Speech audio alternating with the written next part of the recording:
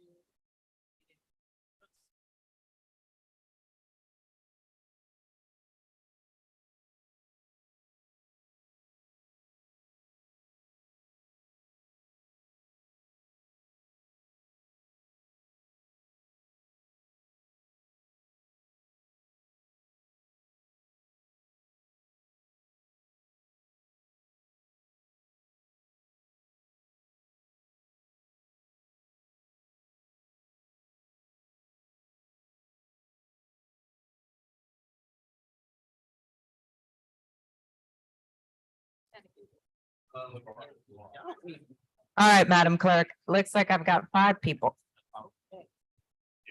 5 council members. Roll call. Councilmember Thomas. Councilmember Green. Councilmember Morrell. Councilmember Moreno. Present. Councilmember King. Absent. Councilmember Harris. Absent. Councilmember Jeruso. Here. We have 5 members. We have a quorum. All right, thank you, Madam Clerk. Just some quick housekeeping before we get started, and then I'll take us through the motions of doing the pledge and the national anthem. I know that many of you are likely here for the budget presentation. We are still waiting on some amendments, so we're not going to take the budget until roughly 11 a.m. So just giving everybody the heads up on that. We will take other items until then. In the meantime, now that we've completed roll call, we will go to the invocation, then the pledge of allegiance led by Councilmember Thomas and the national anthem. Pastor Bodan, good morning. Good morning. Can we all stand for a moment as we open in prayer?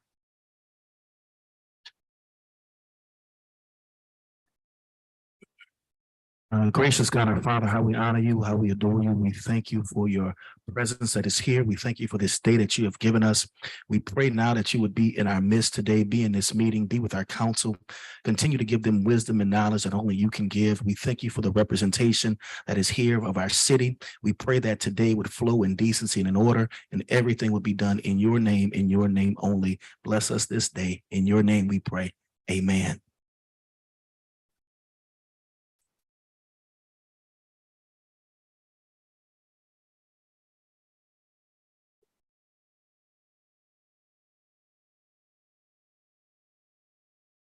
Oh,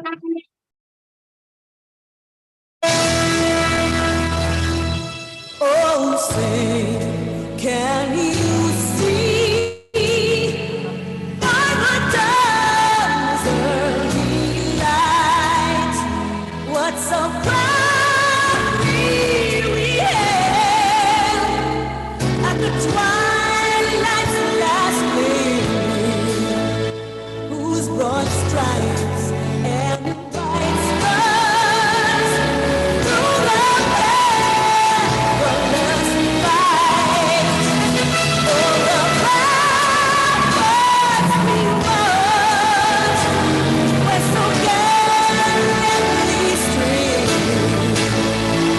and the rocket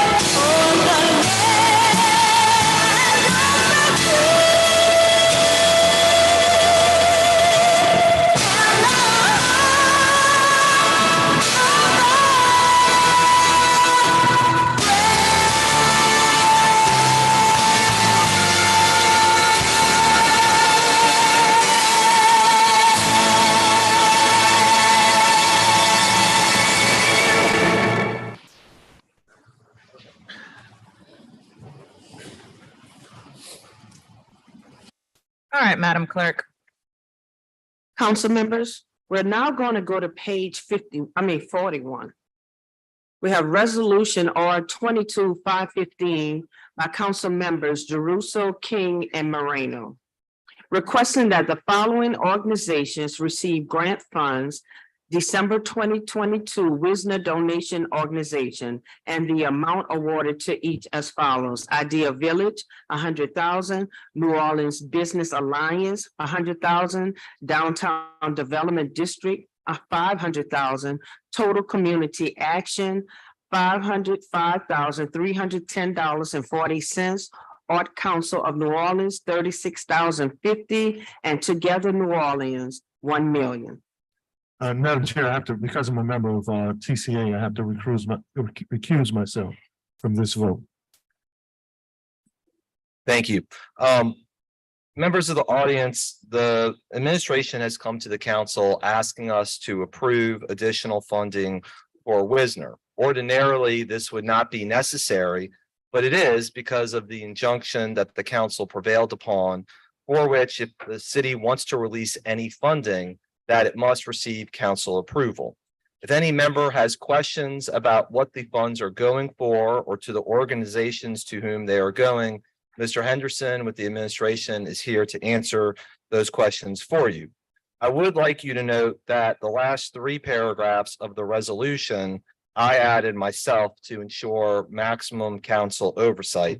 And they very quickly say 3 things. Number 1 is that there shall be a CEA between each organization and the city, obviously setting forth the purpose and the amount of the funds before any funds are dispersed. Number 2, the city shall provide fully executed CEAs between the city and the Wisner organizations to the council within 3 calendar days of each party executing the CEA. And then 3rd, as is our right, since this is city money, the council reserves all rights to audit and subpoena all documents and materials related to the CEAs involving the entities that the clerk already read. Does anybody have any questions on the dais? Councilmember Morel. Yes, I just wanted to be clear as a member of the budget committee, my name was not on this resolution. I support many of the organizations listed. I did and do have some concerns with Downtown Development District Unlimited, just because I wasn't aware that there was a separate arm to Downtown Development District. That's the reason why my name is not on the resolution. I will support the request because I think Many of the agencies involved are worthwhile and their funding is necessary and absolutely I support it.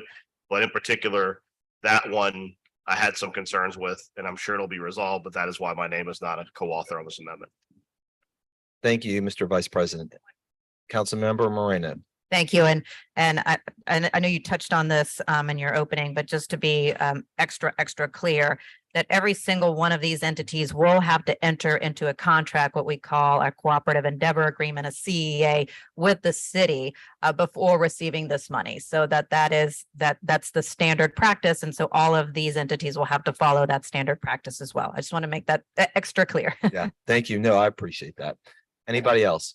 All right, with that, we have one public comment from Mr. Burnside. Mr. Burnside, I will be your official timekeeper since Granicus is down.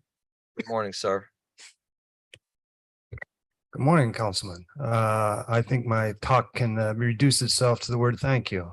We exchanged a couple emails and today I have a tiny little happy smile on my face, which is really rare. So thank you very much, sir. Thank you, Mr. Burnside. Do we have any online comments? No online comments. All right, what I will do then is move for approval. May I have a second? Second, Green. Second by Councilmember Green. All members in favor, please, how about we do it this way? Councilmember Moreno, aye. Councilmember Morel. Aye. Councilmember Green. Aye. So 4 yeas and Councilmember Thomas recused. 4 yeas, one recusal, seconded by Councilmember Green. Thank you. At the bottom of the page, motion M22-516 has been deferred to December the 15th and referred to the GA committee. I need the motion.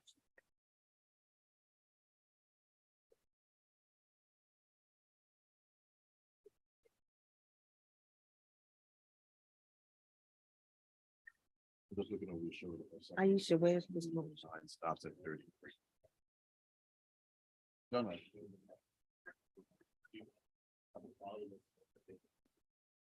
Council members, we have motion M22-518 by council members Moreno, Morel, Jeruso, and Harris. Directing the Chief Administrative Office, CAO, the NOPD, and the Civil Service Department, Civil Service, to work collaboratively to develop and execute a mid-year report breaking down key recruitment and retention initiatives corresponding to the fiscal year 2023 budget allocation for the NOPD to determine effectiveness of said initiatives and to assist in measuring the appropriateness of budgetary allocations. This report shall be transmitted to the City Council no later than June 1st, 2023. Council members, we need to suspend the rules to receive this motion. Thank you. So Thank you, Councilmember Thomas. I'll second. All in favor? Aye. That is 6 yeas, no nays. Councilmember King is in attendance now, Madam Clerk. Thank you. And now we need to further suspend the rules to add it to our agenda. I'll move to add it to the agenda, seconded by Councilmember Jeruso. All in favor? Aye. 6 yeas, no nays, Madam Clerk. And now y'all could discuss it. Okay, thank you. Mr. CAO, Mr. Montano, if you could please come to the table while I quickly explain what this motion is. We will be moving forward with millions of dollars toward incentives to retain and recruit New Orleans police officers. I think it's really important that we have a really robust check-in phase in a few months to see if these initiatives are actually working. Because the last thing we want to do is continue to spend money if it's not effective. If the measure is successful, we can continue down this path. If it is failing, then we must pivot and move a different direction. So that's what this particular motion does. It brings us back together in June with a very comprehensive report first sent to the council and then a public meeting as to how effective the retention or recruitment incentives have been.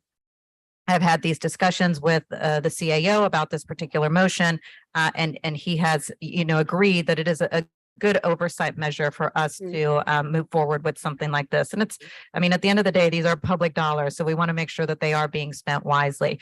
Mr. Montano, I brought you to the table because you and I have been talking about benchmarks. And I think it's important for you to address to us and to the public, what are you hoping to see as far as potential new officers in particular coming into the department within, let's just say, these 6 months? Madam President, members of the council, thank you for the conversation. Thank you for the motion. Absolutely. I think the transparency and the reporting structures as designed is going to only benefit everybody that's involved. It'll help us from a management perspective to see if it's working. And we've always been on the same page. If this is not working, we need to shift, and we need to shift quickly so that we can find something that does.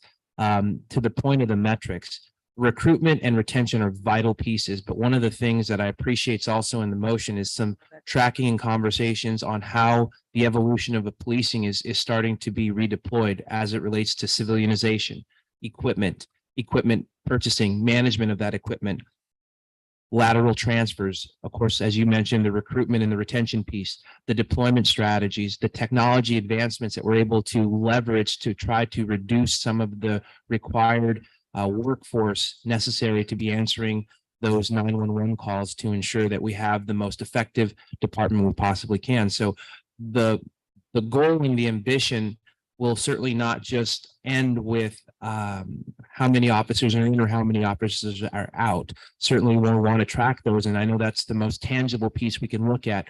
We hope, as we designed and hoped, to attract at least 200 new officers with these potential retention and recruitment dollars.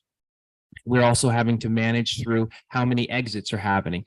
So if we can at least put the brakes on both of those and increase the recruitment so that we can have a better gauge quarterly and we can go to the judge and ask for larger class sizes, that will be what we're hoping and anticipating. So I guess the best metric right now is to get it out, get it advertised, try to attract every source possible relative to interested laterals. I think that is the most targeted group that the folks are going to go after first. Gauge the response to the incentive package, but then in tangent also work toward delivering what I just mentioned, the civilianization piece, so that officers aren't locked into some of these other non-priority, non-emergency calls, coupled with better uses of equipment and just overall better effective management. So all of those metrics are going to be designed, articulated.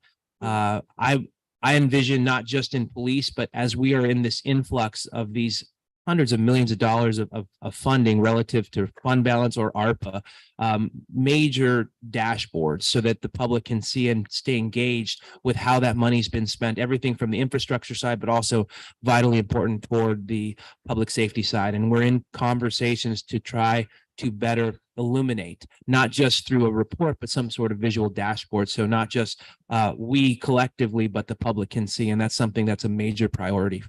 There've been some conversations about potentially from where we are right now, roughly 965 officers to in 6 months having 20% greater officers than that. Is that a potential metric that you're looking at? Is that what we're aiming for? I think that is a laudable goal. Yes, I think we're going to shoot for the stars and just push it out as much as we possibly can. We're in a very unique economic system right now as we're potentially entering a recession. Job growth has always diminished during a recession. Our government work application processes are actually growing. So we're getting more people on the list. So we're almost at a good influx of timing for people that are looking for safe, secure jobs. And so as we advance many of these initiatives and programs out, I think and hope that the timing will work for us. But once again, if we don't, it's not in 6 months, scrap it. Let's start over. Let's figure out what we need to do and what really will work. This is what experts have told us will work, and we're going to take their guidance and lead on this. And I think New Orleans is going to be a leader as far as the country goes for what we're offering here. And if it's not received well, then we know that we have to distinctly go back to the drawing board. But the attempt and the support to at least try these programs is significantly appreciated. And I hope and pray that we're going to have some positive results for you all. You spoke a little bit about the management at overall at NOPD, and I want to explain why this is also so important. My office teamed up with the Fraternal Order of Police to conduct a survey of officers. That survey recently ended on Monday evening. We have some of the very initial results, and it really listed out many incentives, and the questions really were brought forward by the folks at Fraternal Order of Police, because they know better what officers would likely want. And we put obviously some of the ones that the city had suggested. What was very clear is that as far as the top incentives, it was pretty simple. They want fair and predictable pay increases, and they want better equipment. It was like top. There were other popular items as well. But what I found really interesting is that in their comments, it wasn't necessarily about incentives that they wanted. They wanted an overall better managed department. 86% of respondents, and we had roughly 260 police officers respond. 86% of respondents said that they were dissatisfied with the NOPD, mentioning issues like cronyism, favoritism, and only getting promoted based on who you know and not based on your ability and experience. And I say these things because we can throw as much money at different incentives and trying to get people in the door and trying to get some cash payments to keep people to stay a little bit longer. But until we create a department where people really want to work in, we're never going to really fix this problem. So yes, the incentives are important, but reforming the NOPD into a place where officers want to stay and work has to be the top and key priority. Madam President, members of the council, could not agree more. Unequivocally could not agree more. I think there are some vital and important management decisions that are being worked on, specifically in the past, the present, and the future, that are going to have to evolve, and they're going to have to standardize in many different ways to the evolution of policing and the dynamics we're facing now with the challenges of increasing crime, the redeployment strategies, the focus on many other plethora of items that our public safety officers are faced with collectively. If you don't have a strong management system, if you don't have systems in place where there is reliability, predictability, if you don't have the ability for an officer to feel safe, secure in their equipment and their resources to come home to their family, you're right, nothing sparkly will attract or bring any kind of officer to stay or come. So that ultimately is the meat of everything that has to be addressed. And I don't disagree. I just think that it could be done in parallel. And I think we're all collectively saying the same thing. They both have to be fixed. There's no doubt or denying that there is significant room for improvement. I don't disagree. And there's a lot of changes that I think are coming that will be positive to that improvement. And if I'm even going to dive down acutely, as far as the processing for these potential candidates, laterals, I don't think we do a good job in any sort of way. And I don't think that's not public. If there's a way that we can better process these new cadets to get them from the in part to the output part, that is where I think is going to be the most acute piece of management structure that has to be addressed the most. And maybe that's an external factor. And that's what we're talking through in a lot of different levels, background checks and the like. So just trying to go from a little bit more general to agreeing with the management priorities that we have to do, but also drill down to some of the specifics to where I think the most impact will come most immediately should things get better and get in order better and faster. Thank you. Thank you. Council members, remember my screen doesn't Madam work. Clerk, Councilmember Morel tapped me first, then Councilmember Thomas, and then whoever else, just let me know. Councilmember Morel. Thank you. Ms. CEO, I appreciate you being here today. I want to begin by saying, I think that the council president's resolution is an essential piece, because I can tell you, I think I speak for many council members that I have grave misgivings about this entire pay package to begin with.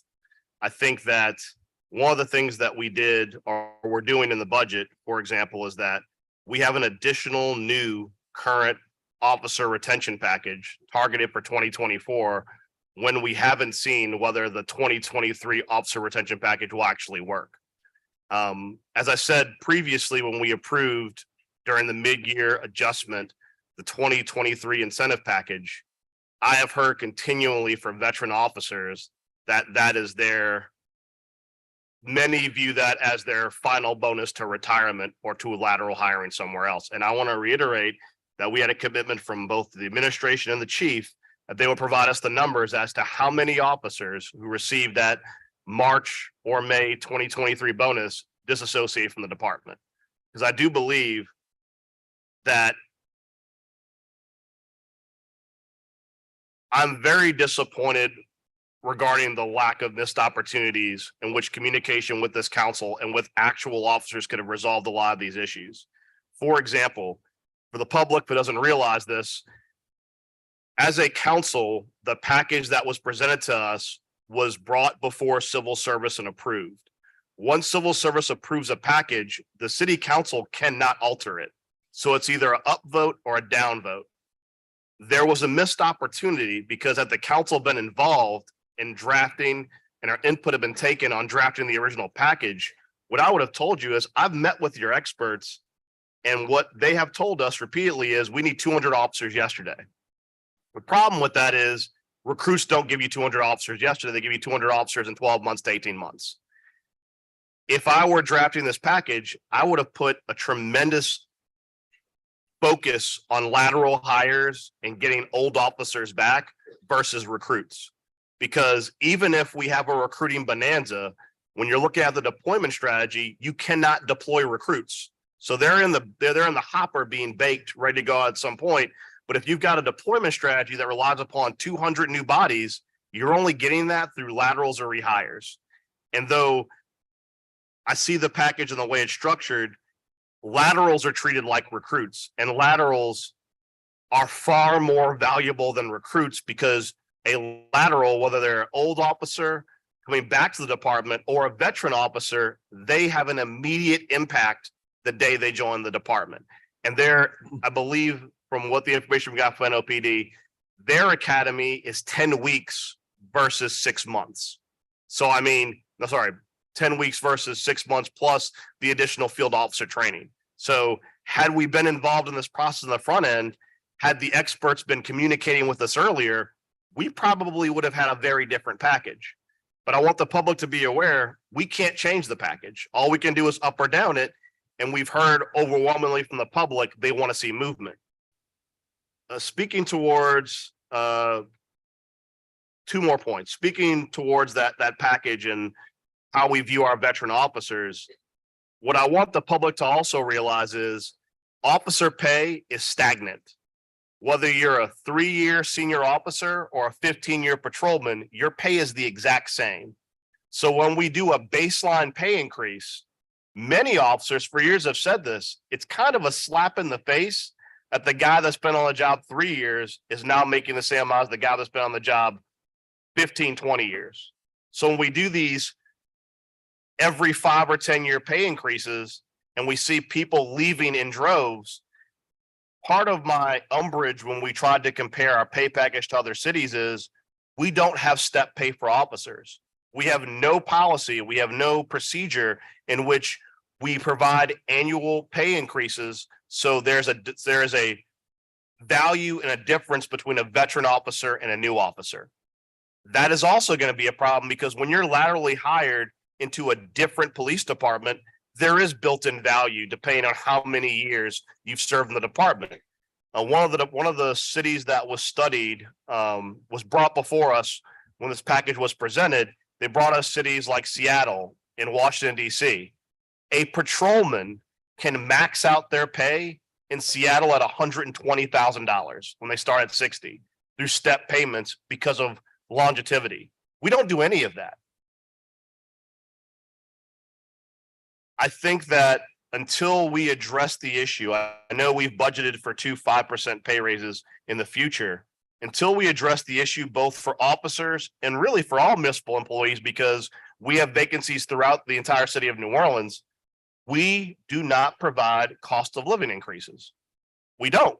As a city, we don't. And we're one of the few in the state of Louisiana, if not the only one that I've studied that does that. And we're one of the few in the United States that doesn't provide cost of living adjustments for our employees. Could that be because our employees aren't unionized? Probably. But it's a problem. My last point, and it goes directly to the results of the survey that the president produced. I'm tired of us dancing around the management issue.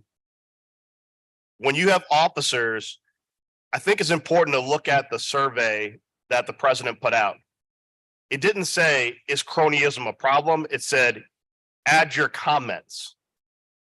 This wasn't a multiple choice test. Looking across the comments, cronyism, nepotism, preferential treatment, they were volunteering these words, which tells you that's how prevalent it is. And that's perception of officers in the department.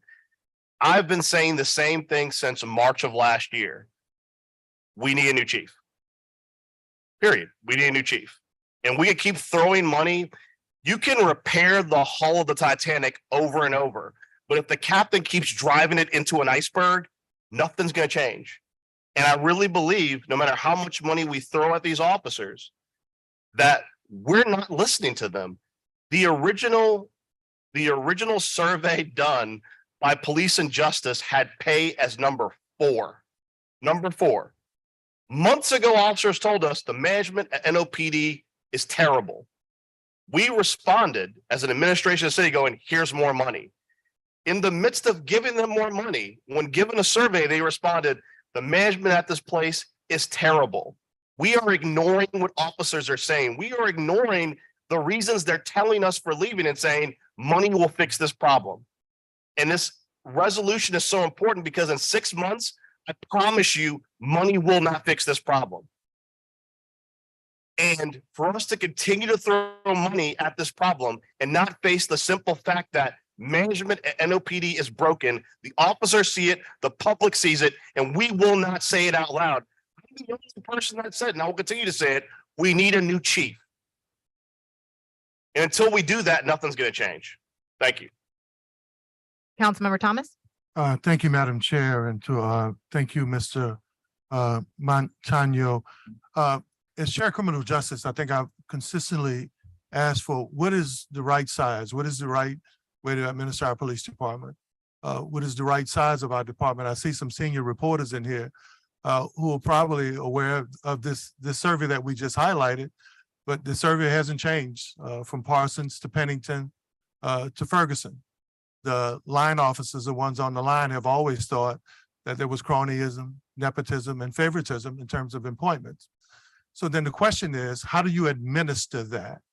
And then the other question is, as Chair of Criminal Justice, I've consistently asked, those surveys that were done 20, 30, 40 years ago, and we have some senior reporters here who are familiar with that, several surveys said for our city our size, we had too many police officers. Several said, how do we compare? Is it crime? Is it versus our population, Mr. Montano? So at what point do we use moments in times like this to determine not only what kind of police department, what kind of city we need, but what is the right side? Have we talked to PERF? Have we talked to NAPO? Have we talked to the National Police Council or Coalition? Have we talked to the research forum where they use best practices and they study issues like that? They'll lend their time and their talent to take a look at your police department to determine if that's the best practice that's applied for your city, for your population, for your crime. Or are we just using this internal stuff?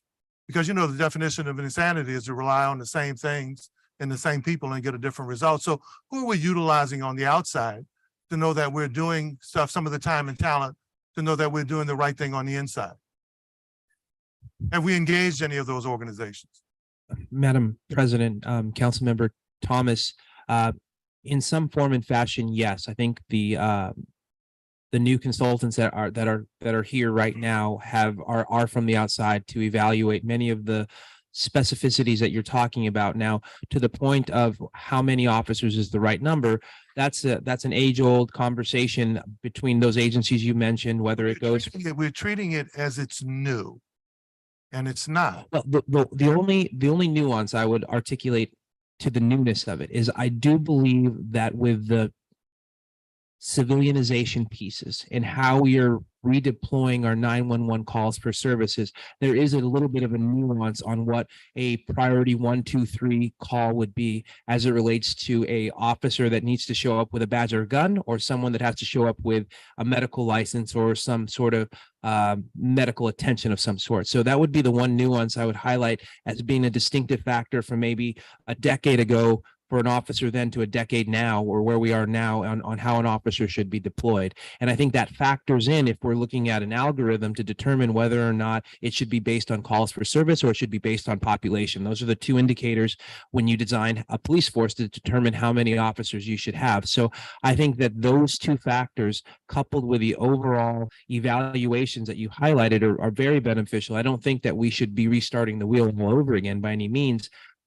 The problem that we would have is that if we get a number of what we should or shouldn't have, our challenge is actually getting that number. I think right now we are, as you know, we are temporarily redeploying officers to address calls for service, priority 1 type calls, but there is a vacancy that is happening in the work that those officers would typically be doing. So we're buying time essentially until we are able to get more recruits. And I couldn't agree more with Councilmember Morell on the laterals. Laterals is 100% where we have to be targeting most profoundly. That is where we'll have the fastest, most quickest result with hopefully the most experience. And that's ultimately where the vision is going with this. But I think that I hope that answers your question in the sense that it is vital and important that we look at those external factors, perf, NATO, and the like, and happy to engage as necessary, but some of the internal structures have to be course corrected before we can get a balanced evaluation field, is I guess all I'm trying to highlight. I mean, laterals are important. I think Councilmember Morell, to his credit, has talked about the importance of that since the inauguration. But in many cases, the best police officer we have is the one who's here already, homebred from this community, maybe moved here, that adopted this town where it's not about pay. So as important as laterals are, that man or woman who lives here, who's been here, who's not going anywhere, who didn't lateral in and maybe one day lateral out. I think if we start to focus on them and reward them, that'll even address that issue. The other thing that I wrote down as we will make comments were being made was that, so how we administer an agency matters. You know, it's like politicians in public policy. You know, we give our speeches about what we want, but the word says may, it doesn't say shall. So you can change the politician, but the public policy and the practices and the processes are still the same. So you still get the same outcome. So how do we begin to look at civil service and the administration of the police department to make sure that those things are institutionalized so that officer who has that talent for homicide, that talent for research, that talent for solving cases, when the administration of the politician changes, it doesn't change their track in terms of what they're good at. And that's been the problem when you look at it. And within our department, utilizing our talent that's here already, I mean, you know, we lead the nation in unsolved rates. I think the solved rate now is 45%. The national average is 65%. That's been a historical issue there. So at some point, while we're dealing with money and raises, the administration of that department and how it's deployed and how people are rewarded within that department and how we utilize their time and talent, how do we institutionalize those things while we're doing this deep dive and this look that our council president and you and others want to do right now? Because we can do all those things. We'll give raises, we'll hire more police officers, but the word will still say may.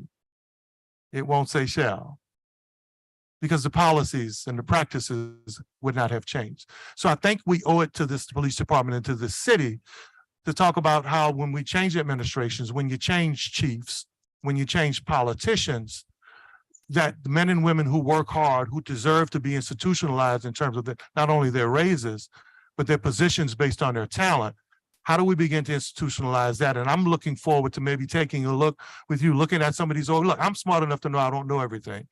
And this stuff isn't new. There are other cities who've tackled these issues and who've dealt with these issues. And Natasha can tell you, we keep having these conversations 40 years later, and it's the same conversation. What's right size? What's right administration? What's right budget? But the only thing we seem to get right is the criminals doing their righteous crime. So let's kind of get together to kind of get this right now. Yes, Thank sir. you. Any other comments? Yes, Councilmember Brady? Councilmember Moreno, I just want to state that the city council is doing the right thing by 6 months from now, looking at what we've budgeted for and what we've achieved. Budgeting for outcomes is so important. I certainly would like to add my name to this particular motion. Certainly, I've been involved with those discussions from the beginning, and I appreciate it. CAO Montana, I appreciate the fact that you, working with the police department, have addressed some of the concerns that we had. We asked for more reliance on civilization, and those opportunities are there, and I want to say that to the public. We also asked that we are asking that in 2023 that the police department come before us on a quarterly basis, not just at the end of the year, that we find out what we achieved and what we didn't achieve, that they're going to be able to do so on a quarterly basis. I've been a member of a previous administration 25 years ago. Chief Pennington was one of the maybe top police chiefs that we've had in the history of the city, in many people's opinion. And I remember even during his reign, people using the words cronyism, uncertainty, and the like, as he reduced crime through his deployment of officers and through other factors. That's always going to be suggested by people that if they didn't get a position, that there was cronyism involved. We do never want to have cronyism involved, but I think that we have enough oversight right now so that we can address that, including with what the council does. But because this has become a little bit of a referendum, not on our desire to look at it every 6 months, but it's become a referendum on the police, I just want to make it clear to those officers who are out there who serve under very challenging situations where you have to hear so much about the fact that we don't have enough police officers, even though the arrests are being made, as we saw this weekend, with 60 guns taken off the street just in the French Quarter alone. You also hear and see as a police officer that you've arrested someone and that person has been let out on a bail or a bond that is just too cheap or too low for the crime that has been committed. I have an opportunity to meet with a number of police officers because I asked them to keep me abreast of what was going on in my district relative to crime. And so I want to take an opportunity to thank police officers who've been involved with many situations in our district, which are unfortunate, but have happened and have had good results. Whether that be the police responding to an Alabama street incident where a person beat someone, put them outside, and when the police responded, they were shot at. They didn't shoot somebody down. They retreated, secured the neighborhood, and did a fine job of doing the work that needed to be done so that that outcome was favorable and nobody got hurt. That has happened 3 times in District D alone, where people have taken over buildings or stayed in buildings, refused to come out. And in one instance, a 9-month-old was held hostage. Unfortunately, that wasn't the big headline of the day, even though it was a good headline. It was a decent amount of coverage, but that was an outstanding job done by our police officers to secure the neighborhood, to go around and to talk to people and tell them, if you have to come out, I'll come there and I'll come out with you. So I just want to take an opportunity to use that. Also, I should use also the Police Crisis Intervention Unit, which rescued a woman who was sleeping on a narrow neutral ground and could have fallen to either side and been run over by a vehicle. But the crisis intervention team, after a delayed period, because of all the legalities involved, went out there and talked to her for hours and were able to have her brought to a facility where she is now being given treatment. They work with also Tulane Forensics and our health department. I appreciate our police. I'm coming to a conclusion. My conclusion is to the members of the public who are watching, and sometimes you may hear animosity and controversy and the like. We appreciate the work of the police officers who are committed to the city of New Orleans, who are doing the work because they recognize that your work is important. The reason that we have so much crime in our city is that there are too many criminals committing crimes. It is not just because of the police. It's not just because of the shortage, but when people are doing the job correctly, we need to reward them. And I want to reward with words today the police officers who are out there every day putting themselves on the line, who have made over 3,000 arrests this year, including 1,700 for violent felonies, who over the weekend took guns off the streets of people who are from out of town who could care less about New Orleans, people who were bringing guns to our city to do wrong. People say they don't make us safe. They're not supposed to stop every crime from happening, but they do have a role in making our city safe. And I want to make it clear that in 6 months, I'm coming back with the council members because I want to see results. I want to see positive results. But I start off by saying, thank you, members of the New Orleans Police Department and our law enforcement community, for the work that you do. I see it. A lot of us see it. There's a lot of work that we have to do. But I am pleased that I have an opportunity to work with the council as we put forward outcomes that we would like to see achieved. And I think that a police department that has been recognized as by our district attorney as the gold standard in policing, that has been recognized by Judge Susie Morgan as making substantial progress under this consent decree, is going to be able to achieve some of these goals. And I look forward to working with you. So again, that's not a question, that's a comment. CAO Montano and also members of the council, we are really moving forward in a very positive direction relative to achieving outcomes. And I'm looking forward to working with us because I think that 2023 is going to look a lot better than in the past in terms of our ability to have a more professional and more committed police department. Thank you very much. Okay, let me take some public comment. We've got, looks like Jeanette, is this Sands? Okay, sorry about that. And then Chris Lawrence. Hey, Chris. Good morning, council members. Good morning. My name is Jeanette Gerardo. I'm with the New Orleans Workers Center for 2 Racial minutes. Justice. I understand we are not discussing ARPA funds in the agenda today, but in light of Councilmember Morel's comments about throwing money at a problem, not fixing it, I think it's important to submit this public comment.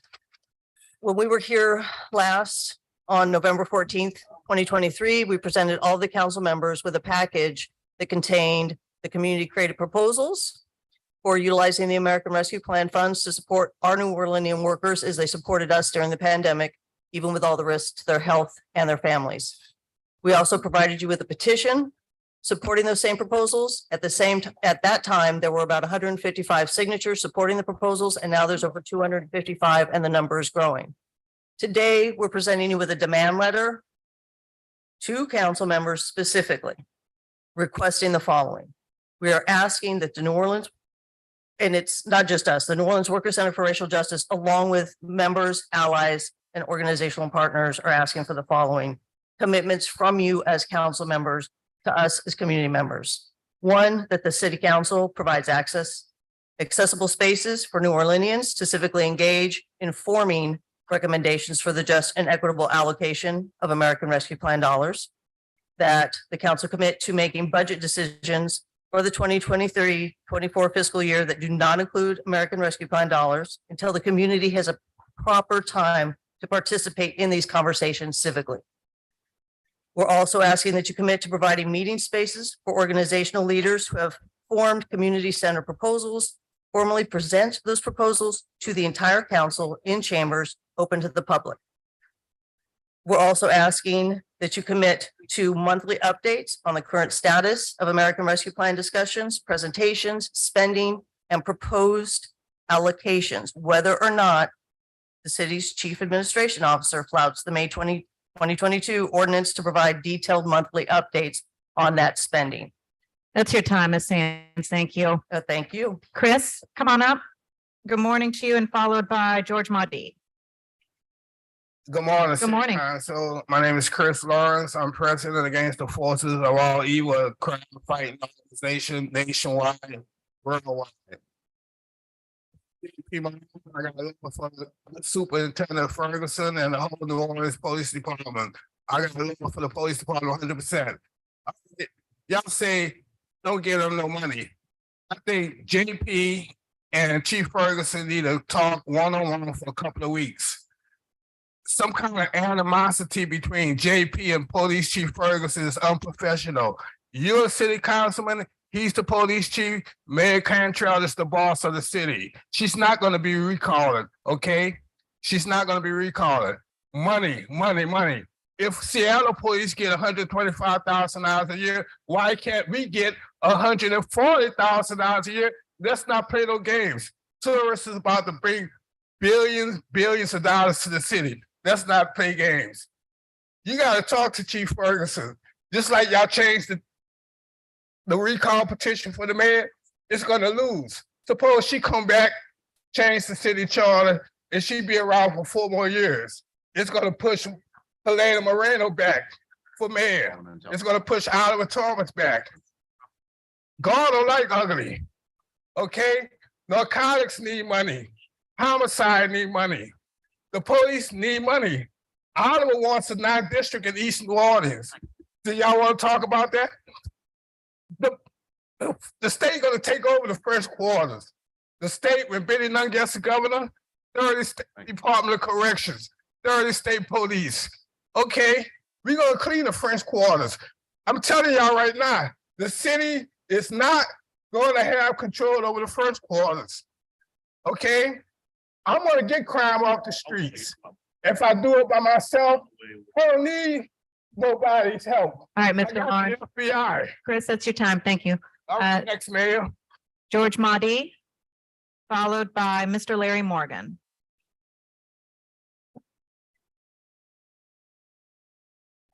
Yeah, George, my D neighborhood unity and merge. And we've had these conversations before. And our position is that you're not going to police this situation of crime out. Simply for the reason that you just can't assume people are criminals.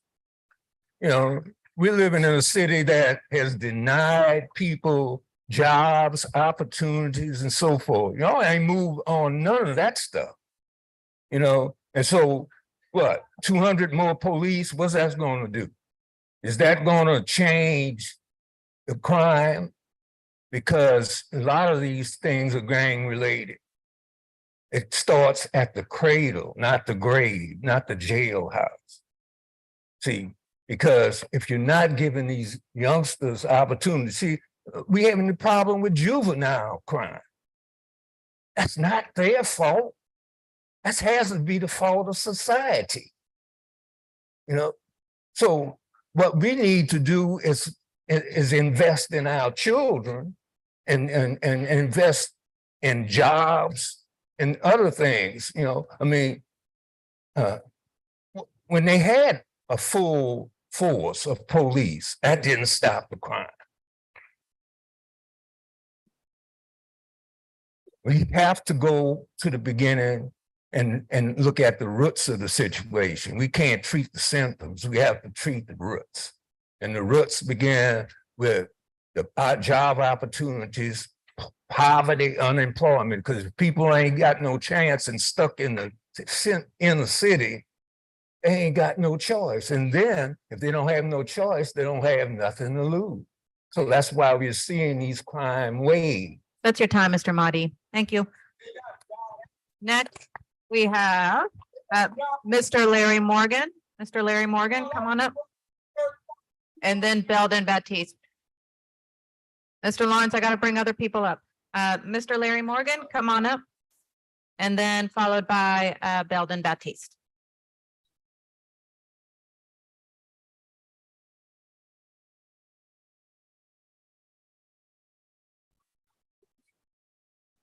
Excuse me. Good morning to everybody in the house. My name is Larry Morgan. I represent South, East, and West of NOLA. And I'm up here today on the request of the voice of the people of those who addressed the issue to me. And their request is that, like Council Morales said, we need a new police chief. Because we need one, let us not take into the consideration to look outside of the equation.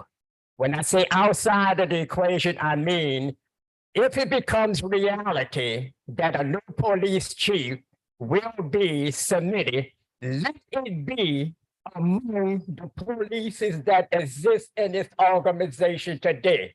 Because you have one that is not qualified to govern this system, it doesn't mean that you don't have one person in the police department of New Orleans to govern the system and bring our city into a safe system.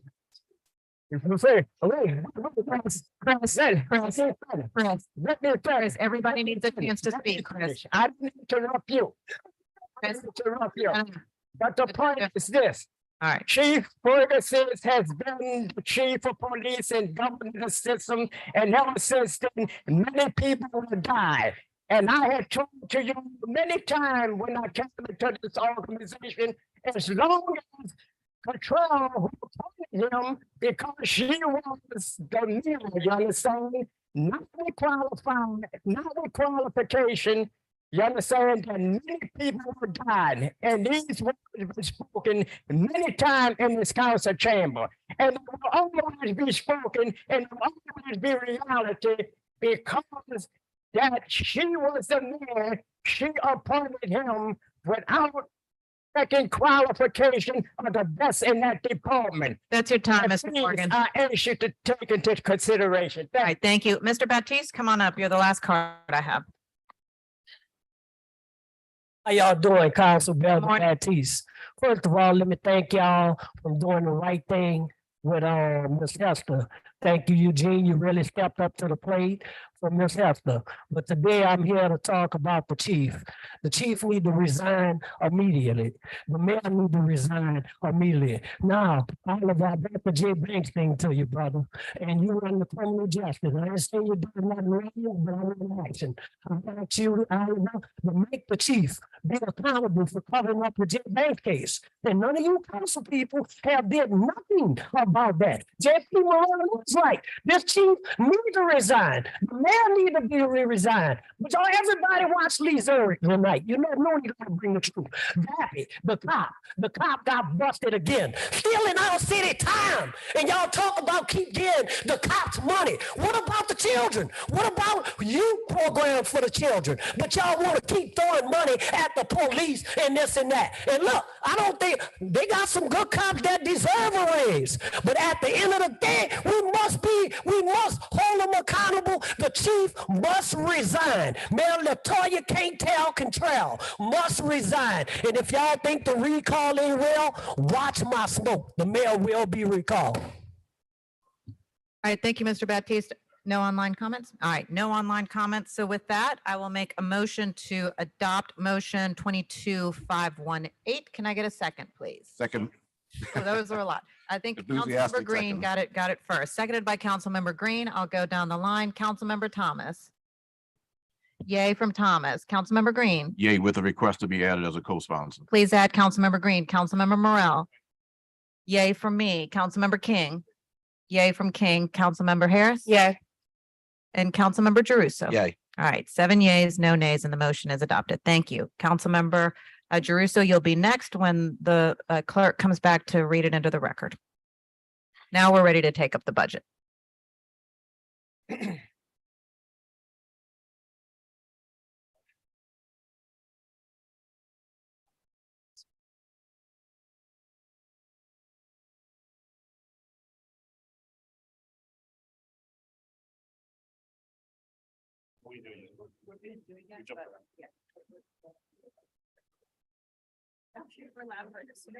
Okay. How are you? Yeah.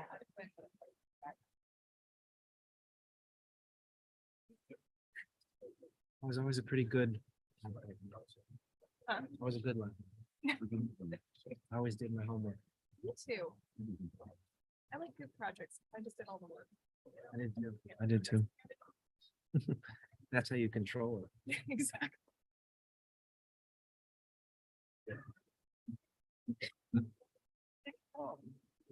Okay.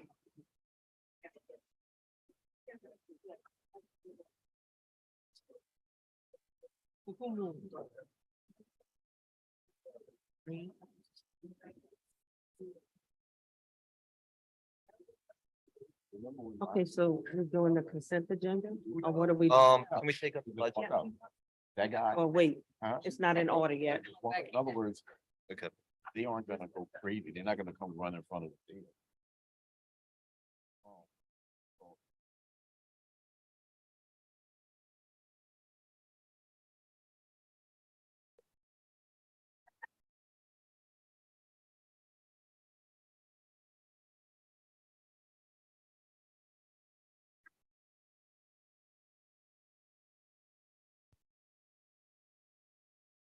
Council members, we're gonna do the consent agenda at this moment.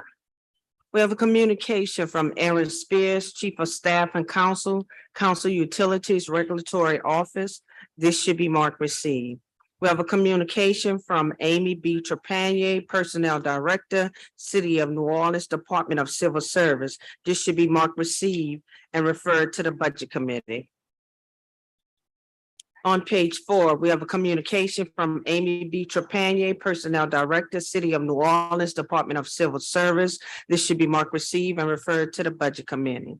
We have a communication from Amy B. Trepanier, Personnel Director, City of New Orleans, Department of Civil Service. This should be marked received and referred to the Budget Committee. We have a communication from Darren P. Lombard, Clerk of Court, Clerk's Office, Criminal District Court, and Chief Elections Officer. This should be marked received. We're on page 5. We have a communication from Tracy David Madison, Secretary, Board of Liquidation, City Debt. This should be marked received. We have a communication from Dane S. Salino, Executive Administrator and General Counsel, New Orleans Ethics Review Board. This should be marked received.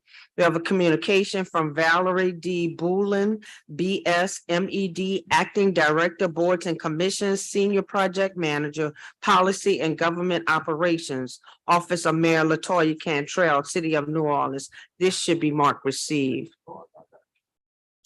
We have a report of the Director of the Vucare Commission, 440 Bourbon Street. This should be marked received. We have the report of the Deputy Director of the New Orleans Historic District Landmarks Commission, Central Business District Historic District Landmarks Commission, 709 Turo Street. This should be marked received. We're on top of page 7. We have a report of the Executive Director of the City Planning Commission. This should be marked received. The suggested hearing date is 12/15. Ordinance calendar number 33,961 by Councilmember Green, zoning docket 6922. We have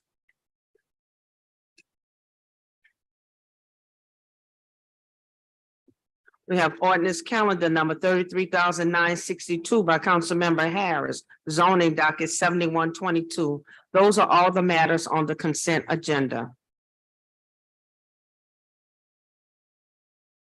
All right, thank you, Madam Clerk. All right, I'll make a motion to adopt the. Councilmember, we have a few Oh, comments. go ahead. I'm sorry, Anita. I didn't have any cards, but go ahead. Yeah, we have 26 comments. Is it on a particular item? Yes, ma'am. What item?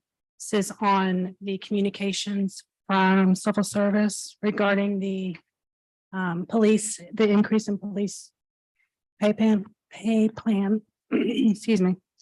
All right, I'm gonna put 10 minutes on the clock for you to start reading. First comment is from Lexi Peterson-Berg. She says continuously advocates in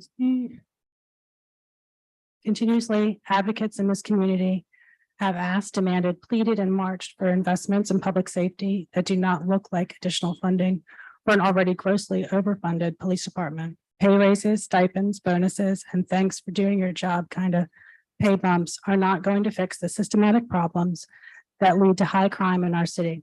Investments in community-centered approaches to healing and restoration that are non-carceral are the answer. We need to invest in housing, mental health support services, food accessibility, access to dignified jobs that pay a living wage, youth programming, and much more. We have tried an outdated approach of throwing more money at police, and yet it has never worked. Thanks. Let's try something new and allow New Orleans community members to reclaim what public safety means to them. Next comment is Samantha Salavage. I oppose more funding for NOPD. The police do not make us safer. I would rather see funding dedicated to social services that prevent crime. I am also troubled by the recent reporting on the prevalence of sexual violence perpetrated by NOPD officers. Next comment is from Bob Payne. Please stop considering an increase to funding the NOPD. Have you all seen this report outlining NOPD abuses? It's outrageous. I haven't seen a press release from council members about it. Why not? I don't think he should pass the next budget without knowing how these problems will be fixed. Jay Judson says, I firmly oppose any additional funding to the New Orleans Police Department for a multitude of reasons, namely that the addition of more and the sustained funding of this department does nothing to improve community safety or well-being. They hoard the majority of the city's tax dollars, meaning the rest of the services and structures that are proven to reduce crime and violence through helping citizens have their fundamental needs met, continue to go underfunded and remain ineffective. We are the second most inequitable city in this country. If you want less crime and violence, then these resources need to be diverted and reinvested into improving the mental health infrastructure, the public infrastructure, early education, affordable housing, and workforce development, among many other things. This is unsustainable, and this city only continues to devolve as we throw more money at the most violent and punitive arm of the government. Moreover, the NOPD is ineffective and violent themselves. The police sexual violence report is damning and should be an embarrassment to the council. Institute a hiring freeze and stop increasing NOPD's funding. Do the right thing. Thank you for your consideration.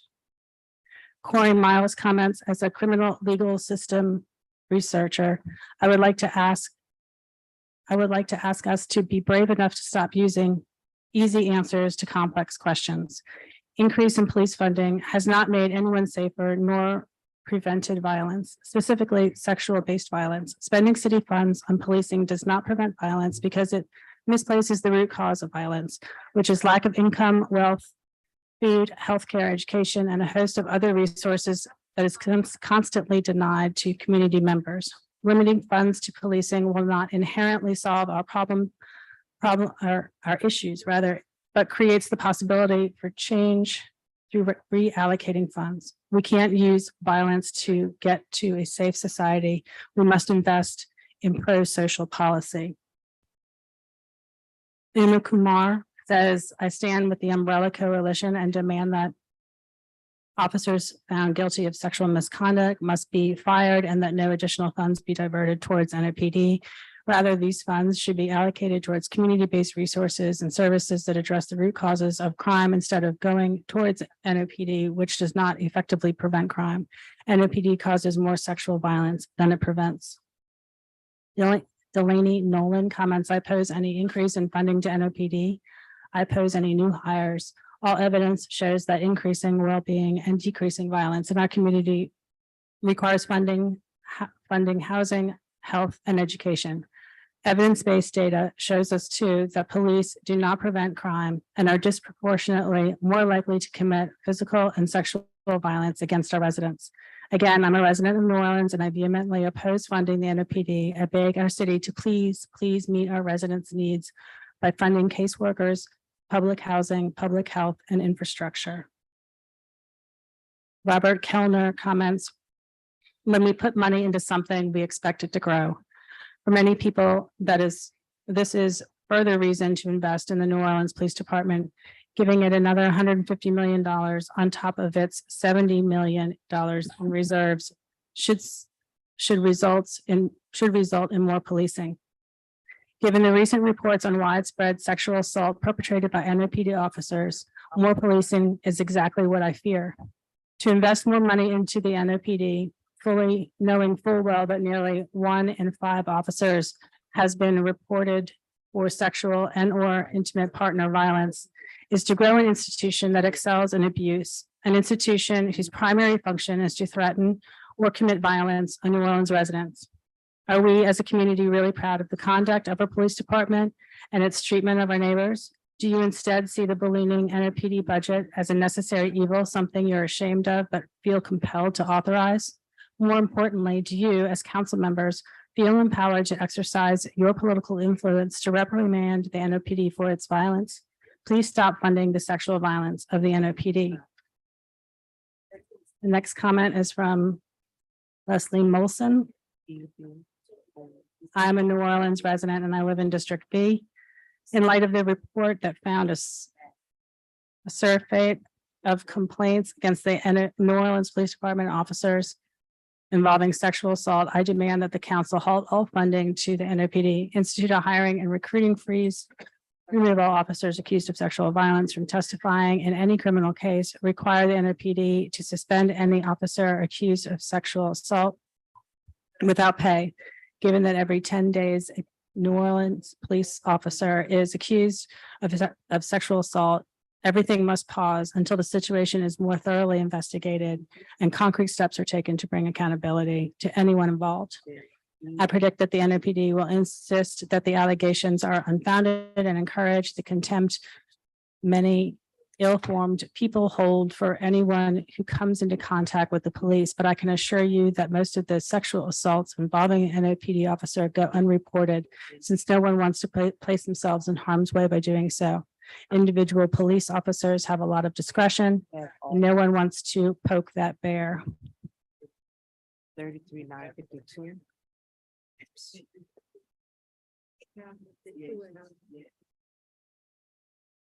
Sorry, I lost my spot. Next comment is from sorry.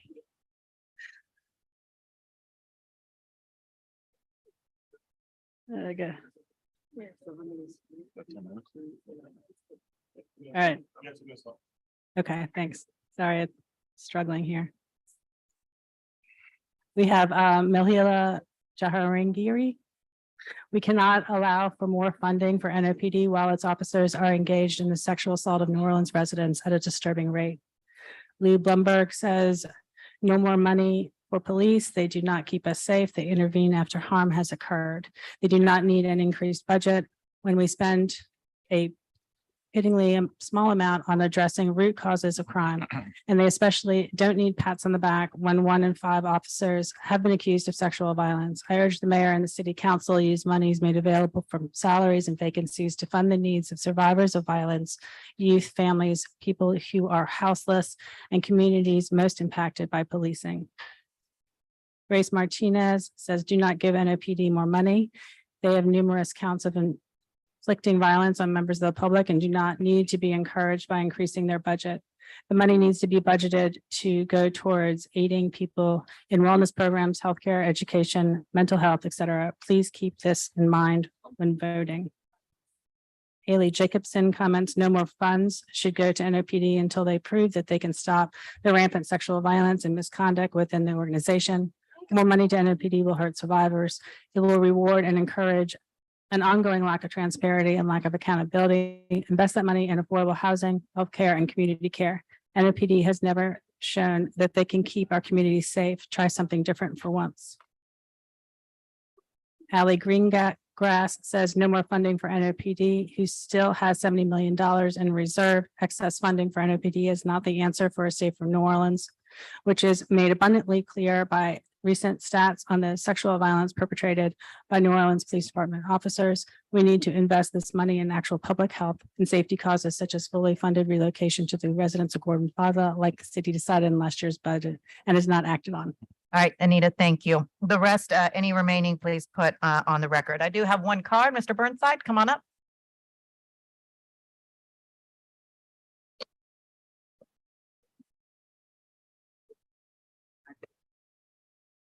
So I'd like to address the council on item number 1 of the consent agenda, where we talk about communications from Aaron Spears, as the Chief of Staff and Counsel of Council Utility Regulatory Office.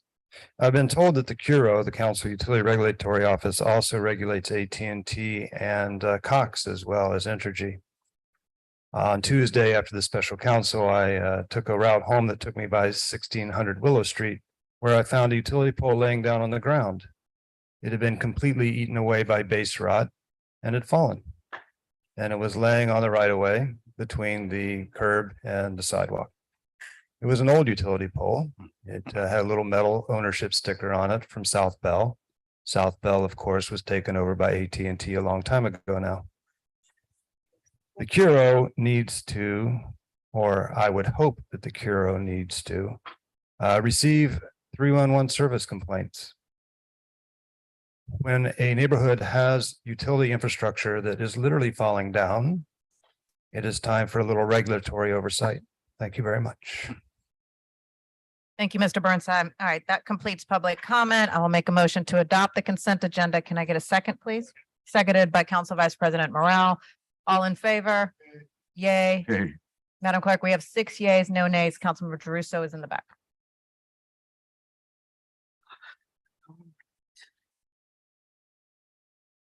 So you have, amendments to 52?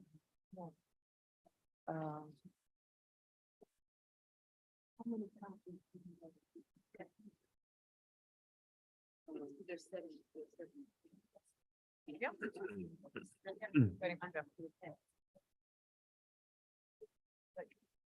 Eugene, can we do your airport fees real quick?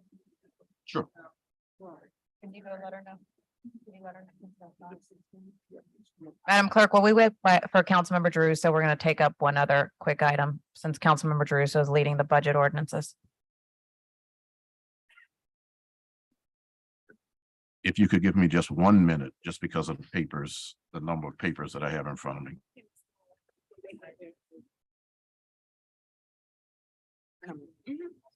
Yeah. Put this. All right. Good morning. I was trying to on page 40. They're about to take up 34. Why didn't we don't? Page 40. Page 40? Oh.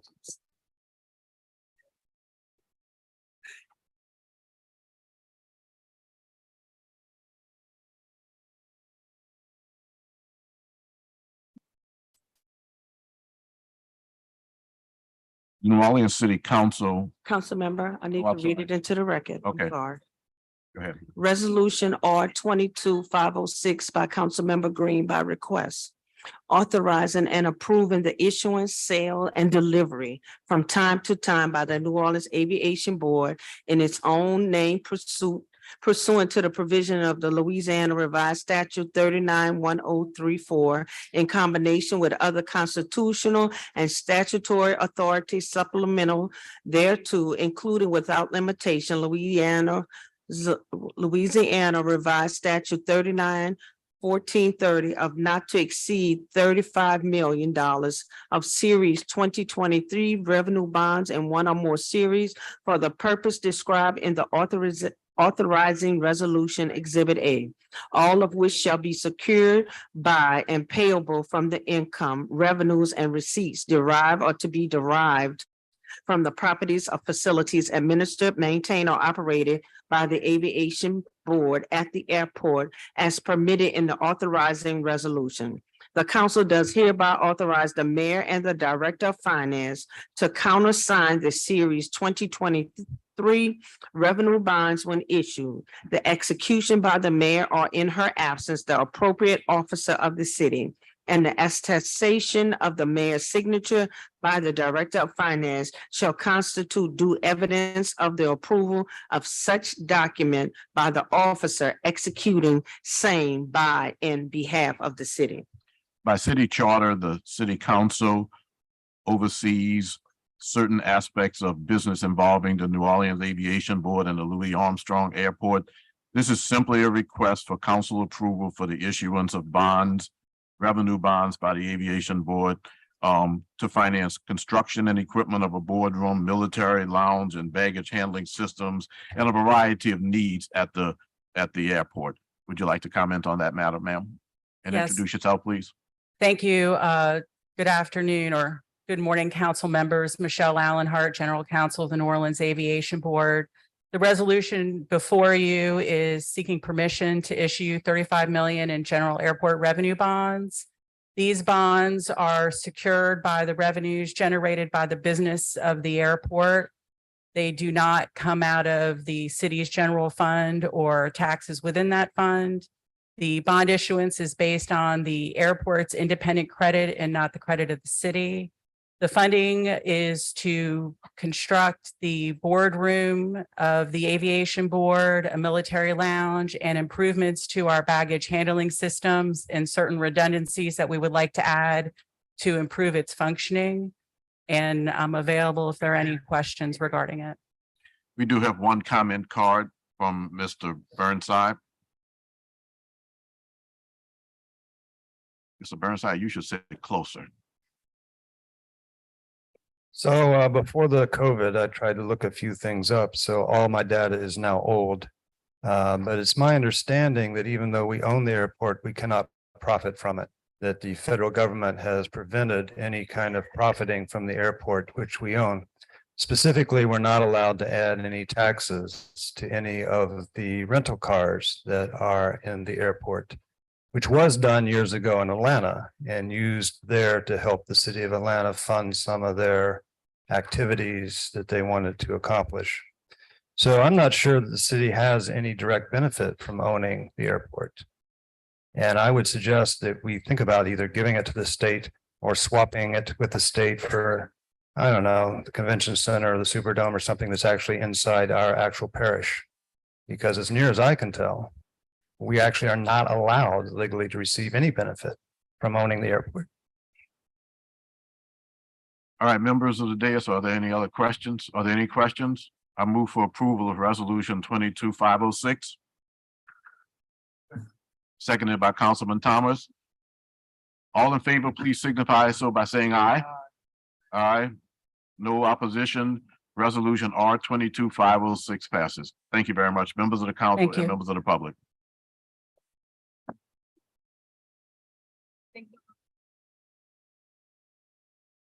What's next? Who wants to vote on a budget? All right, we're ready. Oh, wait. At the bottom Hold the council member green card. At the bottom of the page, motion M 22-507 is being deferred to 12:15 and referred to the budget committee. We're now going to go to page 26. We're going to do the budget, but there's an order that we have to do it in. And Madam Clerk. I have the order. Do you want me just to read it out as we go through each item? Would that be easier?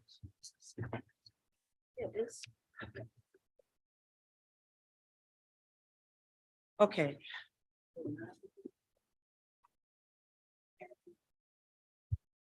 We're gonna go to we're gonna go to page 28. And we're taking up ordinance calendar number 33,958 by Councilmember Jeruso by request. An ordinance relative to the levy of ad valorem taxes upon the assessed value of all property, real, personal, and mixed, subject to taxation in the city of New Orleans and relative to the levy of ad valorem taxes on property located in special development and security districts in the city of New Orleans for the year 2023, to levy millage rates for the year 2023, and to reallocate the tax receipts for a state millage and otherwise to provide with respect thereto. And there is an amendment by Councilmember Jeruso. In section 17, on page 9, line 31, replace 7.20 with 7.50. The adjustment made to the levy, the property and ad valorem tax as set by the Turo Boulonnais Security District Board. Go ahead, Councilman. All right, let's do two items of housekeeping before I explain run of show. The first is, I'm gonna ask the lawyers, should I move it this time for a motion to suspend the rules on two different items? One on that we did not receive red lines to the amendments, and then the second one to waive the requirement of the clerk to read all of the amendment language. All right, so let's start with the first one. Madam Clerk, I guess I have to move to suspend the rules to add this to the agenda on the redlining. So I'll make that motion first, seconded by Councilmember Harris. Anybody opposed? 7 yeas, no nays. The motion on redlining passed unanimously. Now on suspending the rule on reading the amendments in their entirety. I'm gonna move on all the budget stuff so that we make it easy. So I just need a second. Councilmember Thomas, seconds. Anybody opposed? Seeing none, 7-0. That's also, members, how I'll ask that when we go to the ordinances in order that we do the vote, I'll move on all the amendments and the ordinances as amendment. I'll ask for a second, and then assuming nobody has a nay, I will announce the vote as 7-0 as the case may be. With that being said, this is how I want to do things. I would like to start with, I have a general statement I would like to make. Then I'm going to give each of my colleagues going down the dais from Councilmember Harris to Councilmember Thomas the floor to talk about either their view on the budget or what they have done with the budget. So that way they can talk about the items that were of importance to them. Then hand it back off to Mr. Montano to discuss the administration and what they have done with the budget. And then we have public comments. We'll take all of those up at one time. So that way it's not ordinance by ordinance. We'll just do them as we go, if I can do that. And then we'll vote on the ordinances. All right. Okay. So this has been a long budget process. I want to make a couple of points. The first is, in my view, this is a back to basics budget. Most of my comments today will be focused on additions or changes to the budget book, not so much what we've seen already. This budget is a result of extensive collaboration. I'm going to thank later the administration, but I want to start with especially thanking my colleagues and their staffs with whom I've been in constant contact for over a year. So many of the items that we're going to discuss have been discussed repeatedly by the council before and during the budget process. Today, we will allocate money for those items. Not wanting to steal their thunder, I'll let them individually talk about the things that are of great importance to them. What are the most pressing and vocal concerns for residents? Answer: good and timely services. We just heard at the microphone a number of residents talk about needs in addition to public safety, and they're right. What you will see from this budget is what I have constantly called the "and" proposition. You will see public safety and youth services, affordable housing and blight reduction, ongoing road work and fixing potholes, lights, and erecting signs, healthier outcomes and economic development. So with that, Claire, will you please put up the PowerPoint? This is going to be now about the additional initiatives, starting with the very first one. The one major place where there is not alignment between the council and the administration is on funding healthcare for NOPD. I'll talk about the reasons for that later, but I want to start with the council-led initiatives of how we're going to spend the money for healthcare instead.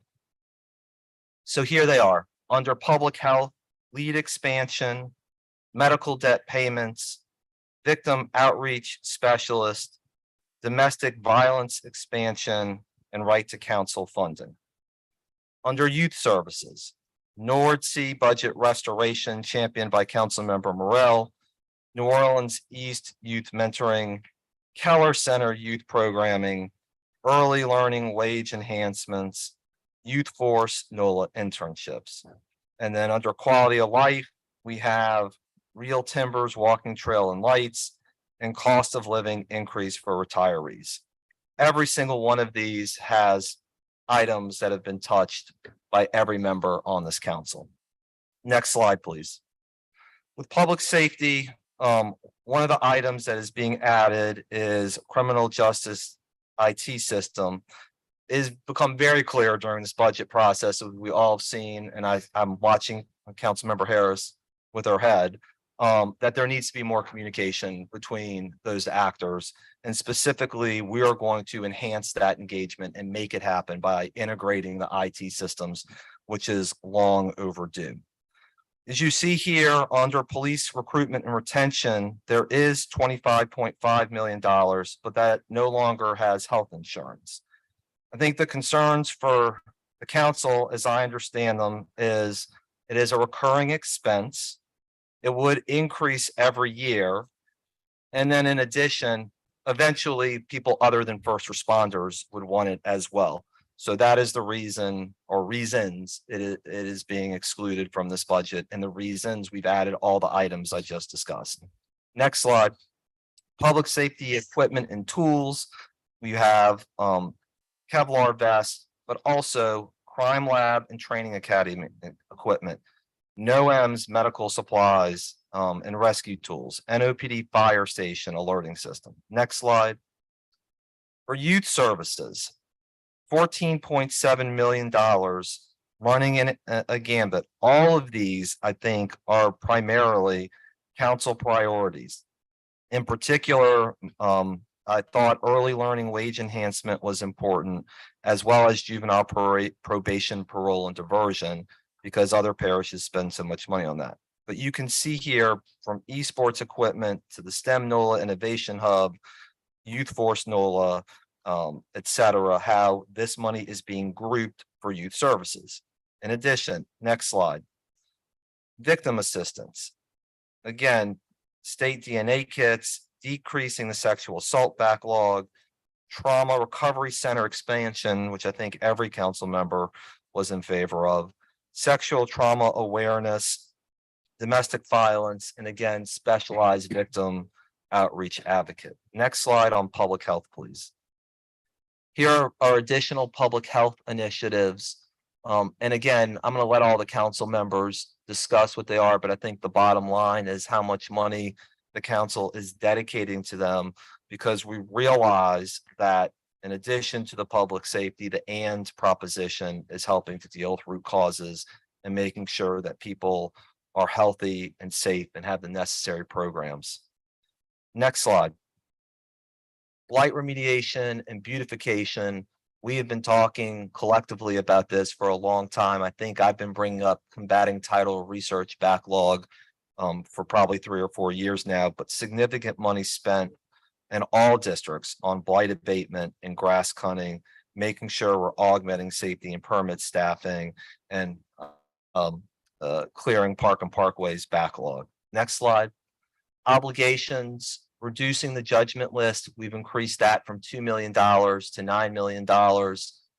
Also, the city COI repayment is about that much money. And then the cost of living adjustment for retirees, championed by Councilmember Morel, at $2 million. And finally, infrastructure, which we know is so critically important in the city, with the two largest items here being right-of-way maintenance at about $20 to $25 million, the last funding of the Sewage and Water Board substation at $15 million, catch basin cleaning at $10 million, and citywide EV charging plan. Last slide, please. And this is just a representation of what the specifics are. I think this is going to be incredibly important. I'll again discuss this in more detail, but it's one thing, as we've said earlier, to give money to departments or to agencies. It's another thing to physically show what they intend to do with that money and then to check in to make sure that it's actually being done. I view this as a down payment now to address residents' most critical needs. Most budgets are a conclusion. This is a beginning, and there's still more work to be done. I also want to thank Gilbert Montano and Norm White, on his team, John and Courtney, on ours, Paul, Yulby, Calvin, Amanda, Amy, and others for making sure that so much was done so fast. On the other piece, I think that has been critically important to the council, in addition to timely delivery of services, again, that we've discussed earlier today, is accountability. It's often been said, with great power comes great responsibility. Well, with more money comes more accountability. How will the council exercise that? In 3 separate ways. The administration has committed to quarterly check-in on department funding. For external criminal justice agencies, they will receive their budgets on a quarterly basis and report as well. Second, while we do not exercise this power lightly, this council recently escrowed funds of 2 departments in order to receive better results. We're doing that again today. Remember, as part of the bonus package, current NOPD officers will receive their first bonus this spring. Under the proposed plan from the administration, those same officers would receive a second bonus later. Today's amendment escrows the second bonus for two reasons. First, we don't want necessarily those second bonuses to be seen as severance packages inducing officers to leave. Also, if the first round of bonuses isn't successful, then we have money parked that we can make work in a better way. And as Member Moreno already voted on, we have the 180 review of NOPD after 6 months. Here's the last point when it comes to accountability. We are going to demand data that is understandable and shared with the public. Our expectation, given what the Office of Accountability told us during the budget hearings, is that they can make our requests public so that everybody can show their work. We expect that everybody will show their work. Budgets should be built with residents in mind, serve their needs, and be fair. They also deserve constant attention to ensure money is being put to good use. We look forward to working with the public and the administration on all of that. So with that, that's my statement. I'm going to go down the line to each council member so they can highlight and emphasize the things in this budget that they worked and fought for to include. Councilmember Harris. Thank you, Councilmember Drusa, for your leadership on the budget. I know my office has worked hard with your folks, and I'm proud to say that we included several things that were on my priority list in this budget. That includes $1.5 million to process the city's entire rape kit backlog, $3 million to provide home visits for new mothers after giving birth. This is a critical measure to mitigate postpartum risks and minimize health disparities for women of color who are giving birth. And if you have more questions about that, I'm happy to speak afterwards. We have allocated $450,000 for expansion of the LEAD program into the NOPD's 6th district. And that's just really important as we focus efforts on our homeless population. We've also allocated money for park and programming at the Keller Center, which community advocates have been pushing for since I've taken office. I'm very excited about these and the other asks that have been included in this amended budget, and I believe it shows this council's willingness to push for action on some of the major issues that we're facing in the city. And so again, I just want to thank you, Councilmember Giarrusso, and your team for helping us get through my very first budget for the city of New Orleans. Thank you, Councilmember Harris. Councilmember King. Likewise, Councilmember Giarrusso, thank you for your leadership and your constant phone calls and text message answering, trying to guide me along with Councilmember Harris throughout our first budget season of the council. So I came up with the priorities that were important to me simply by listening to the constituents of District C, both East Bank and West Bank, and actually making visits to our schools and having our children come visit the office and tell me directly face to face what their issues are and what their concerns are. That's something that's very near and dear to my heart, is the youth of this city, and I wanted to make sure that they were included in this budget hearing process, in this budget process. So with that being said, one of the major things I'm excited about is the esports. Trying to get esports started in the city. That's a new thing that is sweeping this country, sweeping this world. This world actually.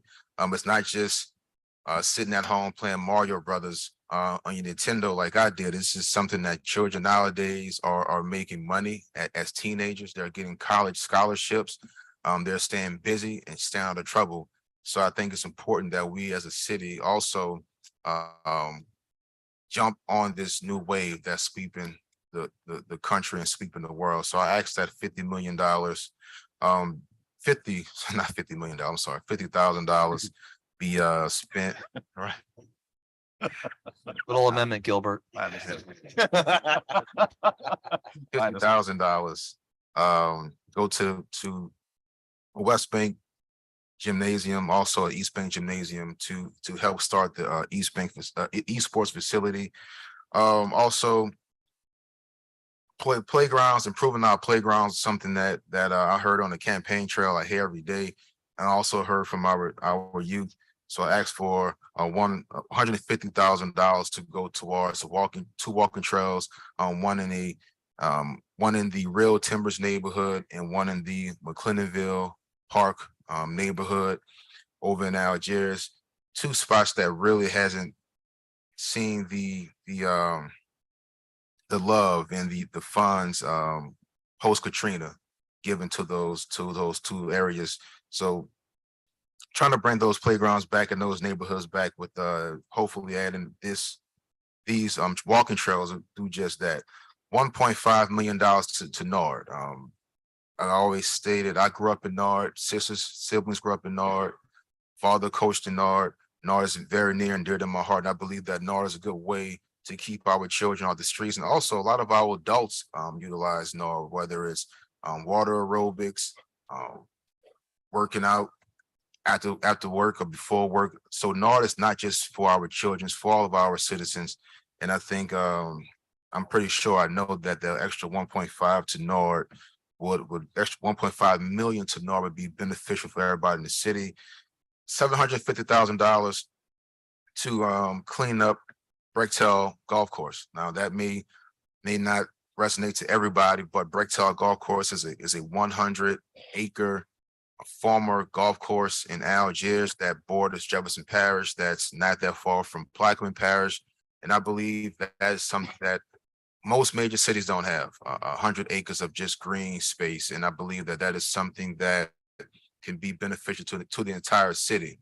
We can make that a regional destination and have residents from other parishes, other states visit our city, spend money in our city, which would help our city. And lastly, this was a point of a contention earlier, but it's something that the residents of District C, specifically the West Bank and Algiers, wanted, was the removal of the bike lanes. So I also asked for $300,000 from the general fund to be used in removal of, again, 2.2 miles out of 75 miles of bike lane, which is less than 1% over in Algiers on MacArthur Boulevard and Newton Street. So those are the list that specifically speak to some of the highlights that I wanted for the district. And again, thank you, Gilbert, and all of Councilman Jerusalem, and all of the council members that I called and bounced ideas off. Thank you. Thank you very much, Councilmember King. President Moreno. Thank you, Chair Jeruso. First, a big thank you to you and to your staff for the really diligent work that you did during this budget process. I appreciate all of the dedicated time and as Councilmember King said, all of the frequent texts and late phone calls dealing with the budget. Mr. Montano, thank you to you and your team for being so accessible and working so diligently with the council as well. I think that the council's priorities are very clear in this budget: public safety, infrastructure, improved access to services, government efficiencies, and prioritizing children and families. I do want to speak briefly, though, on some of the amendments and some of the key initiatives that my office worked on. I'm really proud to have worked hand in hand with Dr. Jennifer Avegno and her team in the health department on several key budget amendments that will make a lasting impact in the health and safety of our community, including expanding a successful domestic violence assistance program from one police district to now expanding it citywide, where victims will be provided with that one-on-one assistance from the Family Justice Center soon after that violence that they have experienced. I also want to mention funding for the Trauma Recovery Center in New Orleans. Currently, it serves about 500 patients. We are adding funding so that it can serve 5,000 patients. This center provides wraparound services to people whose lives have been disrupted by trauma, such as gun violence, domestic violence, sexual assault, or severe injury. This center will provide the resources needed for these survivors to feel safe and heal, and that includes mental health support and crisis intervention. I was also really proud and excited to lead on an initiative that actually other cities have recently started doing. And this is utilizing a small amount of our federal funds, ARPA dollars, American Rescue Plan Act dollars, to make a major dent in the medical debt being carried by people in New Orleans. It is estimated by a national nonprofit called RIP Medical Debt that there is roughly $130 million of medical debt on the backs of New Orleanians at this time. This particular national nonprofit specializes in negotiating with medical providers to buy the bad debt for pennies on the dollar. So their estimate is that with roughly $1.3 million of ARPA funds, they could negotiate to wipe clean roughly $130 million worth of medical debt. This same initiative was recently approved by governments in Cook County, Illinois, and Toledo, Ohio. And this nonprofit is currently working on different initiatives in other cities as well. I do believe that just because you are sick or you are injured or you are hurt because you're a victim of crime, you should not be forced into debt or go broke because of medical debt. Finally, with the health department, we will also fund a maternal and child care program to provide visits to new moms so that we can work to ensure healthy outcomes for the baby and for the family as well. And we are one of the first cities to be doing this as well. When it comes to the youth of our city, as Councilmember King mentioned, the council has amended the initial budget proposal to now double NORD's appropriation so that our kids can receive the support that they need. And I'll finish with what many of us believe to be a top issue, and that's really on the public safety front. All of us work collaboratively on this. In this budget, we raise pay, provide for new equipment and vehicles for first responders, cover costs for sweeping IT changes, and much more. But as we know, what's probably received the most attention does have to do with the incentive and recruitment package for the NOPD. The council will move forward on the majority of the proposals, but I will ask for a check-in, as you all now know, with the motion that has passed in June of 2023 to discuss the effectiveness of the plan to see if it's making a difference towards getting us to the 200 more officers in the next couple of years. We just passed the motion, as I mentioned, requiring the CAO and civil service to provide detailed reports on both recruitment and retention incentives approved by the council. If things are working great, well, let's continue them. But if they are failing, then we must quickly pivot and spend our money other ways. The item that is not moving forward today and that has been amended out, as Councilman Giarrusso has spoken about, deals with the city paying for health insurance for officers and other first responders. Now, the reason why I can't support this at this time is twofold. First, the proposal is only a commitment for 3 years. Once the federal dollars are used up, the possibility of continuing these high costs is uncertain and potentially unlikely. Plus, and most importantly, as I've mentioned earlier in this meeting, my office teamed up with the Fraternal Order of Police to conduct a survey of officers of what are the incentives that they actually would like. Unfortunately, until now, a questionnaire like this had not been administered. The questions were developed with the input of the Fraternal Order of Police. The results from the survey showed that the top priorities are simple. As I mentioned before, it's fair and predictable pay increases and better equipment. Health insurance was still popular, but so were take-home cars, more ways to accumulate time off, and tweaking sick day formulas. So insurance was not the major driver. What actually was the main takeaway of the survey wasn't in the questions on incentives that we asked, but in the comments that we received about NOPD as a department. As I mentioned before, 86% of the respondents to this survey were dissatisfied with the department, mentioning cronyism, favoritism, and only getting promoted based on who you know and not based on your ability and experience. I'll say this once again. I say this because we can throw whatever money at these types of different incentives, but until we really reform the department into a department where people want to work in, we're never going to get ahead of this game. I want to mention that the survey that we conducted will be fully released next week in coordination with the Fraternal Order of Police and Data Analytics, and will be presented in a public council meeting as well. We must work together to make the changes necessary to NOPD.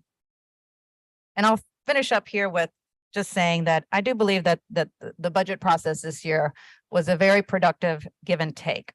I truly appreciate the administration being willing to accept the great deal of council changes to the budget instead of just trying to fight to keep the initial budget as is. So thank you so much for the collaboration.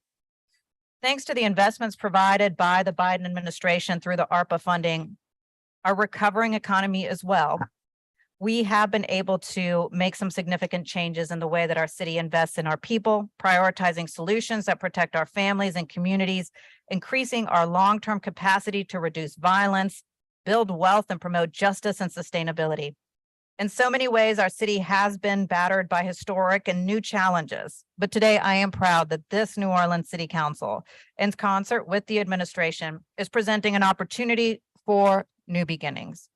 Investments that aren't just responding to our past challenges, but propelling us towards a city we want to be, a community of peace, equality, of justice, and prosperity for all.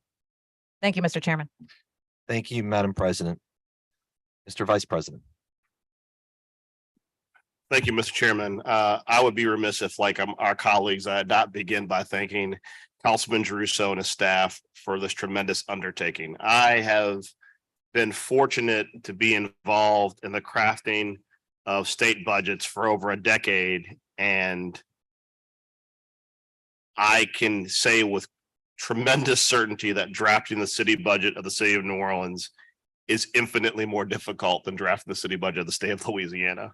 There are mechanical and traditional challenges, many of which the chairman is beginning to deal with, and I believe he's got some charter amendments that he's presenting to also deal with ongoing institutional issues. But I appreciate all the hard work you and your staff have done in doing this and educating many of us through our first city budget process. I want to begin by saying how thankful I am for my colleagues for a vote we took, I believe it was 2 meetings ago, to remove the barriers to providing COLAs to retirees. I think sometimes there's a tremendous focus of lip service to employees that we care about you and we value you, but the fact that a previous council and previous mayor passed an ordinance that basically made it completely impossible to give a cost of living increase to retirees was unconscionable. Furthermore, after we repealed that barrier, this council stepped up, and for the first time since 2015, retirees will see an annual adjustment COLA. And going forward into future budgets, the chairman is committed to work with me in figuring out how we provide institutional increases. When we talk about how difficult it is to hire people in the city of New Orleans, many people who work in municipal government judge the value of that government by how they treat their retirees.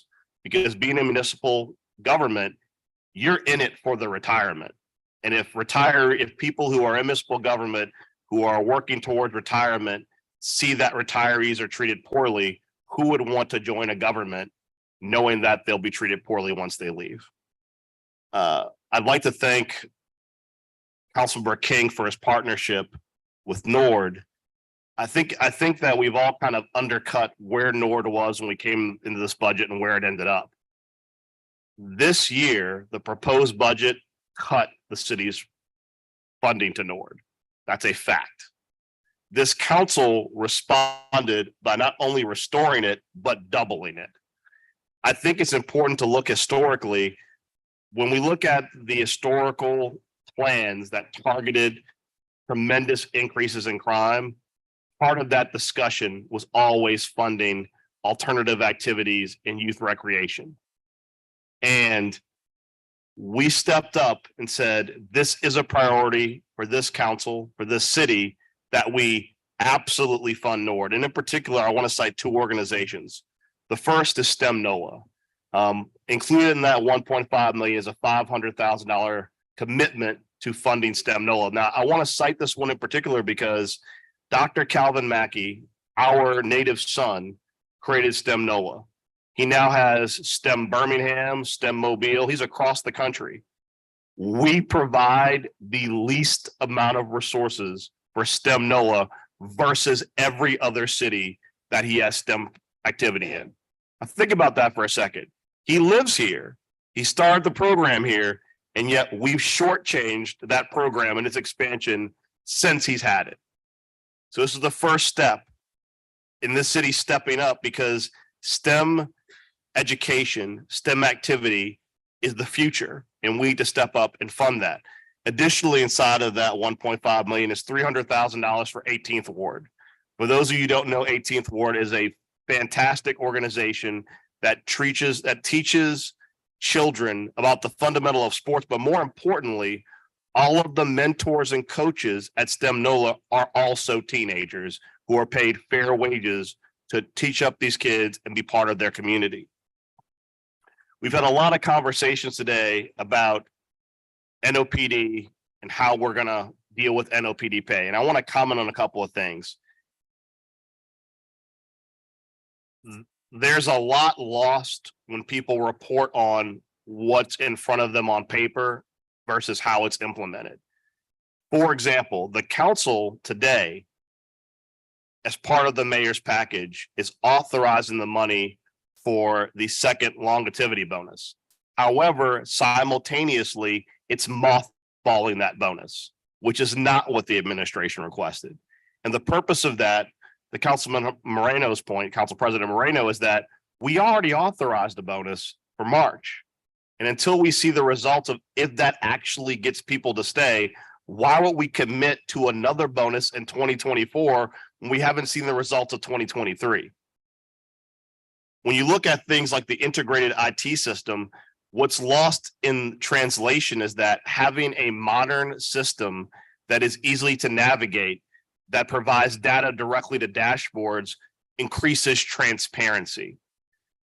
When you look at the efforts of the budget chairman, Councilman Giarrusso, to require these quarterly check-ins, let's be very clear. This council earlier this fall passed a data ordinance authored by myself to require that data be presented to our council data analytics officer. And what you saw during the budget process is someone cut off access to data. That's important because that data we get goes to you as the public to see how your money is being spent. We passed that data ordinance and people said, well, what's the teeth for your data ordinance? The teeth is the budget, because every criminal justice organization, including NOPD, whether it's the juvenile court judges, whether it's the sheriff's office, they all come to us for funding. And this quarterly funding practice going forward is going to say another stick with the carrot to say, if you are not transparent, we are not required to fund you. If you will not tell us why something's going wrong, if you will not provide the public and provide the council access, we are not required to give you money. That's an important step. I also want to make a statement regarding healthcare, because many people are going to, we saw the headlines yesterday, council cuts healthcare from the plan. All of us have our different reasons as to why that gave us pause. I do appreciate, and I know Councilman Giarrusso loves my term, I do not stomach Jindal math. I do not stomach us making commitments to people with one-time money that we cannot follow through with. Had the proposal for healthcare been tied to the budget and not to ARPA funding, it would have been given more serious consideration. But moreover, I want to remind everyone, our police officers are municipal employees, just like the people in safety and permits, just like our firemen, just like our EMS.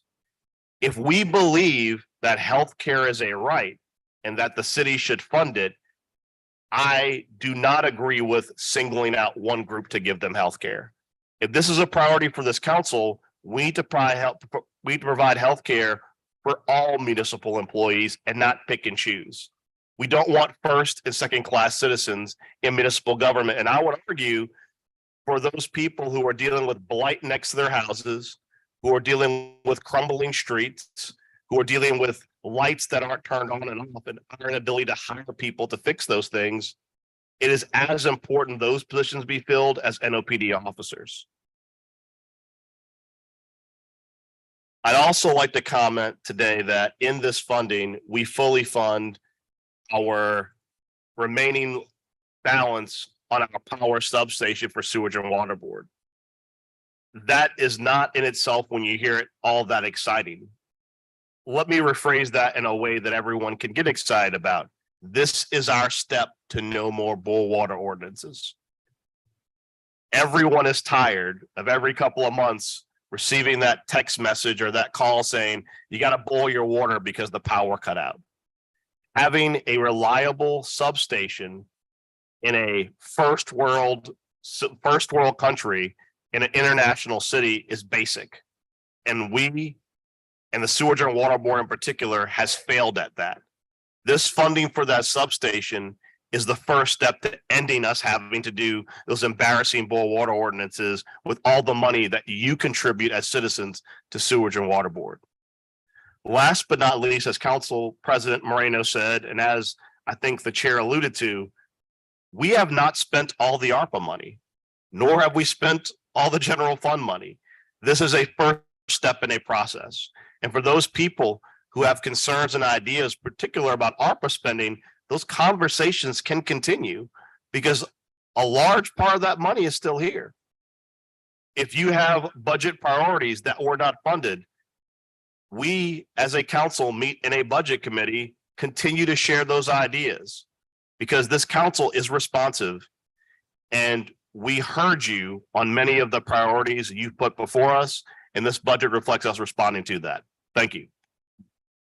Thank you, Vice President Morrell. Councilmember Green. I'd also like to start off by thanking Councilman Jeruso for his support and also the information that he and his staff provided at a time that is a challenging time this month of November, especially, which gives me a pause to say one thing. I'm going to be the first vote on the charter change, which says we need to get a little bit more time on this.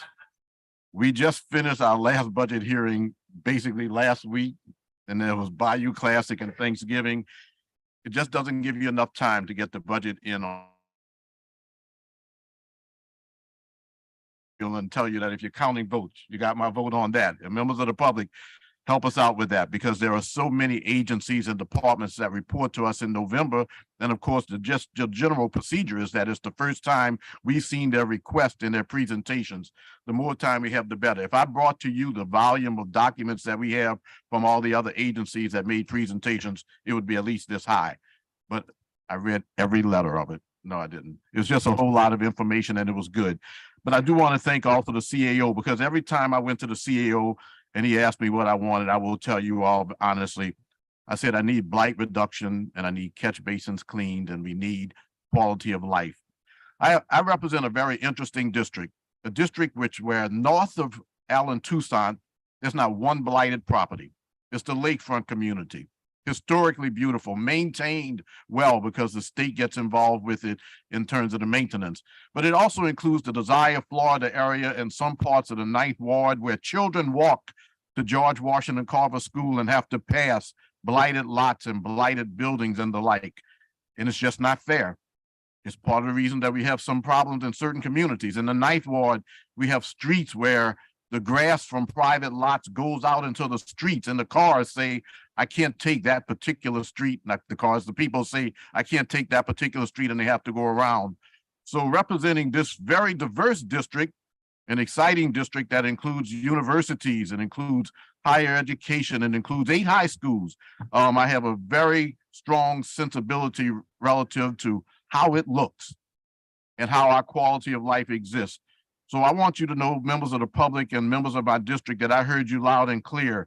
And I'm proud that this council is putting in $10 million for blight reduction for the year 2023. That includes demolition of 750 residential structures and cutting of 1,500 overgrown lots. In my district, honestly, we could use 250 tear downs of residential structures and 500 cuts of overgrown lots. I know it's going to be allocated across 5 districts, but this increase gives us an opportunity to do some things in my district that are extremely important. Catch basins. Just this morning, I was driving on Elysian Field. I stopped to talk to a couple of guys who are engaged in construction on Elysian Field, a state contract to make our curbs more handicapped accessible.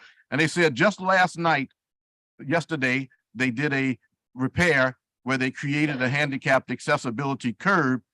But the next day when they came, well, it was 2 days ago, when they came after that heavy rain, it was covered by rain. I mean, it was covered by water, because unfortunately the catch basin down the street is filled and the water had nowhere to go. So this budget includes $10 million to remediate and to clean 24,000 catch basins. This gives me a chance to say to our citizens and to those who work for them, please stop filling catch basins with leaves and thinking that that doesn't mean anything. It means something. At the end of the day, I have pictures of catch basins when they take off the top and they're filled with leaves. The leaves don't go away. They just clog the line. You can see that in this budget proposal, we have 500,000 linear feet of cleaning pipes. A lot of that is going to be because of the leaves that are in place.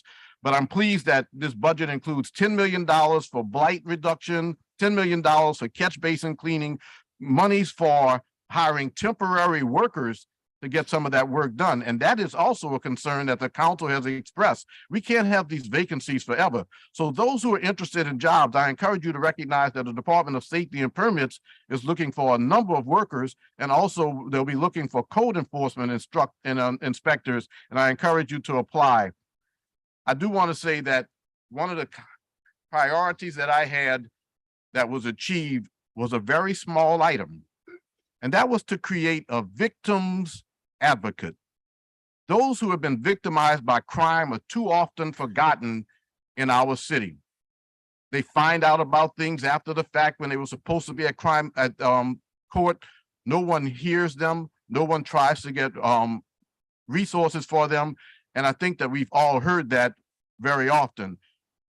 This budget includes a $150,000 line item, not an incredible amount of money, but an important position. A victims of crime advocate, someone who is going to work with victims to help them to identify resources that can help them with their psychological concerns and matters that are related to their mental health, but also in terms of getting resource. Every time someone has a gun pointed in his or her face, demanding their possessions, they feel threatened, and many times we don't hear them after the fact. This coordinator would meet with the Office of Criminal Justice Coordination in those meetings where the DA and also the police and also the criminal district court judges and the juvenile district court judges and the magistrates and the OJC and the Juvenile Justice Intervention Center leaders come together and ask and hear about what they need to do to work together. But while they're doing that, they're also going to hear from a victims' rights advocate who tells them that the reason that you need to be more efficient and that you need to provide the services is because the victims of crimes need to get more attention in our city. And the reason that we need to have a functioning criminal justice system is to address the victims of crime and to do what we can to reduce that victimization and what happens in that regard. Against that backdrop, I will say to you that this budget also includes measures that are designed to help to reduce the number of people who are involved with the criminal justice system or to help them if they get involved. $4.5 million for juvenile probation services and the like. That's not something to be just put on the side. That's an important consideration that we need to recognize, that we need to work with people in the best way that we can to help them stay out of the juvenile system, to stay out of the criminal justice system. And I'm pleased that this budget includes some of those revenues, some revenues that are going to make that happen. It includes making major projects happen in the Gentilly District, the Gentilly Resilience District, an exciting, environmentally sound project. I look forward to that happening, the replacement of all of our lights that are out. And I recognize that there are 4,000 lights out still throughout the city of New Orleans, but they are being fixed on a daily basis. At the end of the summer, it was over 5,000. They're being done. And we've been promised that by the second quarter of next year, all of those lights are going to be replaced. So to those who call, continue to send your emails, give us the addresses, but we're going to get those lights done because this budget is going to make it happen. And I'm going to close with just this, two things to my fellow council members. Two things I want to close with. One is I do want us to recognize in this budget, and we can can purvey it, and we can do the things that are necessary to review it. But there are programs in there that benefit the youth of this city. I would like us all who are concerned about youth and justice and getting them to move forward and to support them to look at what we put into this budget, not only NORD, but other programs, and recognize that there is support out there. It is unfair to our youth to say that there is nothing for youth to do. Please find out what there is to do and get them involved with some of those programs, whether it be the programs involving the juveniles, systems through NORD or the like, or other programs through TCA and the like. And finally, to those who are in our city, despite this budget that we're passing right now, much of this can't get done if we don't have people to fill the positions. Please consider working for the city of New Orleans. NOLA.gov/jobs. Join NOPD.org. Also our criminal justice. Please, we have over 900 positions that pay benefits. Those 900 positions also, they pay health benefits and retirement benefits. And if we could fill more of those jobs with our citizens, it keeps money in our economy, but it helps us to address some of those concerns, filling potholes, cutting the grass, cutting the trees, and also providing legal services to individuals relative to matters that involve title searches and the like. So I just encourage our citizens to recognize that this is a very pro New Orleans budget. And if we can fill the jobs and get people to do the work here, we can begin to fill those needs relative to blight reduction, cleaning catch basins, providing temporary workers, blight remediation, and the like. But again, to the victims of crime, I've heard you and our council has heard you. This is just the beginning, this position of providing you with the sources and resources that you need to feel more whole after you have been violated by crime in our city. Thank you all very much for this budget and for the work. And citizens, this is just the beginning. Keep the pressure on us to make sure that the money gets spent the way we say it's going to get spent. Thank you. Thank you, Councilmember Green. Councilmember Thomas. Ooh. Thank you, Budget Chairman, CAO. Thank you, Mr. White. You know, we're talking about this budget, Mr. White, but if you had not been responsible with the last year's budget, given the level of crises and stuff we had to deal with, we wouldn't have had money to close out this year the way we did. So we also have to give our thanks to you. Our budget, this is my 14th, I think 14th, 15th budget, and I've seen a few, but this is the first time I've ever done a budget speech. You know, this is kind of new. I've never been part of it. Natasha, we've been around a while. We've never seen 7 budget speeches before. It's usually been the collective and how it impacts our community. Our chairman of the budget and the CAO, people have noted that this budget process was short. You know, it wasn't as long and as lengthy, but it actually was. I think our chairman used that old Jim Singleton and Chief Caruso model where the budget discussion started a lot longer, well before the actual budget period started. And I think it made a difference. Also, the collective and the cooperation between the CAO and our budget chairman and the level of work ethic that was put into it. I can say I've been around here a while. I've watched some budget gurus, some people who took it very personal. And the level of work ethic you guys put into it, I think gets us here to a day where some folk were predicting something contentious given our political times. But I think the effort and the care y'all put into the budget gets us to a place where I think the collective agrees on a budget and how we impact this city. So now for my first ever budget speech. Wow. I want to thank the people of District E. All I did was listen to them. All I did was hear them out in our meetings about their wants and their needs and their dreams. So the $600,000 for mentoring programs is not because I was so brilliant or so wonderful. It's because that's what they wanted. the $1 million for the regional business park, and how do we begin to stabilize that to keep growth and opportunity going? It wasn't because I was so brilliant, Tasha, it's because that's what they wanted. The $1 million for stabilization and mitigation for the Six Flags site to make sure that it doesn't become so overgrown and blighted that no matter what the challenges of a developer, but that we could at least begin to stabilize that site. That's not something that I just wanted, that's something that they wanted.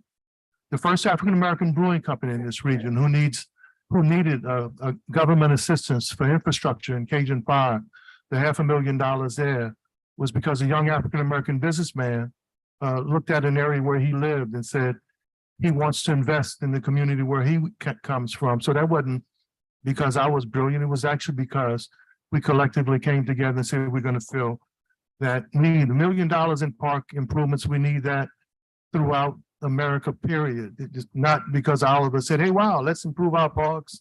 It's because our parks need to be improved. The carousel for the family initiative at Joe Brown Park. Man, that was New Orleans East Matters and the Friends of Joe Brown Park. And those people out there who begged for something for years, who, given the work of Mr. Montano and our budget chairman, we have an opportunity to give them something that stabilizes that park for families and gives them something that can be a tradition. $500,000 extra for senior centers and how we improve them. Quarterly, $500,000 for quarterly cleanups. And it wasn't because Leah had some brain surgery and say, wow, let's do more money for cleanups. It's because the people said, we want more cleanups. The $300,000 for additional quality of life officers. Every meeting I went to in District E, every meeting I listened to throughout this city, folks said that quality of life matters. So I think I just listened and we listened to them. But then the question is, $887 million budget, a few coins short of $1 billion. In 2005 and before, the city's budget was about $500 million with 503,000 people in the township. Now the city's budget is 887 million in $1 billion with 391,000 people. The police department's budget is more with 335.5 fewer officers. So as we take a look at this budget and how it impacts our community, Mr. Chairman, what I'm going to ask for is that because it's obvious that government's budget has grown in spite of the challenges, but has family budgets grown? Have business budgets grown? How have we impacted public safety? How have we impacted juvenile crime and how we keep our kids safe? So the magnificence in this budget is one thing, but if it doesn't have the kind of impact that produces the kind of results that grows our middle class, that stabilizes our working class, that allows people to go shop and go to the gas station and do the things that they want to do unabated and safely, then all we've done is pass the budget. So given the talent of this budget chair and the collective that was worked on with the administration and the CAO and the finance department, I would hope, Mr. Chairman, that we take a look at the budget and we do those 6 monthly reviews. But as we get into the budget yearly, we evaluate how the budget impacted those areas. What impact did it have? Councilmember Morrell mentioned something that was a fact. In 1994-95, when the NORD budget was doubled, when there was an investment in people and investment in communities, there was a 60% reduction in violent crime. That's not me stating it. That's a statistical fact. We invested in home ownership. New Orleans went over 41% for the first time in history. And for the African-American community, there was a growing sense of confidence there and participation that had not happened for decades earlier. So what I'm going to ask Mr. CAO and our great budget chairman, man, you were marvelous in what you did to do this, is that we not only review this quarterly or monthly, but we take a look at how this budget impacted families, impacted businesses, allowed people to get their permits on time, allowed vacant property to be demolished without having sitting there for decades, allowed capital projects to be finished on budget and on time. And when we take a look at and do that study of this 887, a few coins short of $1 billion, then we'll be able to say, well, okay, did we pass $1 billion budget that made $1 billion difference? Or did we just pass $1 billion budget? Thank y'all. Thank you very much. Councilmember Moreno, I know you had a question for Mr. Montano. Yes, thank you. CAO Montano, if you could explain to the public how it's going to work with the quarterly budgets, because for example, let's take like the district attorney's office. They're getting or the initial budget allocation was roughly 9.56. They're actually asking for 11.9. I know that in the 11.9 proposal, there are many things which I think certainly should be funding, including the identifying backlog DNA matches, upgrading outdated software, record storage, hiring of personnel.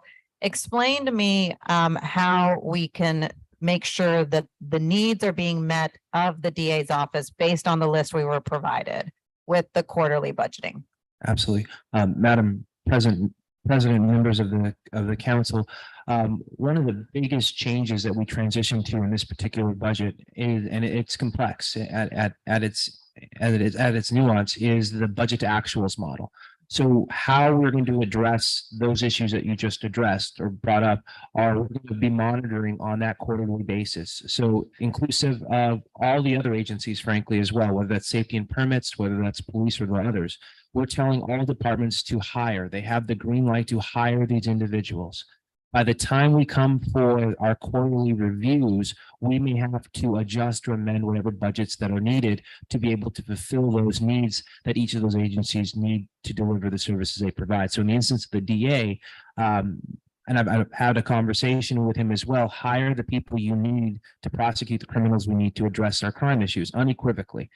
And at the end of each quarter, we are going to be watching that real-time assessment. We're going to try to model a separation between perhaps personnel and other operating, more discussions as we're having relative to the external agencies as we go through this process. But just to reiterate, hire, as we've always said, and we'll be monitoring, tracking them through each of the quarterly updates and evaluations so that the services can continue to be provided and rendered, but also we can more rightly adjust what the budget should actually be as the whole basis of our budget to actuals model. And so that will then allow them to be able to spend on some of the items that are not personnel related, like the backlog of DNA, like the record storage, like the adding of a few more vehicles, like, so they can spend on that now and yet continue to hire, and we're just going to monitor them quarterly. But I just wanted to make sure that the needs were going to be met, that this wasn't like a way to, skirt around some of the council's commitments to try to fund these offices as fully as we can. No, absolutely. As the chairman of the budget said, this is the beginning of the budget process. Even though it feels like the conclusion, this is frankly just the beginning. It's going to be a very evolving and agile process for this first year. I hope years 2, 3, 4, and beyond will better stabilize a real grasp now that we're out of COVID and some of the economic downturns. But all the same, this year will be pivotal. Okay. All right. Thank you. Thank you. You listened to us pontificate. So Gilbert, the floor is yours. Madam President, Mr. Chairman, thank you. I will be brief. Obviously, thank yous are absolutely on. Thank you, Budget Chair. Thank you, Councilmember Harris. Thank you, Councilmember King, President Moreno, Vice President Moreno, Councilmember Green, and Councilmember Thomas. You and your staffs have been wonderful to work with. I felt that it has always been an open door with every office, and I believe we've engaged thoroughly through the process. So that helps through all these enormous lifts that are happening right now in front of us. It's a $1.5 billion budget. It's huge. And in my career, this is the most complex budget that I've ever been a part of. And that's simply because of all the variations of one-time money, the budget to actuals model that we're switching to, but I believe it'll be a model for both progressive budgeting in the future that other cities are going to have to embark on, coupled with a vital need for the transparency of those budgets so that we can have that real-time monitoring, because budgeting is a process, but sometimes it gets lost in the beginning of the year and then in the end of the year. So I think this will be a real evolution on how budgeting is done.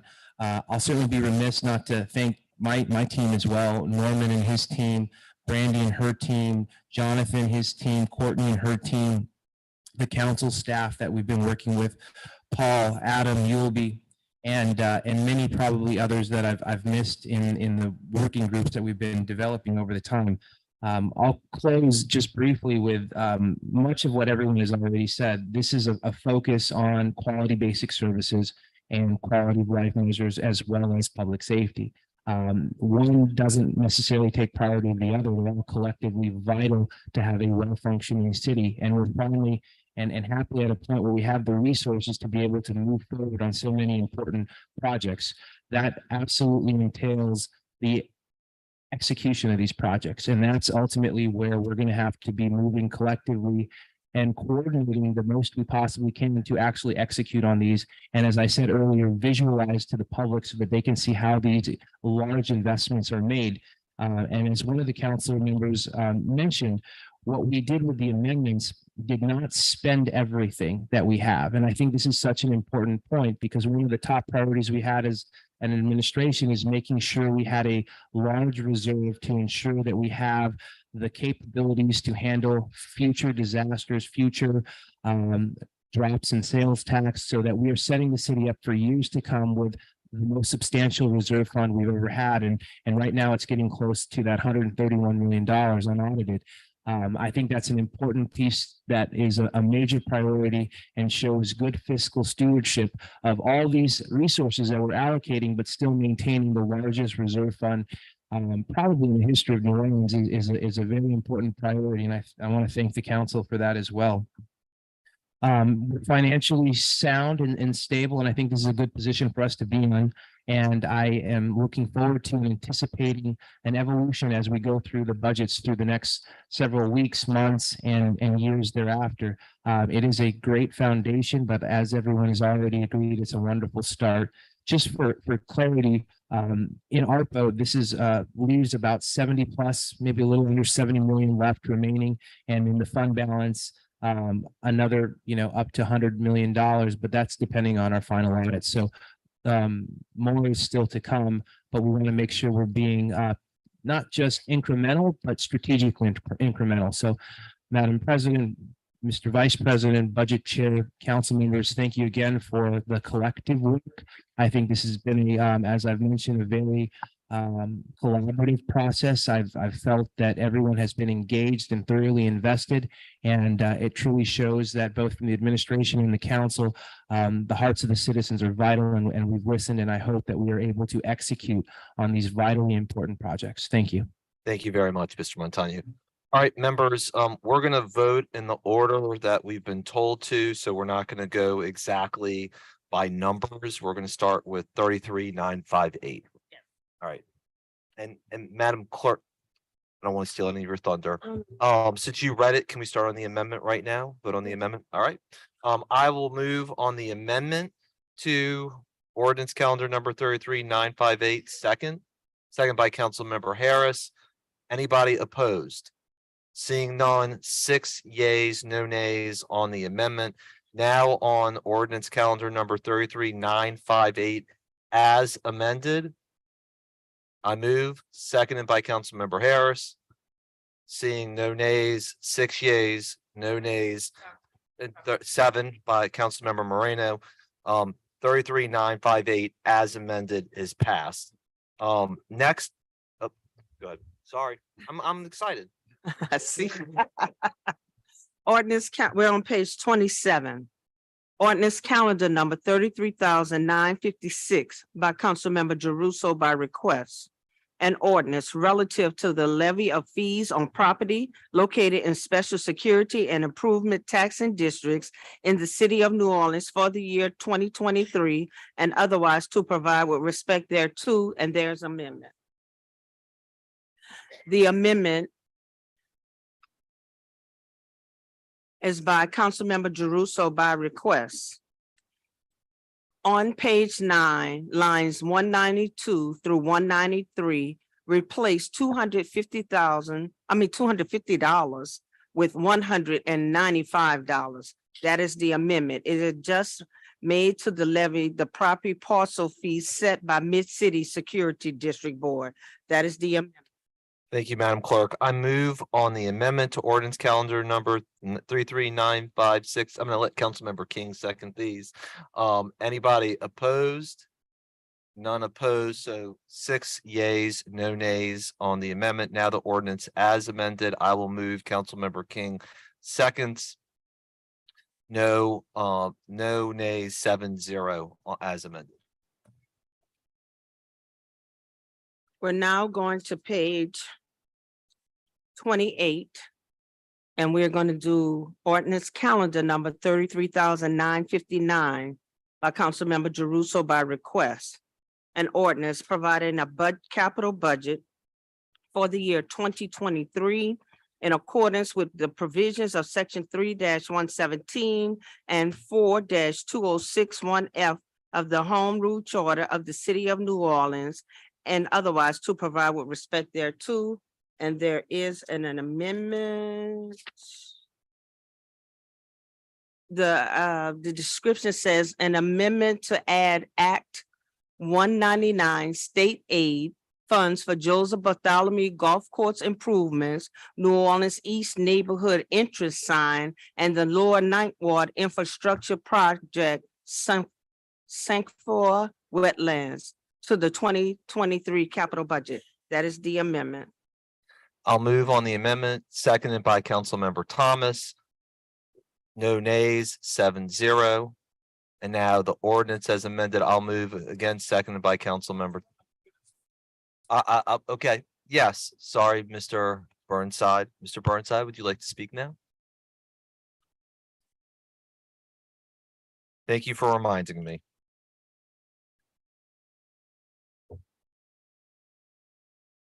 Well, I'll do that. Do you want to do it right now, Morgan, after Mr. Burnside? Yeah, why don't we do it right after Mr. Burnside? Hello, council. My name is Michael Burnside. I live at 2215 Felicity in the city of New Orleans. I don't know exactly where to start because I had my little things set up in a certain order and now I'm a little discombobulated and I'm old, but I'm gonna do the best job I can. So in calendar number 33,959, we have $100,000 before the amendments being spent on citywide building repairs. On motion 22,475, we have let's see here. Money being spent on other operating expenses of $3,522,583 for the New Orleans Building Corporation operating fund. And then, of course, we have motion line over 22,469, which doesn't just deal with 2023, but it deals with 2024 and others. I find it very strange that we can spend only $100,000 on citywide building repairs. Citywide is awfully wide and $100,000 is really, quite frankly, not very much money. I'm quite aware that many city buildings are not owned by the city. Some of the city buildings are actually owned by the French Market Corporation or this, obviously the New Orleans Building Corporation. We have many corporations that own many buildings. We own the Sanger Theater. We own the Union Passenger Train Station. I don't understand the 100,000 and I guess I'll figure it out some other day, but it seems a little strange. Thank you. Thank you, sir. All right, Morgan, will you come forward? I'm going to get the other cards too.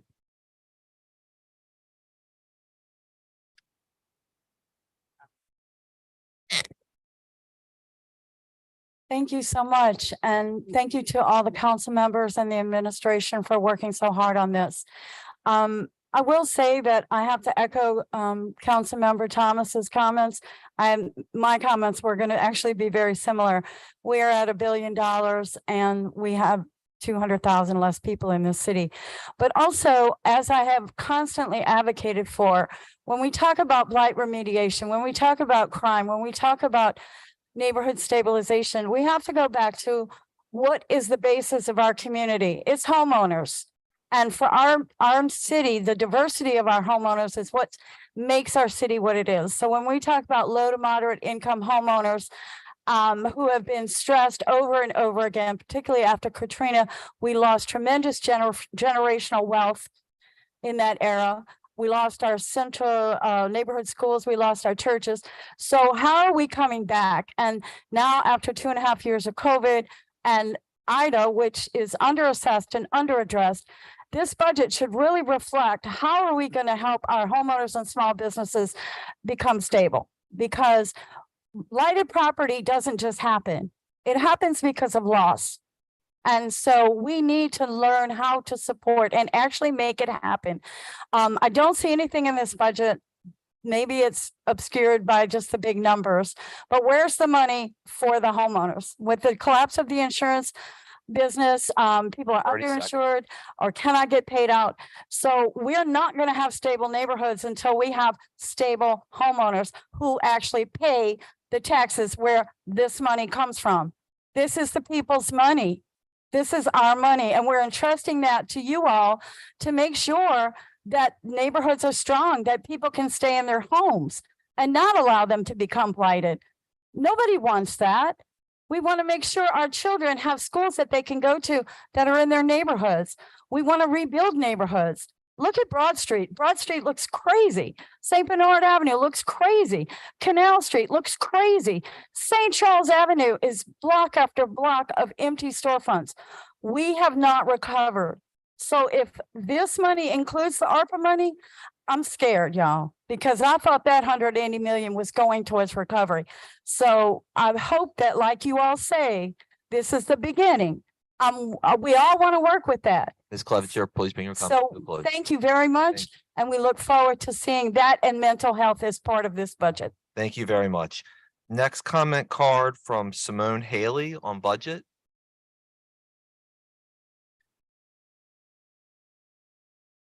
Good afternoon. Hey, how y'all doing? I'm speaking on the youth budget. I think the money that we're putting into the youth and what we do to the youth is absurd compared to the price of the entire budget. A lot of violence is going on, and a lot of the violence is being done by the youth.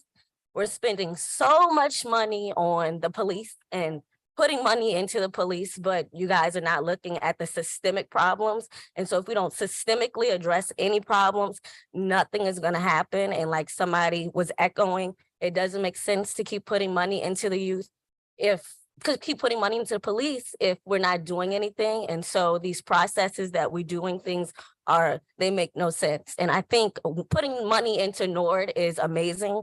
NORD is not the only facility for youth. They have stuff beyond NORD. Esports is amazing, but how many kids are going to have access to esports? Mentor programs are amazing, but if we don't give people access to this, how is it going to be effective? And so I'm going to use the term that JP Morrell said, mouth service. Y'all do a lot of mouth service and a lot of talking, but there's nothing done to help the youth. And the youth in New Orleans are Black and brown people. And it doesn't affect people who, if it's not in your face and you don't care about it. And it doesn't make sense that this Black and brown city is not getting access and these youth are not getting access like they deserve. Nobody deserves to not have access. The schools, the money that we put into the schools, the money that you guys are putting into the police is the same money that should be putting into teachers. Teachers deserve fair wages. So I understand it's my time. I'm almost done, but the youth deserve more. And the budget needs to reflect that the youth deserve more. And it's not just, let me put money into this, let me put money into teachers, let me put money into social workers. The same money that y'all are putting into the police are the same money that needs to be put into social services to have a better quality of life for New Orleans youth, specifically Black and brown youth in New Orleans. Thank you. Next comment, Benji Brubaker.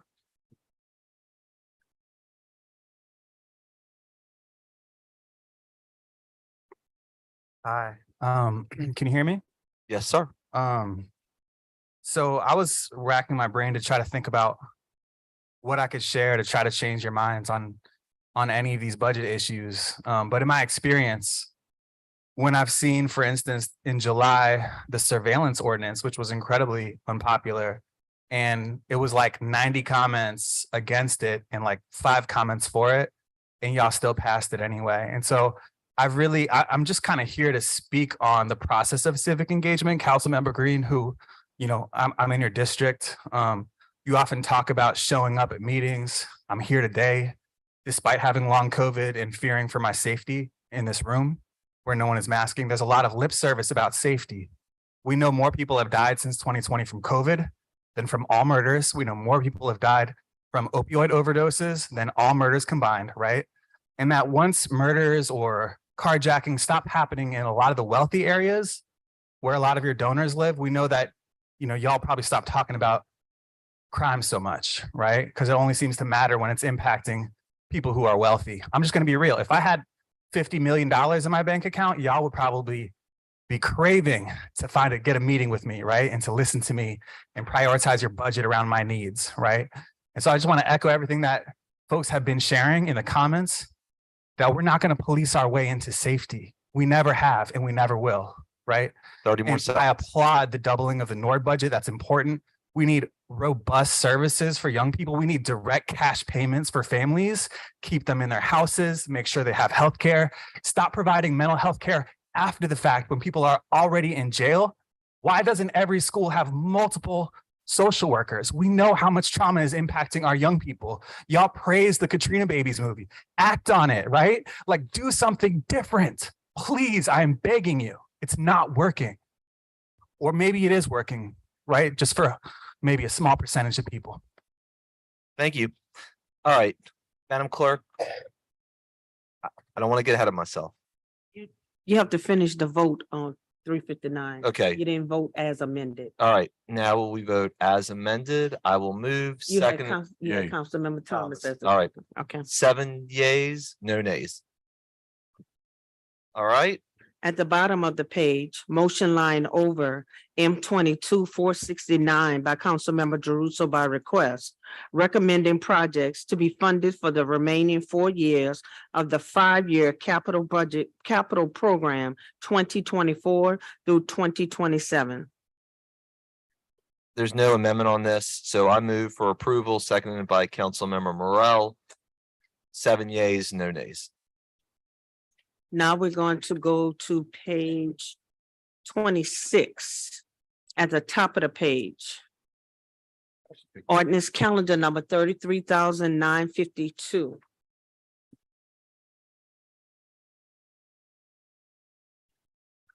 I got my pack. We have 33,952 by Councilmember Jeruso by request.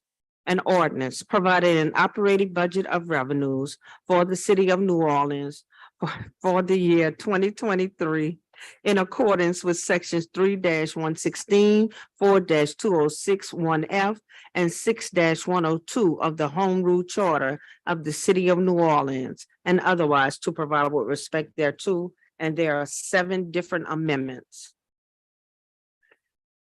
The first amendment is RB1GF by Councilmember Jeruso by request. The explanation is it's an increase in general fund 1000, the use of fund balance by $151,203,000. Number 2, adjust total other financing sources to accommodate the increase of general fund 1000, use of fund balance by $151,203,000. Number 3, adjust total general fund to accommodate the increase of general fund 1000, use of fund by $151,203,000. This is what the amendment does. RB1GF. Thank you, Madam Clerk. On all these, I'll move for approval, and Councilmember Green will second. Any opposed? 7 yeas and no nays on amendment RB1GF. We have RB2 federal grants by Councilmember Jeruso by request. This amendment increases federal grants in the category of Federal Department of Justice by $4,154,479. Number 2, this amendment increases federal grants in the category of Federal Treasury Department by $124,135,000. Number 3, this amendment increases total federal grants by $128,289,479. Thank you. I've moved, Councilmember Green seconded. Anybody opposed? No opposed. That amendment carries 7-0. The third amendment is RB 3 IGR by Councilmember Jeruso by request. Now, this amendment 1 through 3 reduces intergovernmental funds, grants, contribution, and fund transfer Fund 6699 by $283,295,769. I've moved, seconded by Councilmember Green. 7 yeas, no nays on RB 3 IGR. RB 4 HUD by Councilmember Jeruso by request. This amendment increases Housing and Urban Development Fund 4110 by $221,019 for the Office of Community Development. I've moved, seconded by Councilmember Green. 7 yeas, no nays on RB 4 HUD. Number 5, RB 5 State and Local. Number 1, this amendment increases LMD Grants Fund 4412 by $154,471 for the Mosquito, Termite, and Rodent Control Board Jackson Barracks project. Number 2, this amendment increases Local Foundation Grant Fund 4900 by $314,728 for the Office of the Mayor. Number 3, this amendment increases total state and local foundation grants by $469,199. Number 4, this amendment increases total grant funds by $4,623,678. I've moved, seconded by Councilmember Green. 7 yeas, no nays on RB 5 State and Local. We have RB 6 Library. This amendment increases the general fund library dedicated property by $1,843,714. This amendment decreases the library fund balance by $1,822,000. Number 3, this amendment's total increases the total library funds by $21,714. I've moved, seconded by Councilmember Green. 7 yeas, no nays on RB-6 Library.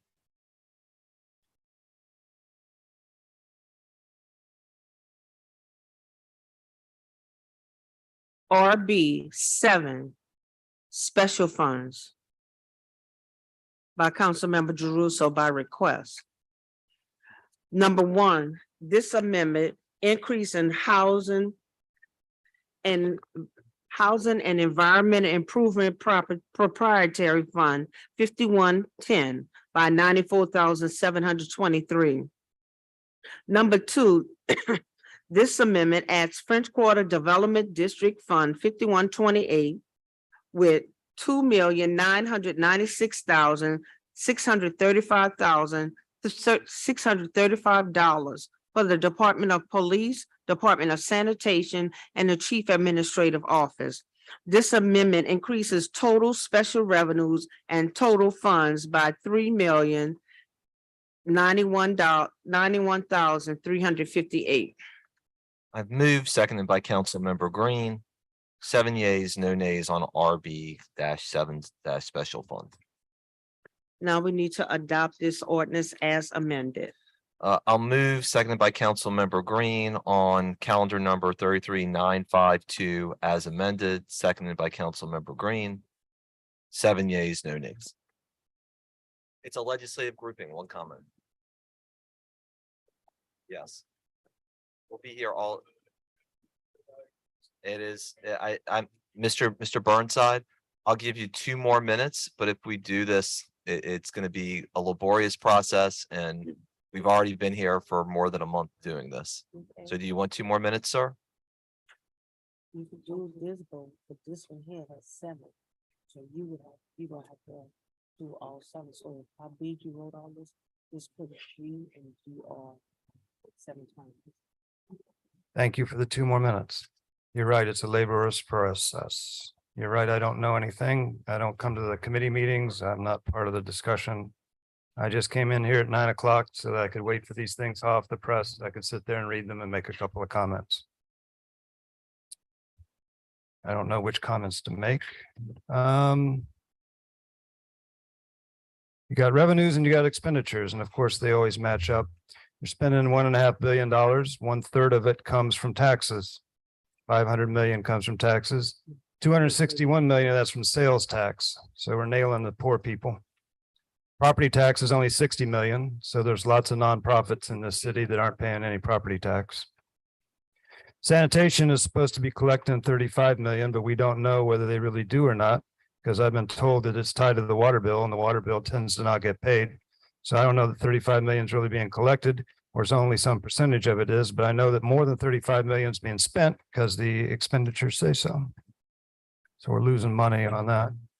The energy franchise comes in at 31 million, but there's no franchise listed for AT&T and there's no franchise listed for Cox. It'd be nice to know what they were. Rents come in at 1 million, but again, New Orleans Business Corporation owns lots of stuff and they're apparently sending 13 million to the general fund, but I couldn't find it. Maybe I'm blind. HUD's sending 80 million to us, which is nice. The federals are sending 174 million, so it adds up. And there's 300 million come from somewhere that they don't bother telling us, so we have no idea. But in last year's, it used to be federal. So if 1/3 of our money is coming from our taxes and 1/3 of our money is coming from the federal government, the rest of it's a little bit confusing. As far as the expenditures go, we expend a lot of money, but we don't spend it on the council. You're only spending 15 million on yourself. So every time we call it a bitch about something, we're talking to overworked, underpaid people. So you may want to decide to add a few to your own staff. Thank you, Mr. Burnside. Slowly a losing proposition to talk to people who are sleep deprived. As far as neighborhood housing improvement goes, the money's scattered all over the place, but here on page 5, you only got 50,000. Somewhere else on page 16, you've got 2.5 million, but I'm not sure what it's being spent to, which raises up Mr. Thomas's point that we don't really actually know what we're getting for spending, and raises Mr. Green's point, which is we don't know who we're paying in order to do what we want to have done, or if there's anybody there to actually do what needs to be done. As far as the rest of it goes, the sidewalk paving and repair fund is really nice and really important in my life. And I'd love for sidewalks to be paved and fixed because I walk. And here's the first time in my life in 53 years on this planet that I choose voluntarily to walk in the street because quite frankly and quite bluntly, it's more safe than the sidewalks.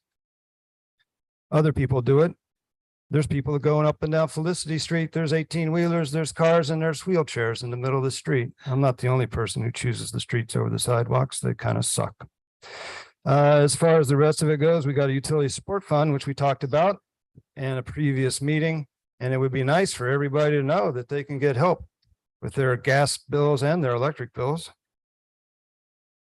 As far as this Delgado Albania Plantation Commission goes, we don't need to own an airport and we don't need to own a plantation. I think that pretty much does it for me. Thank you very much, sir, for your time. Thank you. Appreciate it. All right. Next up is 33953, Madam Clerk. We have ordinance calendar number 33,953 by Councilmember Jeruso by request. An ordinance providing an operating budget of expenditures for the city of New Orleans for the year 2023 in accordance with sections 3-115, 4-2061F, and 6-1023 of the Home Rule Charter of the city of New Orleans and otherwise to provide with respect thereto. And there are 7 amendments to this ordinance. We have EB1 omnibus. The explanation. We have 36 explanations. Number 1, the increase the city's council's general fund personal service appropriation by 875,000. Number two, increase the city council's total general fund appropriation by $875,000. Number three, increase the mayor's office general fund other operating appropriation by $14,600,000.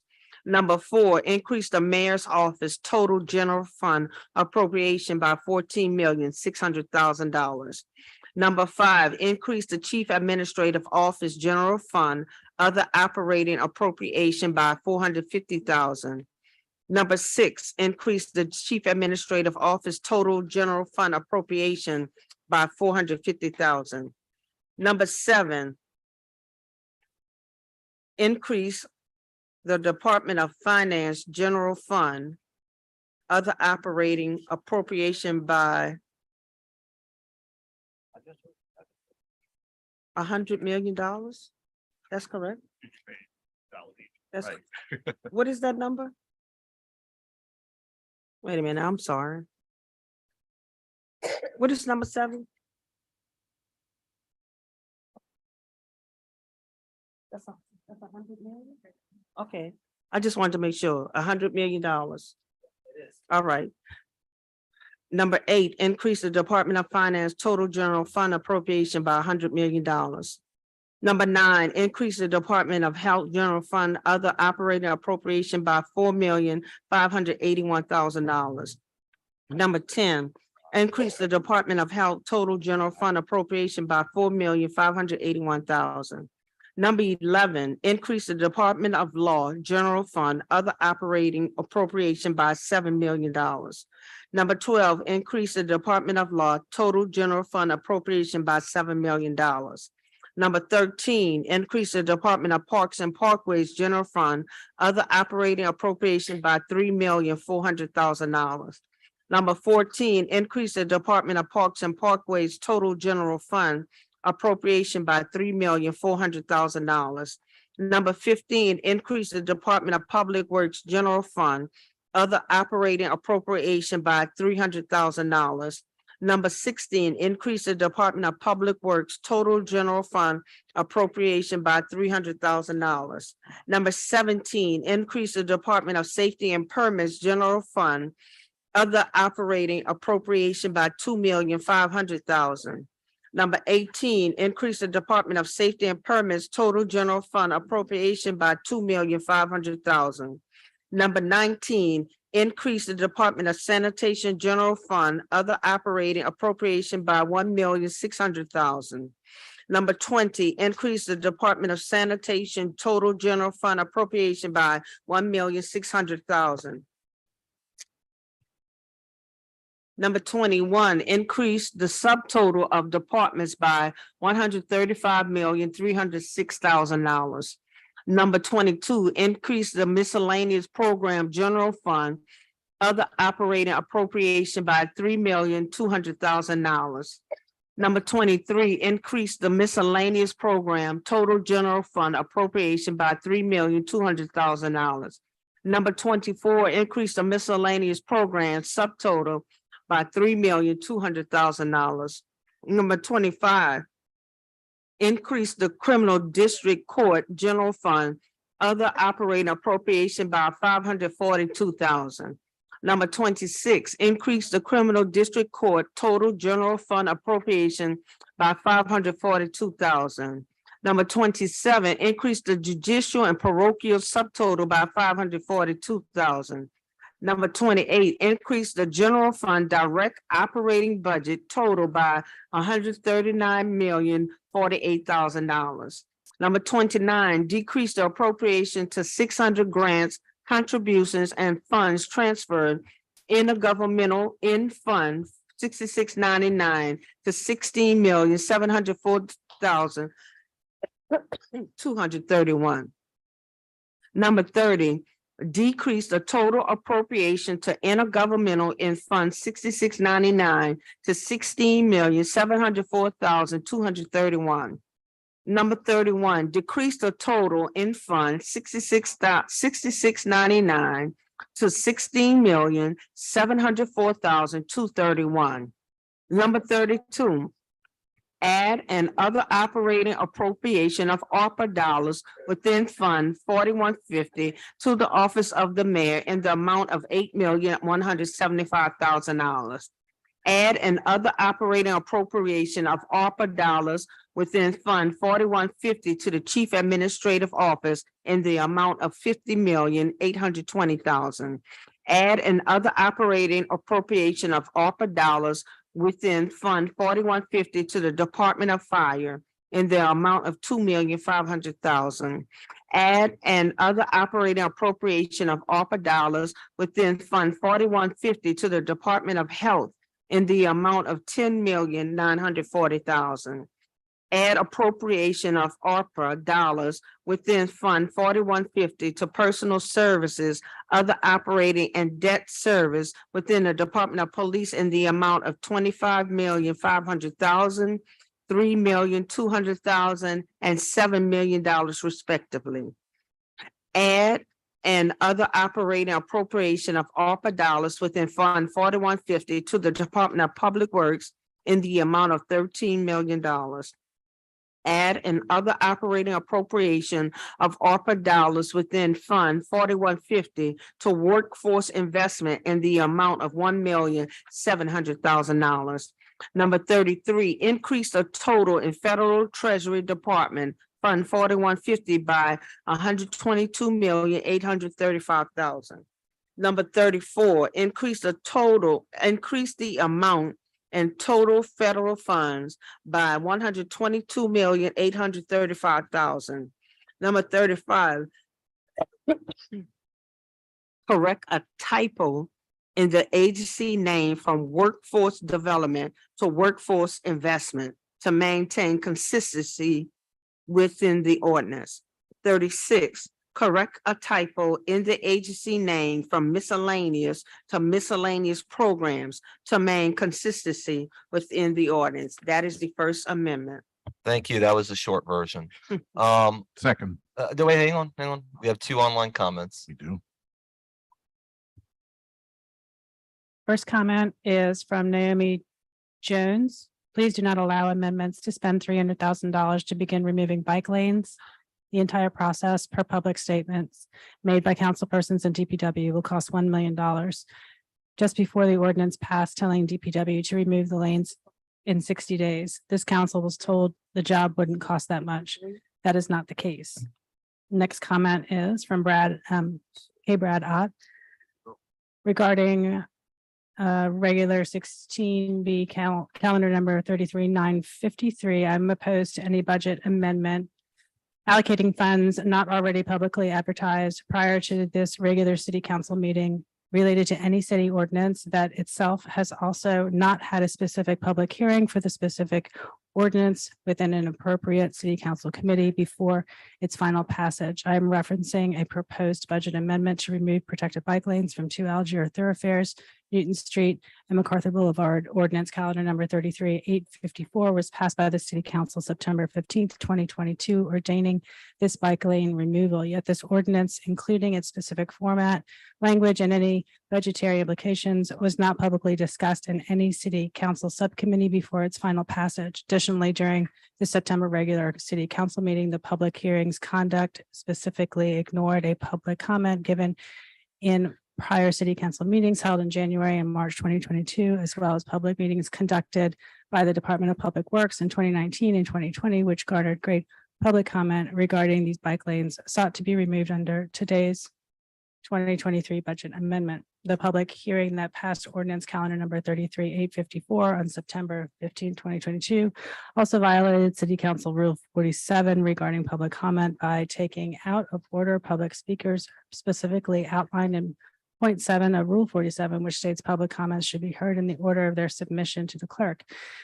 This did not occur in the public meeting that led to the passage of ordinance calendar number 33854 per evidence by timestamp speaker cards as outlined in Point 6 of Rule 47. Each public speaker seeking to address the council on agenda items shall personally complete and submit a comment card to the clerk. As one who arrived to the September 15th, 2022 meeting as a public hearing portion was already underway, I should have been told 1 of last speakers instead of being one of the first. This disordering of speakers underscores just how off city council process has been per this entire matter of undoing already installed and publicly vetted complete streets infrastructure, to which this current budget amendment seeks anywhere from $300,000 to $1 million to remove these protected bike lanes and to restore the streets to their Mr. Curran, how much longer do you have? I think we've exceeded the 2-minute limit. few lines. About 30 or 45 more seconds. To which this current budget amendment seeks ordinance. Okay, yeah, I already said that. These protected like bike lanes and to restore the streets to their pre-road surface condition as ordained by ordinance calendar number 333-854. The public has not had an adequate time to vet the merits of the expenditure, nor were any consequences discussed in any prior public meetings, including but not limited to the loss of funding or other needed public street infrastructure projects, especially in Algiers. I'll end it there. Perfect. Thank you very much. All right, I've moved. Councilmember Green has seconded. 6 yeas, no nays. Thank you. On EB1 omnibus. The second amendment is EB2 federal grant. The explanation, amendments 1 through 3 increase federal Department of Justice grant funding for the police department by $4,154,479. Amendments 4 and 5 increase the total federal Department of Justice grant funds and total federal grant funds by $4,154,479. Thank you, Madam Clerk. I've moved. Councilmember Green seconds on EB2 federal GR. 6 yeas, no nays.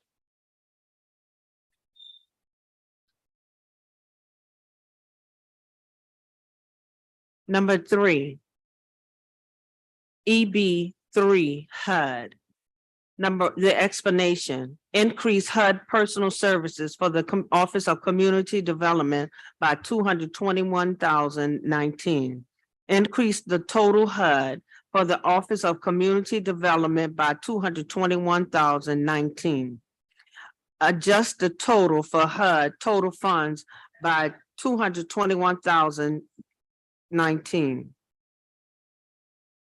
Thank you. I've moved, seconded by Councilmember Green. 6 yeas, no nays.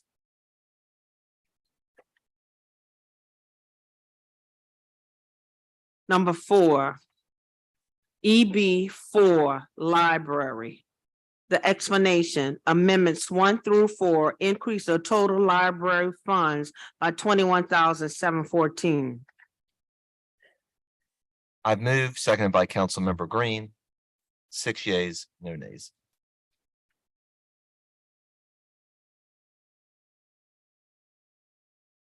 Number 5, EB5 SF.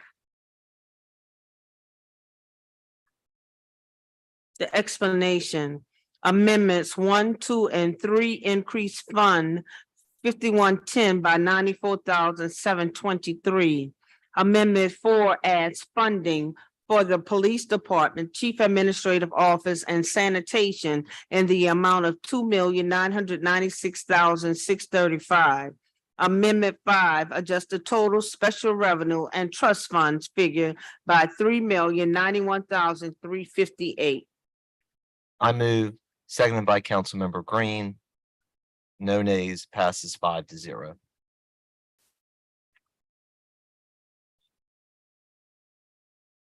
Madam Clerk, after we get to 6, I want to do council omnibus 1 before. Just making sure.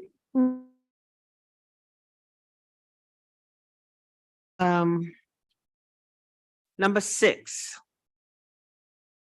EB 6, state and local. The explanation, Amendment 1 corrects the name of the department. Amendments 2 through 4 increase personal services and other operating for the Mosquito, Termite, and Rodent Control Board within Fund 4412 to account for additional grant funds. Amendments 5 through 7 increase personal services and other operating for the office of the mayor within Fund 4900 to account for additional grant funds.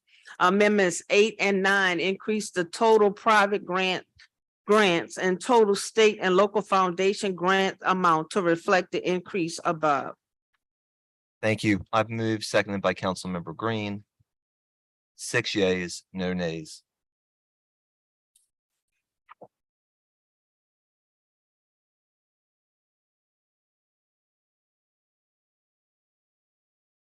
EB Council Omnibus 1. The explanation. Number 1, increases the personal service appropriation for the mayor's office by $150,000 from general fund to fund a victim outreach position for the mayor's office of criminal justice coordination. Number 2, increases the other operating appropriation for the mayor's office by $5,800,000 from the general fund to fund the following initiatives in the following amounts. $2 million for the Office of Community Development to fund Right to Counsel program. $3 million for the Office of Youth and Families to fund early wage enhancement and truancy support. $600,000 for the Office of Criminal Justice Coordination to fund youth mentoring and outreach programs in New Orleans East. $200,000 for the Office of Criminal Justice Coordination to fund youth program at the Keller Center benefiting Central City youth and the border community. Number 3, increases the other operating appropriation for the health department by $1,805,000 from the general fund to fund the following initiatives in the following amounts. $450,000 to support expansion of law enforcement assisted diversion. $1,350,000 to expand the domestic violence advocacy initiated response program citywide. Number 4, increases the other operating appropriation for the finance department by $2 million from the general fund to fund a cost of living bonus for NOMA's retirees. Number 5, increases the other operating appropriation for the Department of Public Works by $150,000 from the general fund to fund a walking trail and light at city-owned property behind Rio Timbers. Number 6, increases the other operating appropriation for the New Orleans Recreation Department Commission by $1,500,000 from the general fund. Number 7, totals to reflect the adjustments contained in amendment number 6. Number 8, increases the other operating appropriation for the Office of Workforce Investments for additional Youth Force NOLA internships. Number 9, adjust totals to reflect the adjustment contained in amendment number 8.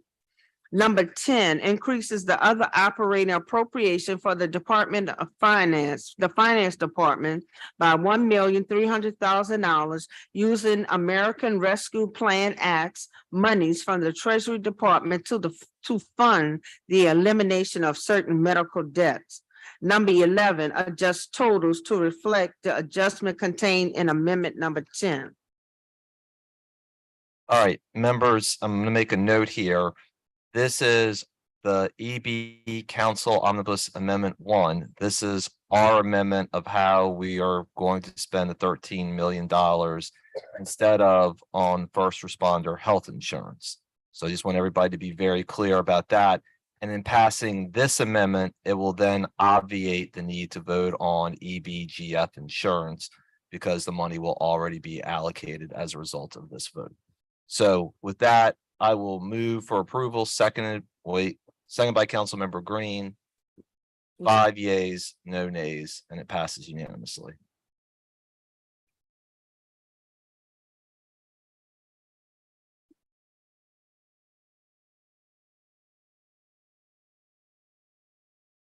EB last GF insurance. This one is being withdrawn. Yes, ma'am.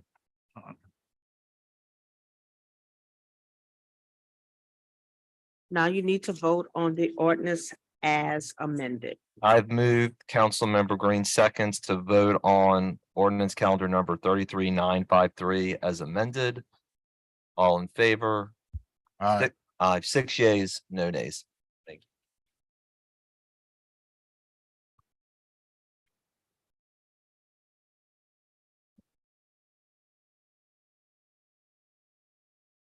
you. Okay, now we're gonna go to ordinance calendar number 33,954 by Councilmember Jeruso by request.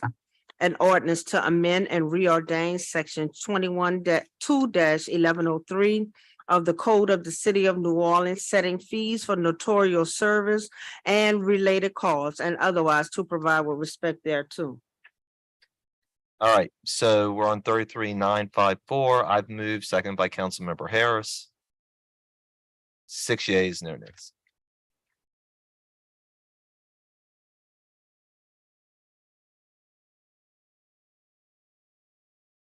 Now the ordinance as amended. Yeah, well, I don't want to step on your toes. That's all. Okay. I did it already.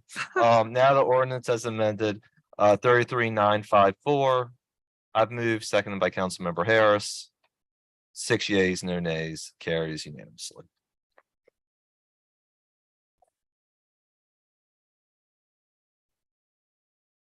Now we're at the top of page 27. Ordinance calendar number 33,955 by Councilmember Jeruso by request.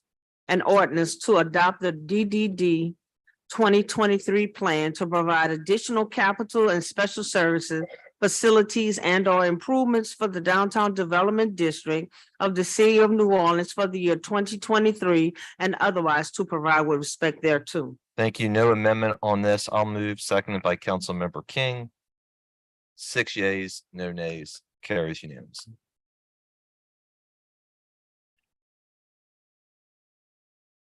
At the bottom of the page, ordinance calendar number 33,957 by Councilmember Jeruso by request. An ordinance to adopt the New Orleans Tourism and Cultural Funds Tourism and Cultural Economy Program. Proposed grant scoring matrix and budget for the year 2023 to be administered by the New Orleans Tourism and Cultural Fund to one, provide services and financial support to the culture bearers and cultural economy of New Orleans, including without limitation the people, enterprises, and communities that transform cultural skills, knowledge, and ideas into economically productive goods, services, and places, and to enhance tourism in New Orleans by strengthening the cultural economy, which attracts tourists to New Orleans, supporting events and festivals for the year 2023, and to provide otherwise with respect thereto. Thank you, Madam Clerk. I move, seconded by Councilmember Thomas. 6 yeas, no nays, carries unanimously.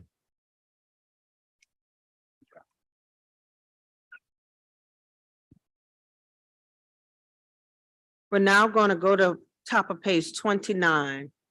We have motion line over M22-470 by Councilmember Jeruso by request, approving the operating budget of the New Orleans Aviation Board for 2023. Thank you. I'm going to try and do people who are chairs on these as seconds. So I move, seconded by Councilmember Green. 6 yeas, no nays.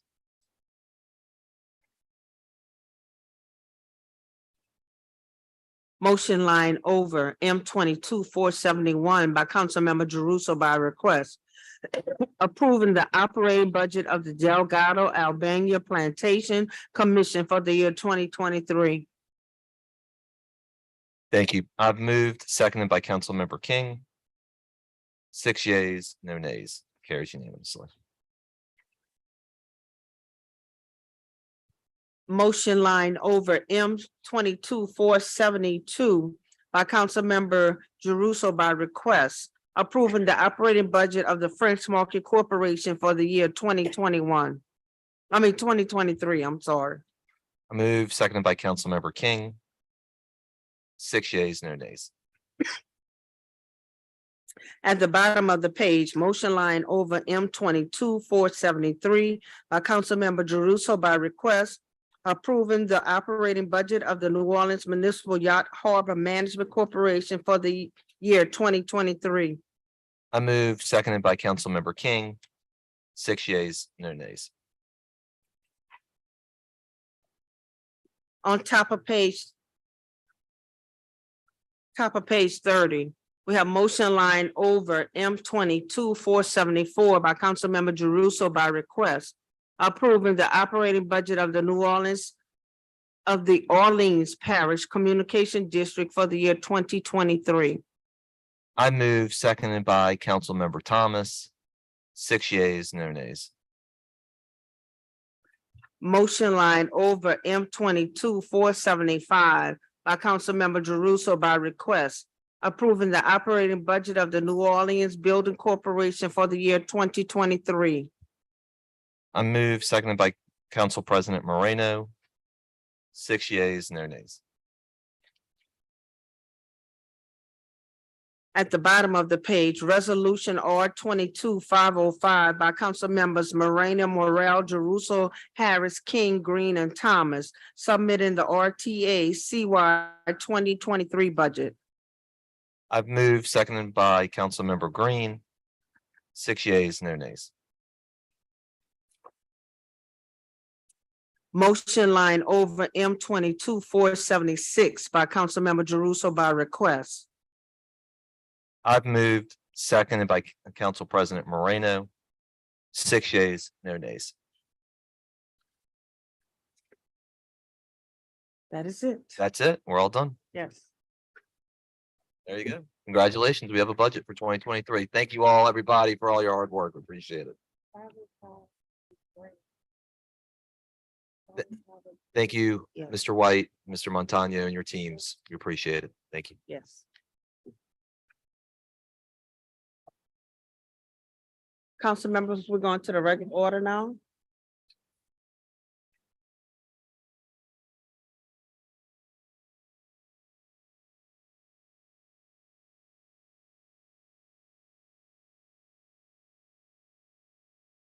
We're now on top of page 9, the regular order of the agenda.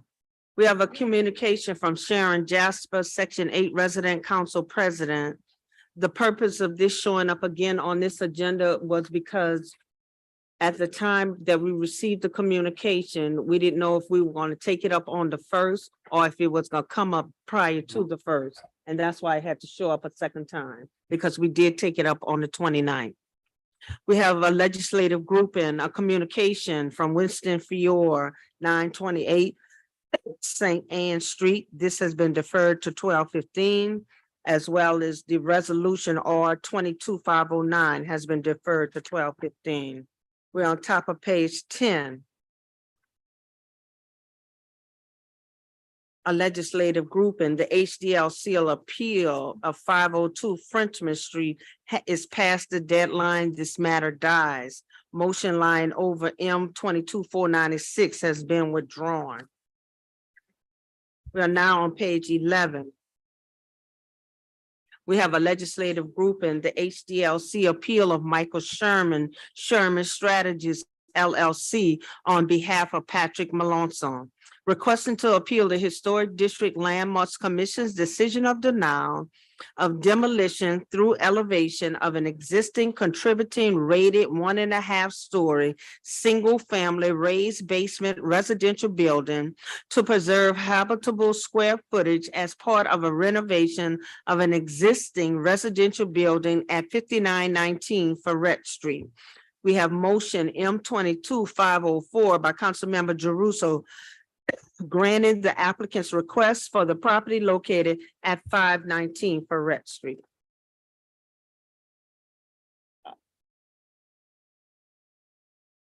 Oh, I guess we'll come back to it. I guess we will. We're on top of page 12. The HDLC appeal of 709 Touro Street has been deferred to 12/15. At the bottom of the page, the VCC appeal of 440 Bourbon Street has been deferred to 12/15. We're now on top of page 13. We have a legislative grouping. Zoning docket 6422. Ernest and Morial, New Orleans Exhibition Hall Authority and City Council Motion M22-255, requesting a text amendment to Article 18, Section 18.24, Convention Center Height Overlay District of the Comprehensive Zoning Ordinance.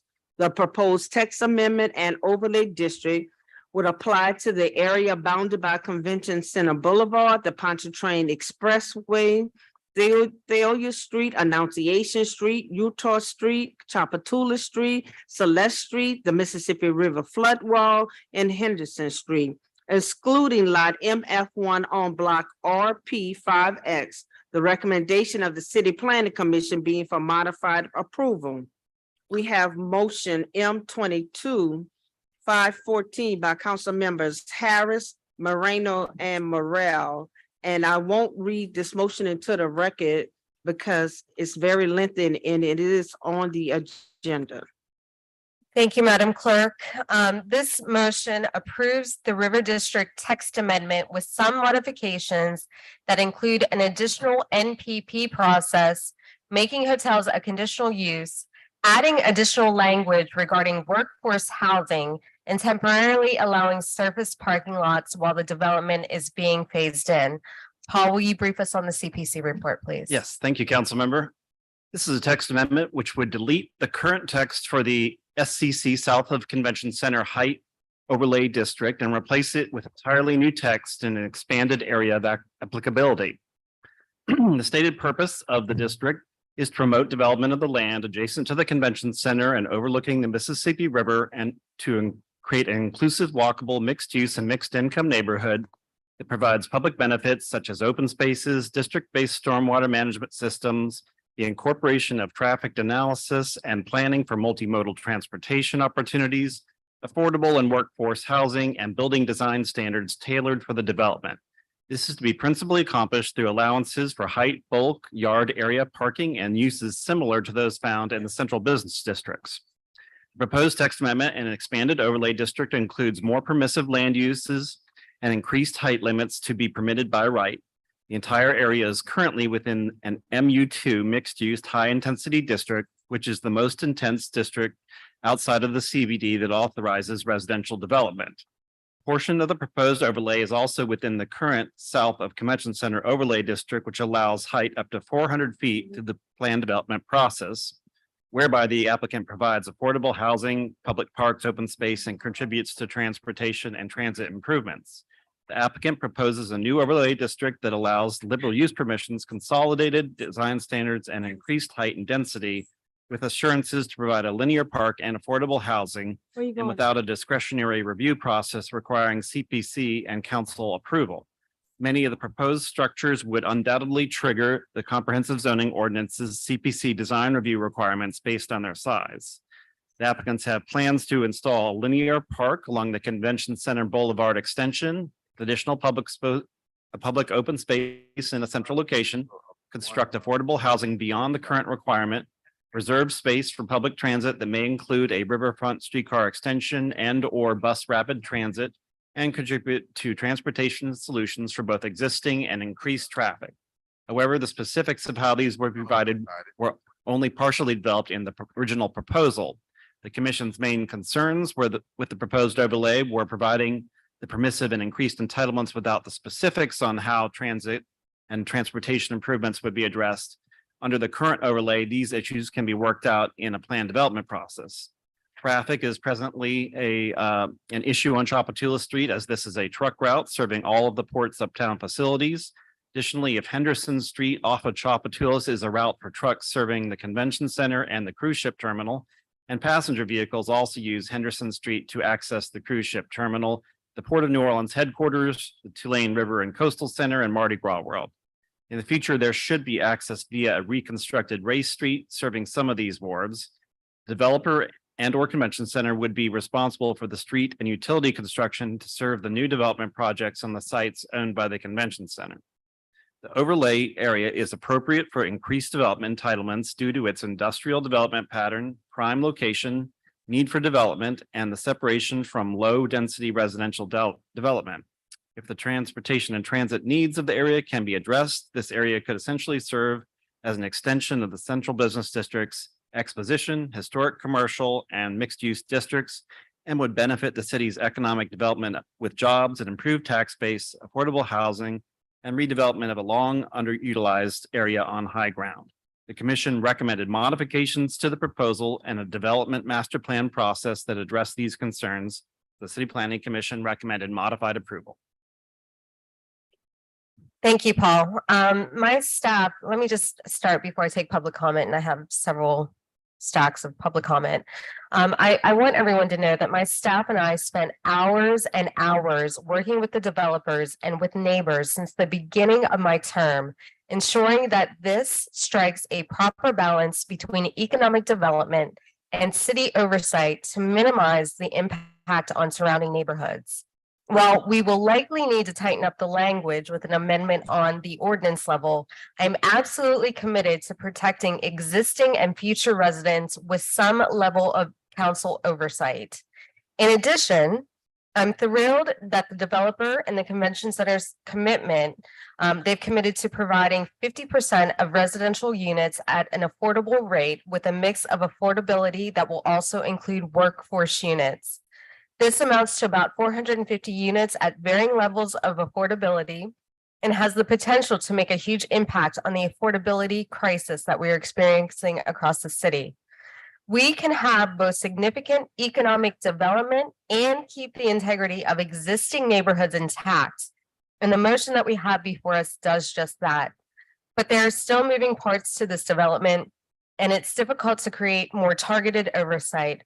But this is a step forward that provides substantial allowances for the project to spur economic development, while also allowing the council to have oversight over intense uses like stadiums and hotels. Again, I know we have several comments from Unite here. I see you all. Why don't we start with you all? John Lacy. And just a reminder, public comment is limited to 2 minutes, and Mr. Harang over there, keep an eye on him because he will signal when your 2 minutes is up. Thank you. Good evening, Madam President and Council. And my name is John Lacy. I work full-time at a special needs bus for the city of New Orleans. I have worked there part-time for a while. I'm a bartender at Sedesco Live, New Orleans Superdome and Smoothie King Center for the last 5 years. Since then, working there, I have recently became a United here Local 23 union, joined the Local 23 union. The Union of Hospitality Works in New Orleans. I depend on the wages of the Superdome in order to provide for my family and my family and all my union members, as well as the whole hospitality union industry in New Orleans, or depending on the success of the convention center. The convention center is extremely important to the hospitality workers of New Orleans. Without the convention center, our economy would not strive. So we must do everything that we can to make sure we keep this thriving. The pandemic was tough for everyone in the city of New Orleans, especially for the hospitality workers. One day we were at work and the next day we were in the unemployment line. I like a lot of things about the development project. The addition of shopping and entertainment near the convention center is very exciting. And the addition of affordable workforce housing will meet criterion needs. But construction on a small boutique hotel will do little to help the convention center. We need conditional use for the hotel in this district. The conditional use processes includes a project neighborhood participation program, which means that the community would have input to make sure any hotel projects meet the needs of everyone. It's 2 minutes. That will help everyone. I urge the council to amend the proposal and add constitutional use that we can preserve the overall health and tourism in CBD. Thank you. Thank you, Mr. Lacy. Ms. Patrick Cooper.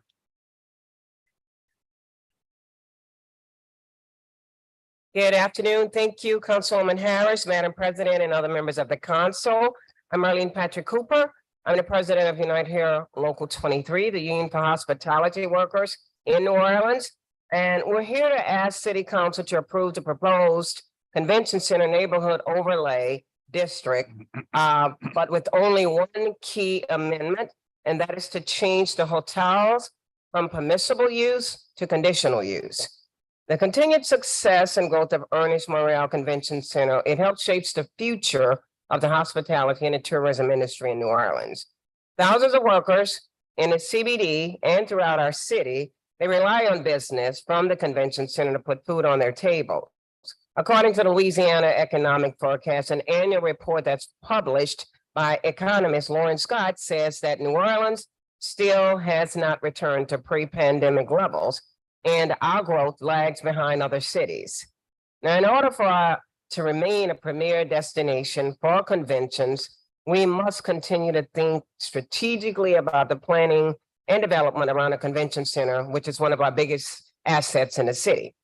We're optimistic about many aspects of the River District neighborhood investors plan for a mixed-use development neighborhood in the CBD. The addition of entertainment and retail to the side of the convention center, that's going to add to the overall experience for visitors to the city. This construction of workforce housing, it's going to address what we know right now is critical need for more affordable housing if it's done correctly. And what we are strongly against is the addition of boutique hotels. Adding small hotels to the River District, it will dilute the market around the convention center corridor, and it will make it more difficult to get the desperately needed convention center hotel built.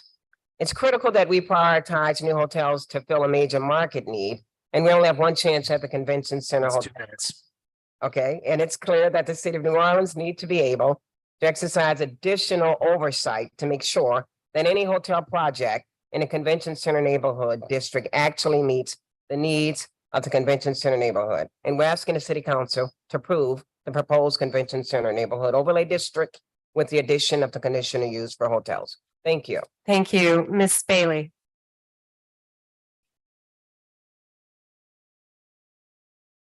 Good afternoon, everybody. My name is Leah Bailey, and I live at 248 Cherokee Street. I'm a researcher with Unite Here Local 23 and the Hospitality Workers Union New Orleans.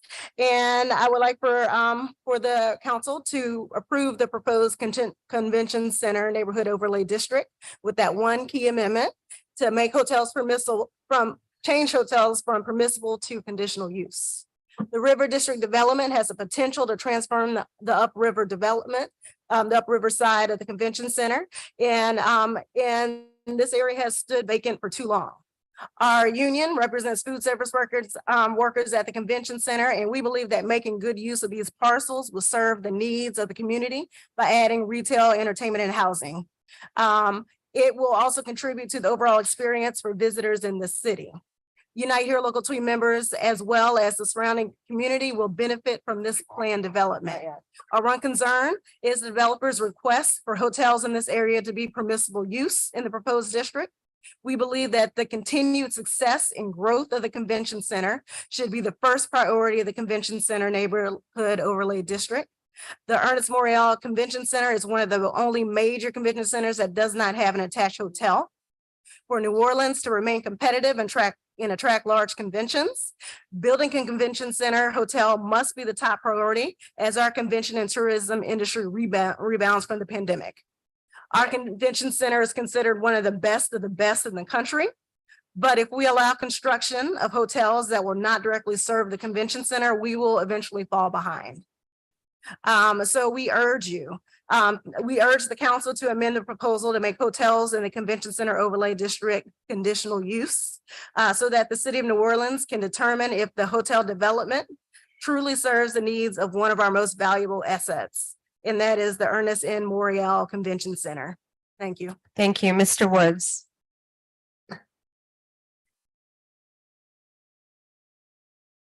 Good afternoon, Madam President and City Council members. My name is Willie Woods. I'm an organizer and a vice president of Unite Here Local 23. I'm also a veteran hospitality. I'm also a veteran of the hospitality industry. I worked as banquet attendant for 30 years in the hotels and all over the French Quarter and the CBD. The workers at the convention center are responsible for feeding and serving clients, well as workers. They have worked together to feed and serve as large as 150,000 people. We have some concerns about the proposed changes around the convention center. We would like to see the convention center with its own dedicated hotel. Not just a hotel, but one that will be beneficial to the city of New Orleans. The clients that we serve, as well as the employees within the convention center and its subcontractors. Any hotel that might get built in this new convention center district needs more oversight than what's in the proposal before you today. The convention center hosts several large events. More and more clients are looking for events and venues which hotels attached. With no hotel attached, the clients will have to walk long walks to the convention center or even to find public transportation. The idea of placing small boutiques and hotels in this area will not be beneficial to any of these parties or to the city. Our job depends on convention center trade shows. We don't want to lose work because of companies will prefer a venue with an attached hotel. These are parts about the River District proposal that we like. Placing more retail option on the upriver side of the convention center will attract more business to an area that doesn't have much. I also think the affordable housing provided by very important convention center employees and hospitality workers all over the city are currently living in rooms in rented cities, rented weekly, or in hostels or shelter, or even homeless because they cannot afford the rising price of the rent. We need the access for affordable housing. We have to travel many miles to get to work. Mr. Woods, I'm going to need you to wrap it up. Wrapping up now, but we live and work in this city that we love so dearly. We need the convention center to be strong so that the jobs are all good. And that's why we need a large hotel built there, not small boutiques. So I'm asking you today to make sure that the hotels are conditional use so we can have more oversight. Thank you for your time and consideration on this matter. Thank you. Mr. Sawaya.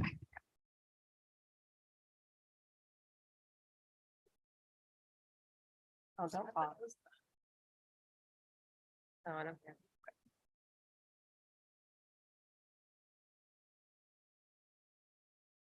Good afternoon, council members. Well, I couldn't be more excited than to be here today, but I think, I had some just general comments, but I think it's incumbent on me to clear something up about hotel development. Today is about developing an exciting neighborhood, a project that actually attracted me to come to New Orleans from San Antonio, one that I feel very strongly about. And originally the plan was a large headquarter hotel and a neighborhood, all part of one project. And after years of trying to get that project developed, the decision was made by our board to separate the projects out. A mixed-use development neighborhood and then a hotel. Hotel being the more complicated, more expensive thing to do is one project. So 2018, we divided those up. A hotel project, headquarter hotel, at that time, 1,200 rooms, and a mixed-use neighborhood. Two different processes, two different developers. And that's the path that we've been on ever since. Last year, we selected, about 2 years ago now, selected RD&I, a master developer for the neighborhood itself, a mixed-use development, retail, residential, and entertainment. And then a hotel project that unfortunately got canceled during the pandemic. Our vision is still to have a headquarter hotel of significant size and magnitude. That's not something we're giving up on. In RD&I's vision to have a mixed-use development neighborhood, a smaller boutique hotel does not take away from the need for a headquarter hotel. It actually enhances just the appeal of that neighborhood.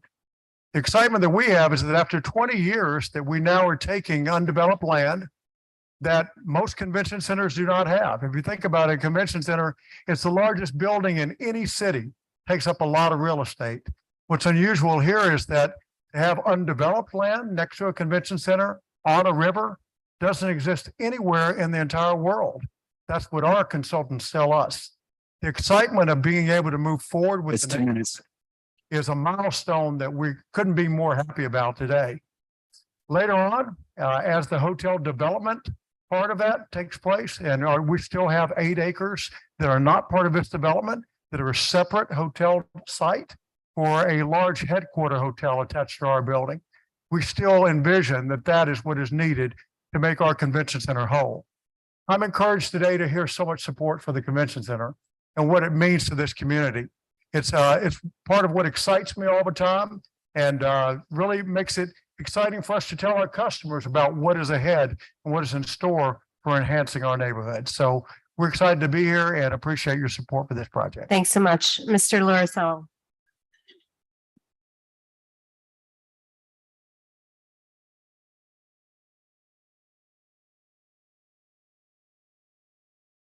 Good afternoon to everyone. When we set about to pursue the River District project, our vision was to create a new neighborhood featuring a residential core available to all New Orleanians, along with an appropriate mix of entertainment, hospitality, office, and retail to enhance the quality of life for its residents and to help attract more and different visitors. We will also deliver extensive public benefits and deep sustainable economic impact. The public benefits we are offering will be an unprecedented 50% of our new residential units will be for affordable and workforce housing.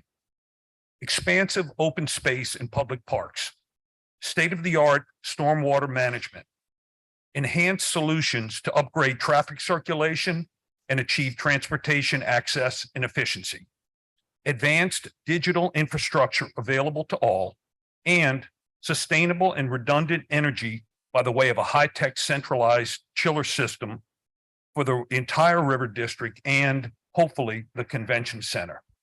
Simply put, never in our city's history has so much effort been expended to engineer a neighborhood with this level of cutting-edge infrastructure, thereby demonstrating our commitment to a best practices philosophy comparable to the finest projects anywhere.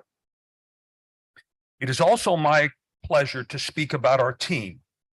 I was committed to assembling a diverse group of real estate professionals and was confident we had the talent right here in New Orleans to achieve excellent results.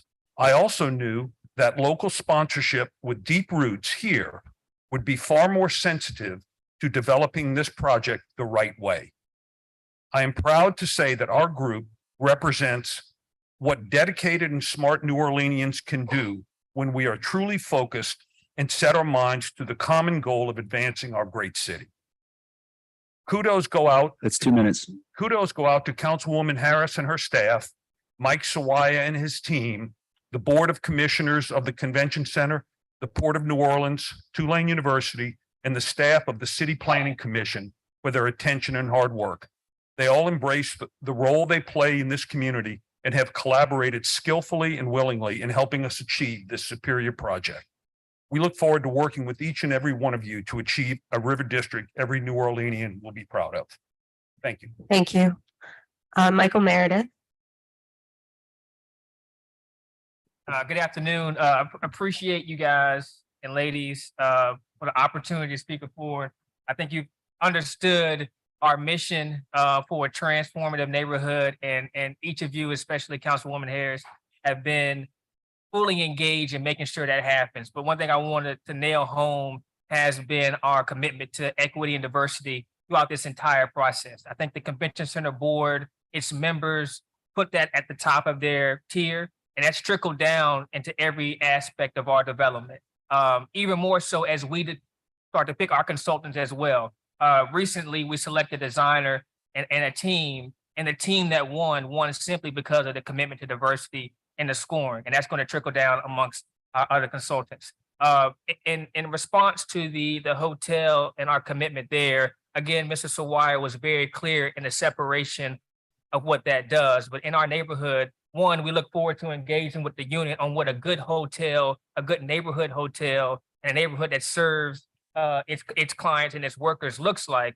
But two, also understanding the opportunity that us and as diverse developers get a chance to do in those areas, small boutique hotels that we wouldn't have an opportunity to do if it was not for you as a council, the convention center as a board, and more importantly, the city and its commitment to equity and diversity. So as we move forward, I'm proud to be on this team because I know what we stand for. But more importantly, I'm proud to be able to serve the city, the council, and its constituents and economic development in the city of New Orleans. Thank you.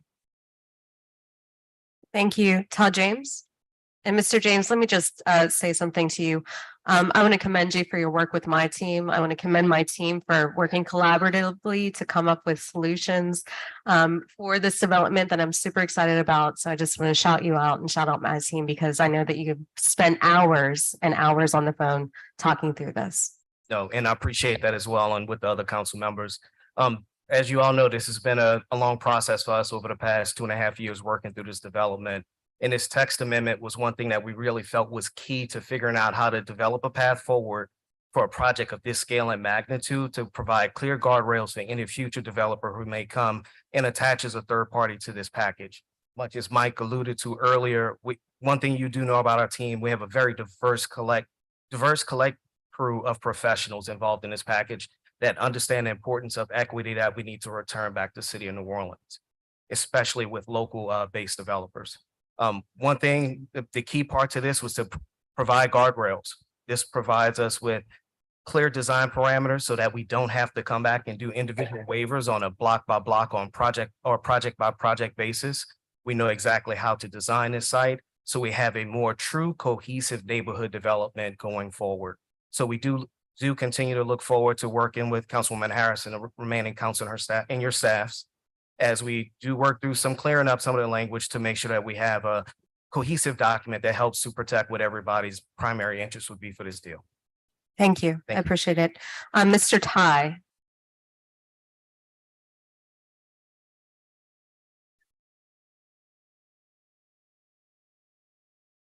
Thank you, Council, for the opportunity to speak in front of you. My name is Robert Ty. I'm a Louisiana architect with Gensler in Houston.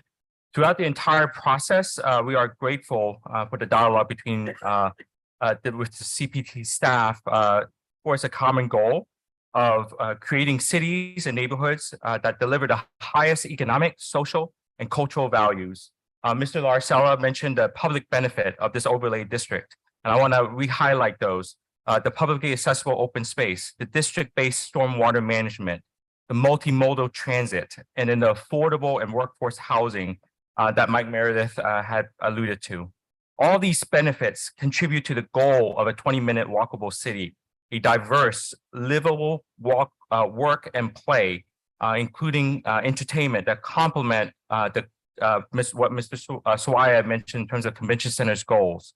All this we've said with the text amendment strives to leverage the forward-thinking process that's already in place by the city through the CPZ. So thank you again for the time. Thank you. And we have one last comment from Mr. McCall.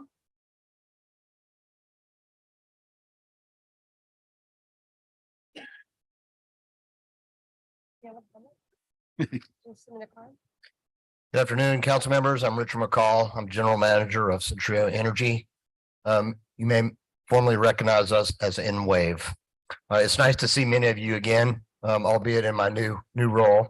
I've worked with several of you in the past on issues important to downtown.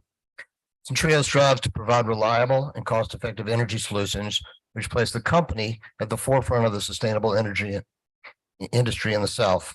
Our current district energy plants provide chilled water and steam for heating and cooling to local customers like the LSU Health Sciences Center, University Medical Center, and the Louisiana Cancer Research Center. We were selected by the River District team to provide district energy services and related sustainable energy solutions to the proposed riverfront development. The River District development is envisioned to be a model for resiliency and sustainability. Centrio is working with RD&I to explore opportunities for a microgrid that will provide redundancy and resiliency in a force majeure event, the first of its kind in the greater New Orleans area.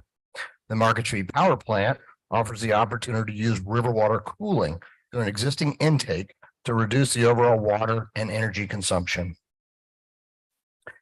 We are also exploring a broad range of options to support RD&I to reduce consumption and provide environmentally friendly solutions, including solar PV and EV charging.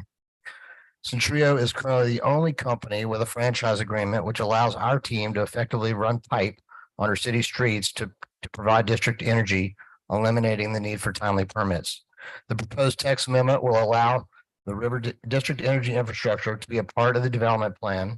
It is our collective goal that the River District be a model for sustainable design. We support the proposed text amendment for the Convention Center Neighborhood Overlay District that will offer the opportunity for an inclusive, walkable, mixed-use neighborhood that will transform this area along the riverfront. Thank you. Thank you. Leah LeBlanc. Ms. LeBlanc.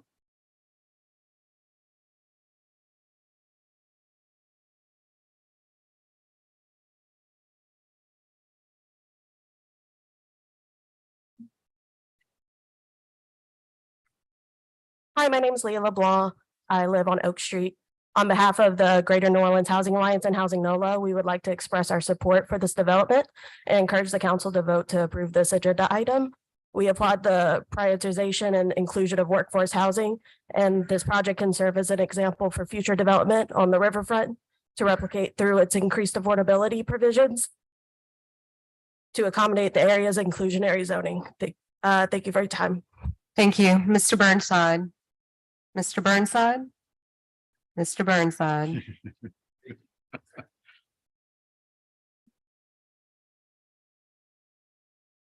I need to go to retirement. Yeah, I was just going to fill out a little card and come up here and say thank you because I happened to notice that not only do we have affordable housing, we have workforce housing, which made me very happy and very proud of my councilwoman. Unfortunately, there were all these speakers before me who spoke glowingly of something that I disagree with, which is, of course, the convention center itself and the attached hotel. It's all paid for by 2% sales tax, and it does take up a lot of land. And while we do have 90 people who are employed by the union at the convention center for food service and who do live here and were probably born here and probably will die here, 90 people could be employed by the multiple hundreds of millions of dollars that the convention center has for this project. My understanding could be wrong, and I hope like hell it is, but it's my understanding that there might, or let me rephrase this as a question. What would be the property tax benefit to the city of this project? That's sort of an important question because the city has a lot of property that's off its tax rolls. It has a lot of property that's off its tax rolls. The budget we just passed showed that out of the $1.5 billion we're going to spend, a full 1/8 of it comes from sales tax. 260 million comes from sales tax. Property tax only brings in 60. This situation reminds me a lot of what Mr. Green said about his lakefront and his desire area.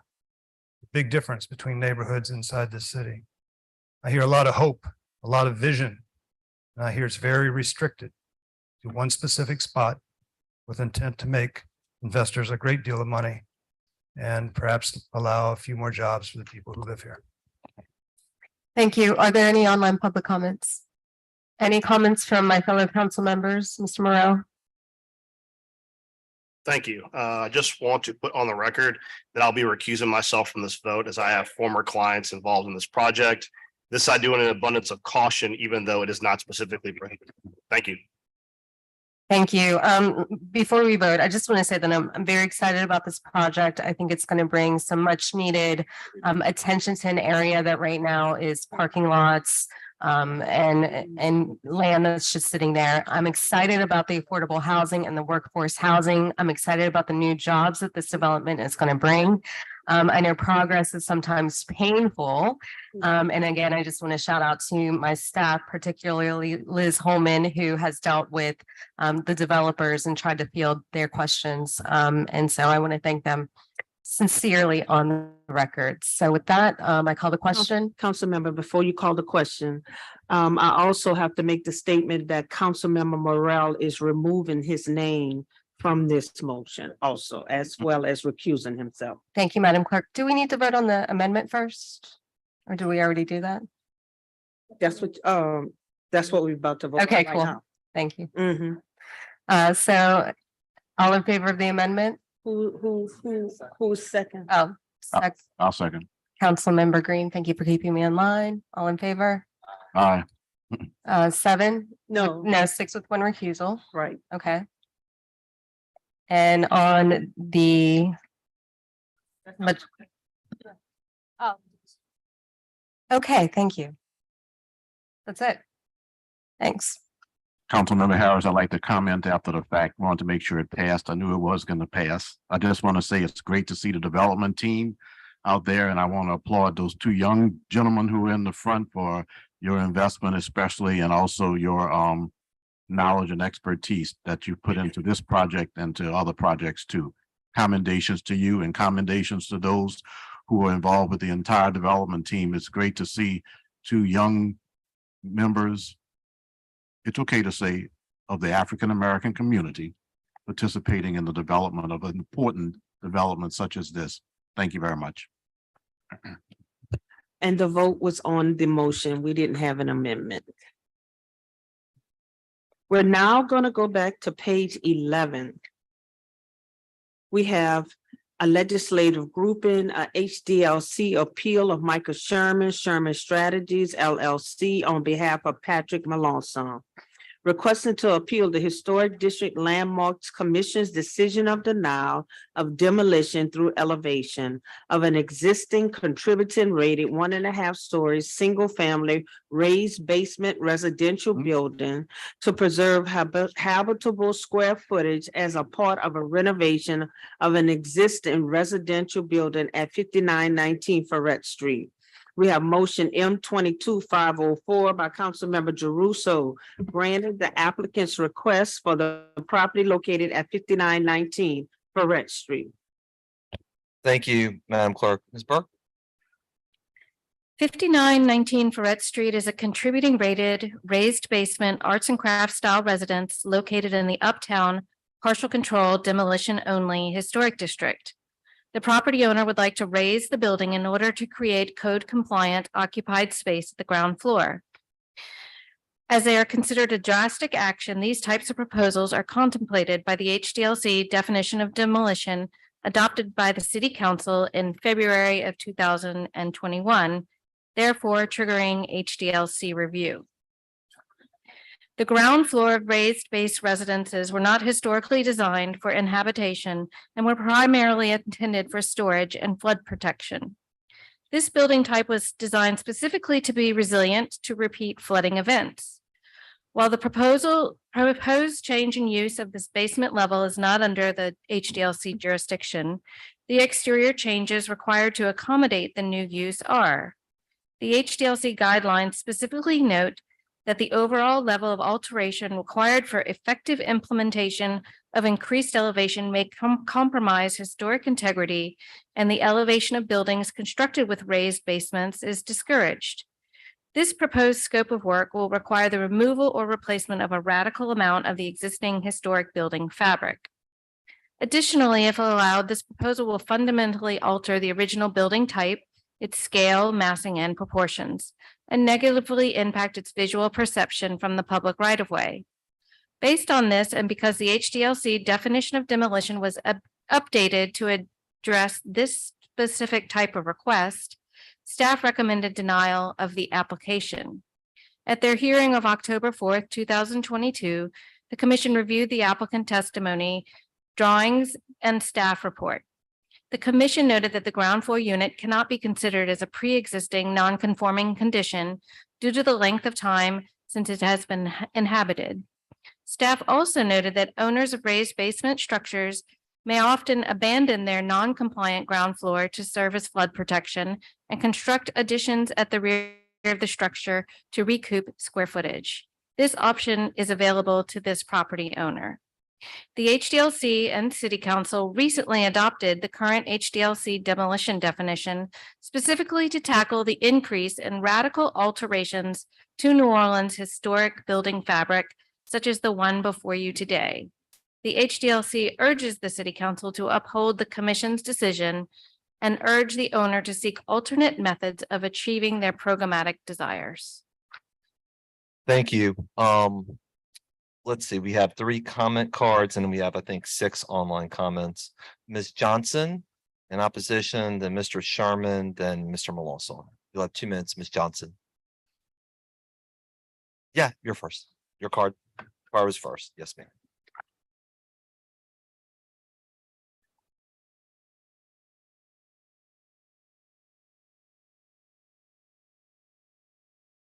Susan Johnson, 2822 LePage Street. I am not paid to be here. Please uphold the decision of the HDLC and deny the appeal of the owners of 5919 Ferret, Calvin and Francis Fayard, and their consultants. The HDLC was created for a reason. Please allow the commission to do their work of preserving historic architecture in New Orleans. Quote, the elevation of buildings constructed with raised basements is discouraged by the HDLC. Also discouraged in the university neighborhoods is the development of private dorms, D to Ds, as put forth by motion M22449 and unanimously approved by this council on October 6, 2022. There is, I understand that this house is near the AE floodplain, the AE rated floodplain, but an alternative, as Ms. Burke suggests, is desired. There is no reason to make an exception for these owners who intend to develop a D to D at this property and means the continuing commodification of our neighborhoods. I can tell you anecdotally that the broader community that's concerned with D to Ds 30 seconds. is against this project. Thank you. Thank you. All right, Mr. Sherman and then Mr. Malonzo. Good afternoon, council members. My name is Mike Sherman, 800 Brown Street on behalf of the applicants. A tree fell on this property in Hurricane Ida. This is a magnificent historic restoration. I want to dispel a myth that emanated from a false flyer. This is not a doubles to dorm, and this is not a short-term rental. We signed a deed restriction to make clear that the owners, the Fayards, would never do a doubles to dorm and would never do a short-term rental. That deed restriction has been executed just to make it clear to all the neighbors who are concerned about no doubles to dorms that this will not be one. We also reduced the bedroom count and the bathroom count to make it very clear it doesn't have any attributes of a doubles to dorm. This is 30 inches. We looked at the images when the council changed the definition of demolition last year, and those were radical. It was designed to prevent radical elevations. This is 30 inches to meet the base flood elevation. When we talk about resilience from stormwater and hurricanes, this is what resilience looks like. It means appropriate elevations. It's 30 inches on the ground floor, 9 inches for appropriate ceiling height. It's a magnificent historic restoration. And also we removed any carriage house. So there was a concern of a carriage house. The owners took that out. So there was no carriage house on the plans. Magnificent historic restoration, no doubles to dorms, no short-term rental, just doing exactly what the code asks for, which is a modest elevation. Mr. Malonzo and I are here to answer any questions. Mr. Sherman, I do have one question. I appreciate the fact that you said that there is a deed restriction that's been signed and executed. Has it been yet filed into the public record for third parties? I do not believe it's been filed into the public record. I think that'd be coterminous with the building permit, but we're happy to commit to filing that tomorrow. Perfect. I think that'd be great. Mr. Malonzo, do you have anything you need to add, sir? The only other thing I wanted to mention is to address the concern about the change in scale. With it only being 30 inches, we do feel that we could add tiered landscaping to sort of soften that. And also the maximum height for buildings in this area is 35 feet from the midpoint of the rafters. We're 10 feet below that. So we're not maxing out what you would with a new build. Thank you, sir. I appreciate it. All right, Ms. Curran, I know we have 6 online comments. First comment is from Valerie Vides. Please uphold the determination by the HDLC and prevent the continued undercutting them in preserving and protecting the historic and unique character that draws tourists and others to our city. The buyers made a decision to buy a property in a controlled area, and there is an appearance of buying favor based on political donations to members of the council, now making this decision to grant an exception and continue to erode the power of the HDLC. Barbara C. Yule comments, I oppose the owner's HDLC appeal of this D2D development at 5919 Ferret. The charade of affordable housing to conceal a guest house is particularly appalling. Follow the original recommendation to deny this appeal. As a member of Mr. Jerusso's district, I oppose the owner's appeal and be consistent.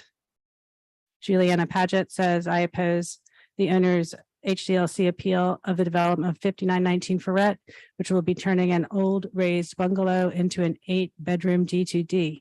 The owners also want to add an accessory building on the lot and say it's intended for affordable housing through the architect's plan. Label the unit a guest house. Enforcement is particularly non-existent in New Orleans neighborhoods. Please uphold the HDLC's right decision to deny the development of this property in this manner. A vote to uphold is a vote for our neighborhoods and our residents. Tori Emmerling comments, I oppose the appeal being granted to overrule the HDLC. While the city council provides an important and necessary check and balance on the HDLC process, there are constraints and guiding principles which the council is bound by. While the city council is empowered to protect the public from arbitrary and capricious decisions of the HDLC, the law does not empower the council to substitute its opinion in the place of the HDLC where such arbitrary and capriciousness is not shown, as here.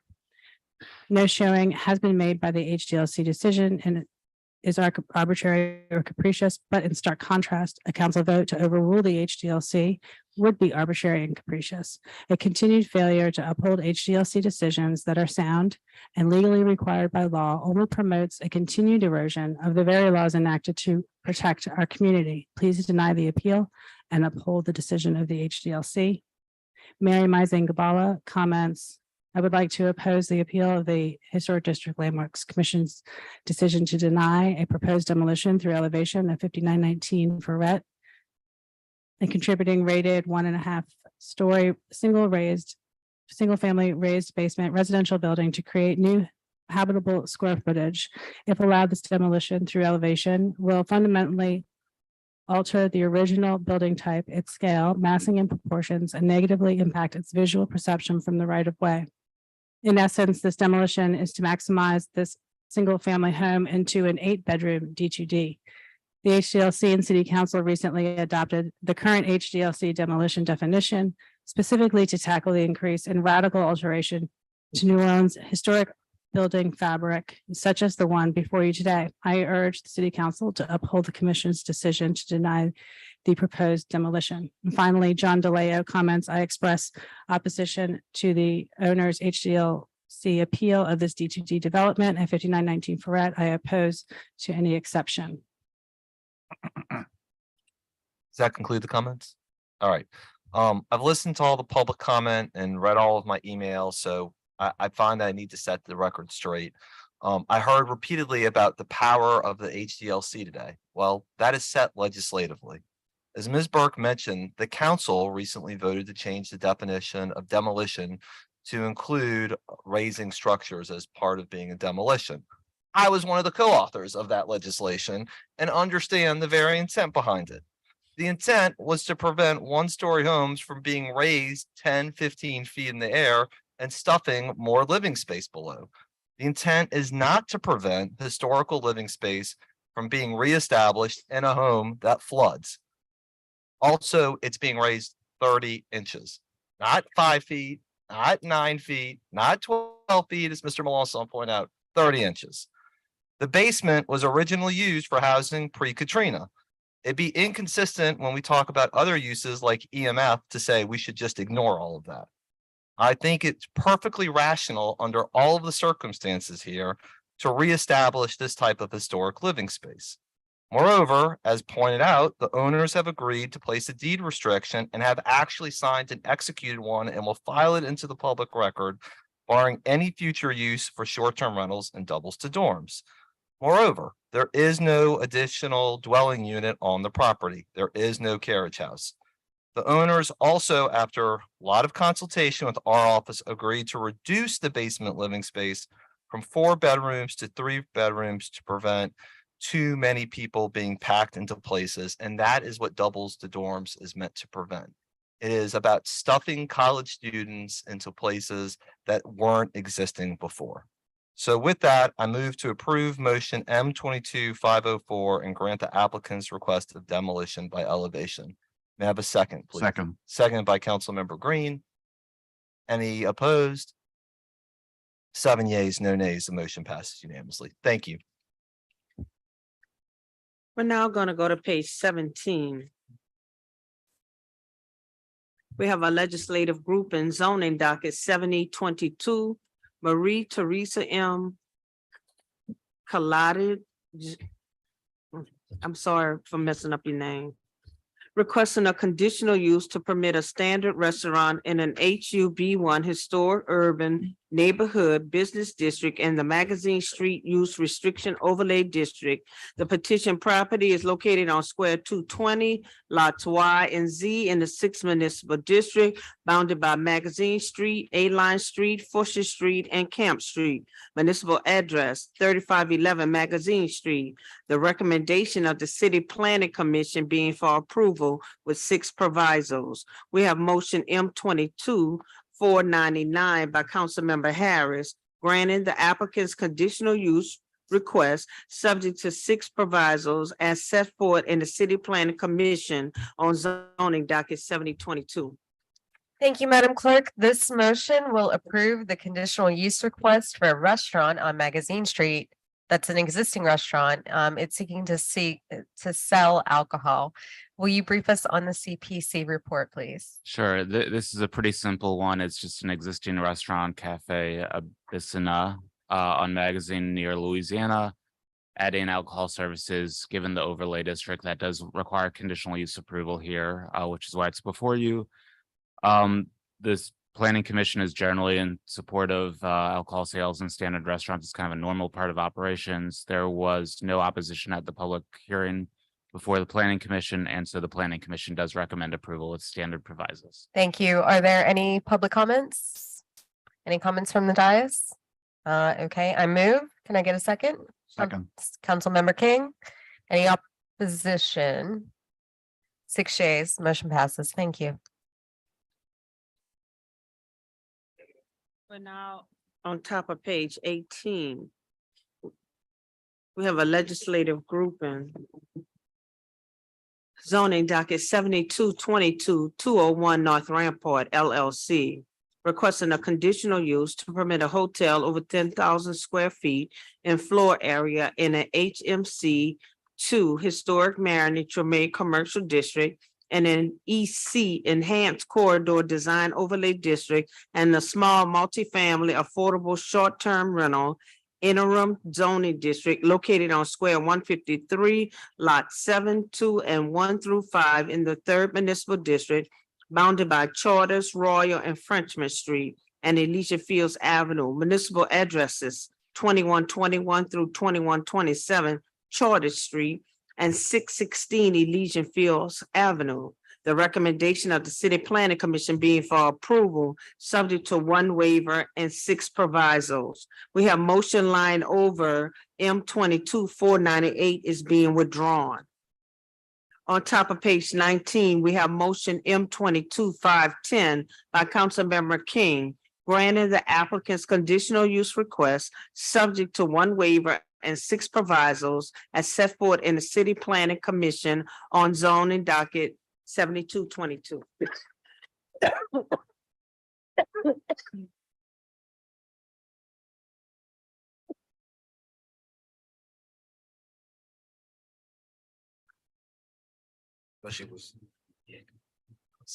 Thank you, Council Member. This is a conditional use application that seeks to allow a historic warehouse and bottling facility on Elysian Fields and Charters to be adaptively reused as a hotel. The building, as said, was historically a bottling facility two-story structure that takes up virtually the entire site.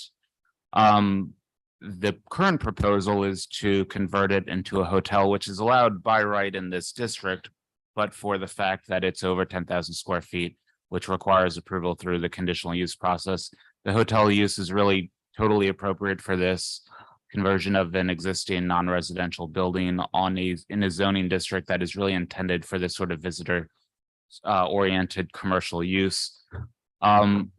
There is a parking waiver that is requested as part of this. The site takes, or the building, I should say, takes up the whole site. There's nowhere to put parking on the site. And waiving that requirement facilitates its reuse. Again, the proposed development is a hotel, so visitor oriented. Many people will not be traveling by cars. And so there's really not the need for site parking that is perhaps normally required or would be required in other neighborhoods. And so the Planning Commission is supportive of this and recommends approval with the waiver of the full parking requirement, as well as several standard provisos for hotels. Thank you. We have Ms. Lisa Suarez. Good afternoon, Council, Mr. King. If this ordinance passes, you are approving a waiver of 38 parking spaces for a hotel with 41 suites and 109 bedrooms adjacent to Frenchman Street and less than 2 blocks from my house. In the PPP, a compromise was initiated with the neighborhood that the developers would lease 38 parking spaces from the French Market parking lot across the street. As a volunteer member of the current French Market Parking Lot Advisory Committee, not included in the current budget, may I say, I can assure you that these 38 parking spaces do not exist. And just because we'd like to have the idea that, oh, well, it's going to be a local thing, you know, just visitors won't need their cars. This is not true. I live less than 2 blocks from this site.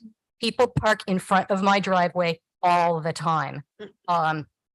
This problem should have been addressed in the planning process by putting some parking on the first floor. The first floor of this building is perfectly amenable to having cars coming and going in a particular section of it, along with the lot that is empty next to the house that's designated for Airbnb, commercial, affordable Airbnb, whatever that is. I am not against development. I'm not against hotels. The Hampton Inn, almost completed across Elysian Fields from this development, required 3 years of design changes and refinements before being welcomed by the neighborhood. Please send this hotel back to the drawing board to reduce the amount of suites on the ground floor and provide some parking, because our neighborhood needs some relief. I mean, we're already being completely abandoned by people who've been in the neighborhood for a long time. They're either dying off or they're being bought out for Airbnbs that are illegal. I've been in my house for 35 years and I could sell out. And who knows? I mean, I'm pretty old. So I'm begging you, I'm beseeching you, please send this back to the planning process. They do not need 41 suites and 109 bedrooms in this particular building that's almost right on Frenchman Street. Thank you so very much. Thank you. Mr. Burnside.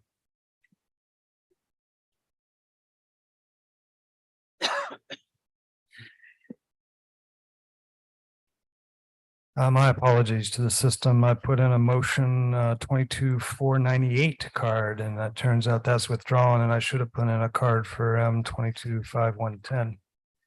I went to the I'm not going to pronounce any of these names correctly. My brain's gone.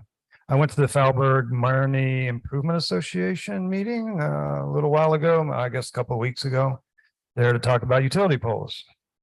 But in the process, I got to listen to them have their meeting, which was really nice because they have potluck and I didn't bring anything, but they fed me anyway. And may go back. So they talked about this. Apparently, there was a couple buildings, 3 buildings making up the property. One of them used to actually house garbage trucks. 10 years ago, a garbage truck operator used to use one of these buildings. So, I mean, can be designed to have parking on site because it used to park garbage trucks. That would reduce the number of bedrooms. I think that's pretty obvious. Probably at maybe even a 1-to-1 ratio, give up a bedroom for a parking spot kind of deal. As a homeless guy who used to live on parking lots, I can say that they're quite comfortable if you're tired enough. So there is parking available here if the system wanted to require it. but apparently the system does not. Say before it. Good afternoon, council members. Avery Four, 800 Brown Street, here on behalf of the ownership group, who is a local architect group that has acquired the building and is looking to finally bring it back into commerce. Thanks to Stephen for the summary. I think he covered most of it. I'll just add that this is a very sensitive historic restoration of this warehouse. It has a deep and rich and interesting history to it. It does involve historic tax credits. And as a part of all of that, the development is completely planned within the building that you see today, no additions to the rooftop or otherwise. It's within respecting the mass of what is there. Like Stephen addressed, the 9 criteria are laid out and studied and met in this request for the parking variance. We have always said as a development team and as an ownership group that they would provide some type of parking arrangement across the street. There are over 250 parking spaces across the street. Everyone agrees that that lot is not often full, if ever, except at very peak periods. And so it kind of just works out beautifully that it is directly there and available for hotel residents. So we've been in contact with the operator to kind of work out some kind of arrangement where technology can be used so that hotel guests are not only directed there, but possibly pay directly through the hotel. And so that is a part of the plan. We are addressing parking, even though there is legal variance. So I think that covers it. I'm happy to answer any questions, but I know it's been a long meeting. Thank you all for hearing us today. Thank you. Any comments from the council members? Any online comments? All right. I'll make a motion to approve. Well, I'll make a motion to grant the applicant's conditional use request. Have a second? I'll second. Councilmember Harris. All right. Any opposed? All in favor? Aye. No opposition, 6-0. Motion passes. At the bottom of the page, zoning docket 7322 has been deferred to 12/15. Madam Clerk, we have one online comment. This is from Dawn Aber. She says a billboard study, City of New Orleans, was adopted on July 9th, 2019. On July 26, 2018, the New Orleans City Council adopted motion number M18319, which directed the City Planning Commission to conduct a study on billboards, examining existing billboard regulations within the CZO and providing recommendations for potential amendments. ENONAC. Sorry, I should have noted that Ms. Aber is representing East New Orleans Neighborhood Association, Neighborhood Advisory Commission. ENAOC agrees with the CPC staff that expanding zoning allowance for billboards. Oh, I don't Would- think this is the right. Shit is number 8.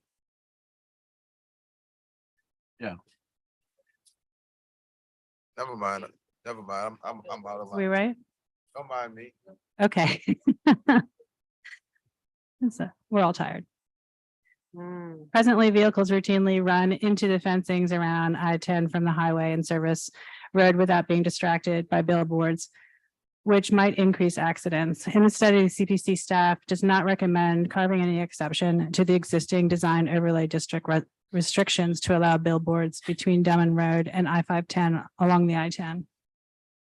On page 96 of the study, reference is made to a 2011 study by urban planner Jonathan Snyder entitled Beyond Aesthetics, How Billboards Affect Economic Prosperity, where he analyzed the impact of billboards on surrounding area property values using Philadelphia as a case study. The study found a correlation between billboard density and home values, and that billboards negatively impact home values.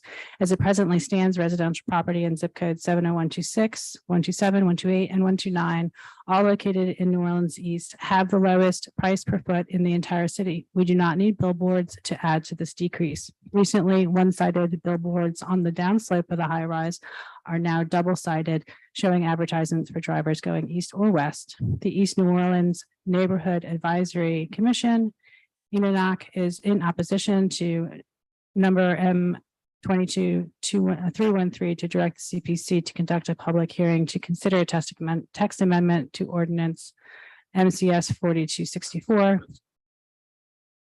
And that's time. Yeah, I wasn't going to comment, but since there was comment, this is actually going to die. But if I could take a point of personal privilege, since there has to be a comment, I was actually going along with city planning neighborhood to kind of let this thing die because of some of the misunderstanding and the fact that, you know, data and information and surveys, it's depending on who's doing it, can come up with any determination or outcome. So when you talk about affecting property values, look at the Earhart corridor, look at the Lower Garden District, look at the signage along St. Charles Avenue and many other places. So as the representative for that district, I actually think there was a conspiracy against district here and the businesses there and the natural assets there, that they could not advertise that community, that they couldn't even construct agreements with billboard companies that would pro bono advertise many of the businesses that hundreds of thousands of people drive by every day.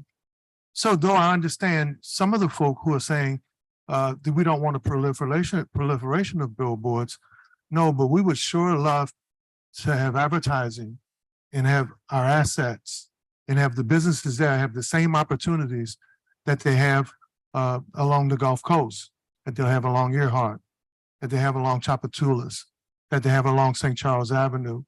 You know, so many people are misled by people who have their own interests and their own agendas. But of the thousands of businesses that advertise in New Orleans East, I think they'd be happy to get some pro bono advertising.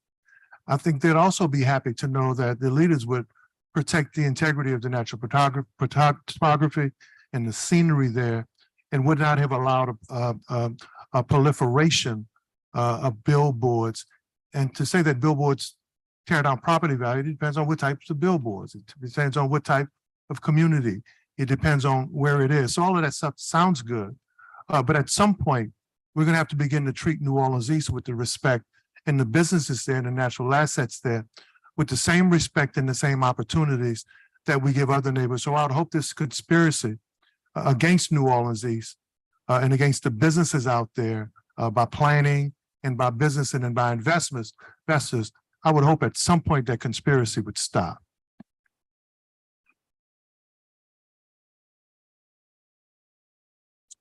We're now on top of page 20.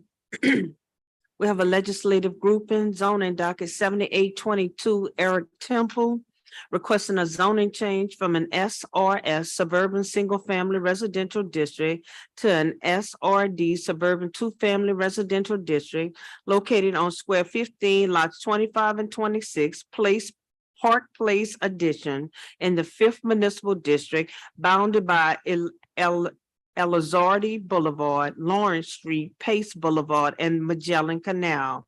Municipal address 1601 Elizardi Boulevard. The recommendation of the City Planning Commission being for approval. We have motion M22-511 by Councilmember King, granting the applicant zoning change request for a property located at 1601 Elizardi Boulevard on zoning docket 7822. We pronounce that Elizardi. I know Lazardi Street and Elizardi. I mean, okay, hold on a second. What neighborhood y'all talking? That's how we say it now, James. CPC, go ahead. Yes, this is a zoning change affecting a property on Lizardi and Algiers. The property was zoned for two-family development until 2015. When the city's master plan was codified under the current zoning ordinance, it was downzoned to single-family residential. And so now this, not only that property, but the surrounding area, which historically had a two-family zoning, is now single-family zoned. The proposal is to rezone this parcel to SRD2, so essentially restoring the zoning it had until 2015, such that it could be developed with two doubles. This comes in the context of the Planning Commission wanting to look broadly at the master plan and how it may make sense to have this property and the surrounding neighborhood designated for two-family zoning in the future. So in essence, this sort of precedes what we're looking at more broadly. So given that context and given the fact that the Planning Commission thought this would promote development in the neighborhood, the Planning Commission was in supportive of the application and recommends approval. All right, thank you. Any comments from the dais? Any online comments, public comments?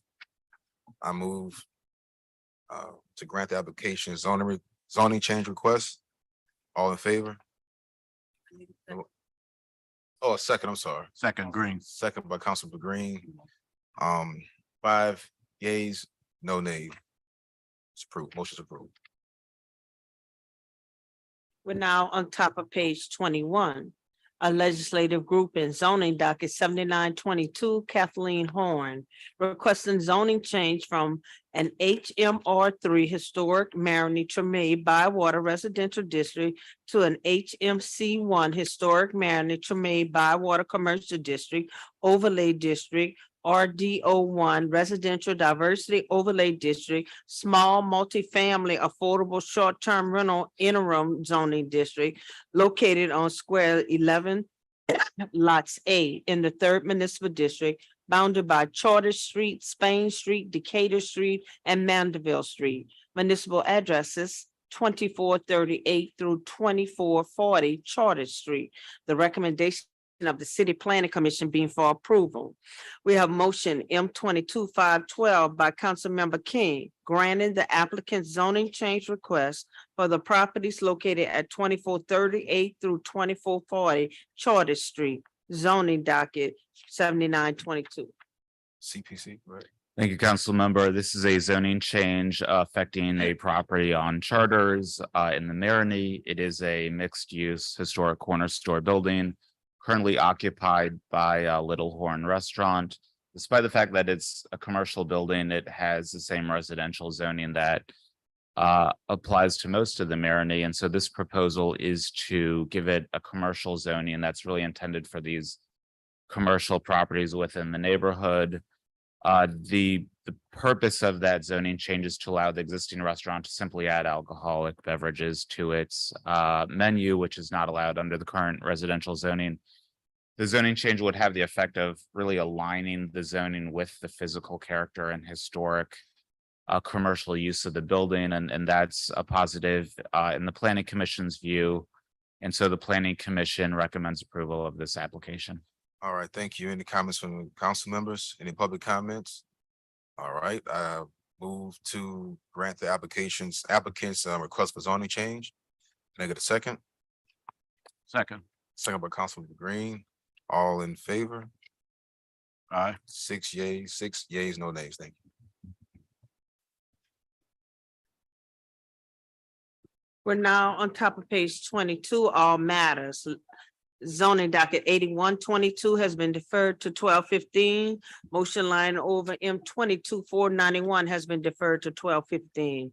On top of page 23, a legislative grouping, zoning docket 8222.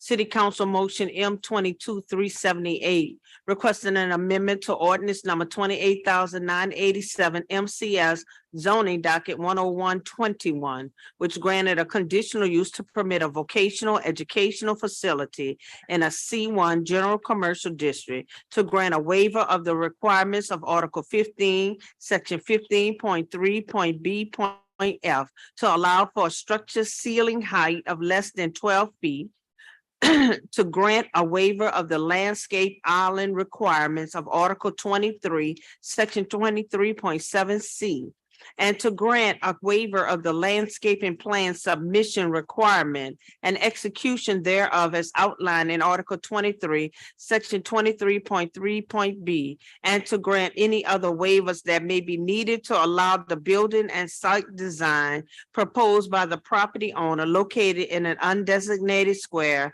Plot 2B in the 5th Municipal District, bounded by Woodland Highway, Woodland Drive, and Tullis Drive. Municipal address 6035 Woodland Highway. The recommendation of the City Planning Commission being for approval. We have motion M 22-513 by Councilmember King, granting the applicant's request for the property located at 6035 Woodland Highway on zoning docket 8222. All right, CPD. This is a request to amend a conditional use approval that was granted last year. It affects a site that is along Woodland Highway between General de Gaulle and the Intracoastal Waterway, adjacent to the former Tall Timbers Mall. Last year, an approval was granted by the city council to allow this to be used as a truck driving school. And so the site, which is very large, is to include a building in the front that would be instructional and office space, and then open paved area in the rear that would be used for vehicle movements and training. Because there's that new construction element of the small new building at the front of the site, it triggers a lot of requirements in terms of landscape, building design requirements, and other site design requirements that result anytime you do new construction. And so those requirements are certainly costly and I believe have been cost prohibitive to the developer. Motivating this amendment to waive those requirements. The planning commission is forced to look at this through the lens of its 9 criteria for waivers, which do not allow it to consider financial hardship as part of its evaluation. And so based off of that, the question is simply, essentially, is it possible to comply with it if money is not an issue? And it is possible to do that aside from the cost factor. And so based on that, the planning commission recommends denial of the amendment, which would keep the approval as it is and continue to require those landscape and other site and building improvements. Any public comment? None comments from the dais? Okay, at this time, I move to grant the applicant's request. Can I get a second? Second by Councilmember Harris. All in favor? 6 yeas, no nays. Motion approved.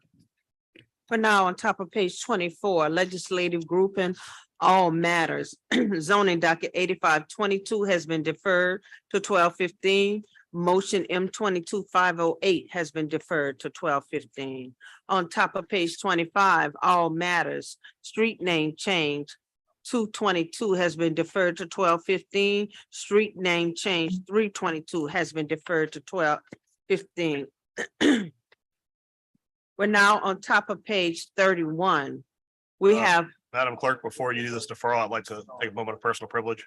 okay, Ladies and gentlemen, today you may have seen on the docket, item 17 regarding the independent police monitor. Nope, this is a different one. Nope, you're right. Never mind. Go ahead, Madam Clerk. I think I'm ahead of you. all right. On page 31, all matters, ordinance calendar number 33-671 has been deferred to January 5th. Ordinance calendar number 33,866 has been deferred to December 15th. On top of page 32, all matters, ordinance calendar number 33,885 has been deferred to December 15th and referred to the Budget Committee. Ordinance calendar number 33,886 has been deferred to December 15th and referred to the Budget Committee. On top of page 33, all matters, ordinance calendar number 33,893 has been deferred to December 15th. Ordinance calendar number 33,937 by Councilmember Morrell has been deferred to December 12th. This is the one. Okay. All right, sorry. I jumped the gun there. Before you today is item number 23, which deals with the Office of Independent Police Monitor. I want to make the public aware of this ordinance remains a priority to me. The reason why it is being deferred to February 2nd is that I have been in contact and I'm working with the Ethics Review Board to address their concerns regarding the ordinance as currently structured. I think it's important to note that we have had so many egregious examples of the failures of the NOPD to investigate very serious allegations against officers. Just as a bit of a reminder, we have examples for example, we have instances in which uniformed officers with PIB individuals on the line have gone to the homes of drug testing professionals working for the NOPD to make them resign under intimidation. We have a case most recently in which a DNA technician working with the NOPD was allegedly raped by an officer, and after 14 months, the DNA was not tested until the media contacted the department to check the status of the case, at which point the testing was then moved to the front of the queue. That is particularly egregious insofar as typical PIB procedure would have required that when the allegation was made against the officer, that officer would have been assigned to desk duty. There was no reprimand or action taken. Last but not least, and you heard this during the budget process, there has been a very troubling report released, which has allegations that the police department has not sufficiently investigated cases of harassment, assault, or discrimination. All of these things, when taken as a whole, speak to a level of dysfunction in this department policing itself, particularly the Public Integrity Bureau. Though I do have some faith that the shift to a new head of that department will lead to different results, we cannot rely upon that. The entire reason why the people of the city created the Office of Independent Police Monitor was to have someone watching the watchers. And that has evidently not happened, largely because of the lack of a mandate and the lack of resources for IPM to effectively police the police. I think it's important to note, as I said, I'm working with the Ethics Review Board towards moving this item in February, but regardless of what anyone's position will be, there will be a reckoning on this issue. I think it is both inevitable and essential that if we are going to have a department that can be successful post consent decree, we have to have an effective, independent, well-funded, and expanded independent police monitor. Thank you, Madam Clerk. Councilmember, on ordinance calendar 33-937, I said 12-12. It should have been 12-15. On 33-893, Councilmember Harris. This is actually deferred, but I know we have a constituent of District D that wants to speak. Mr. McCollum, 2 minutes. And Mr. Harang, Anita is going to keep time for me.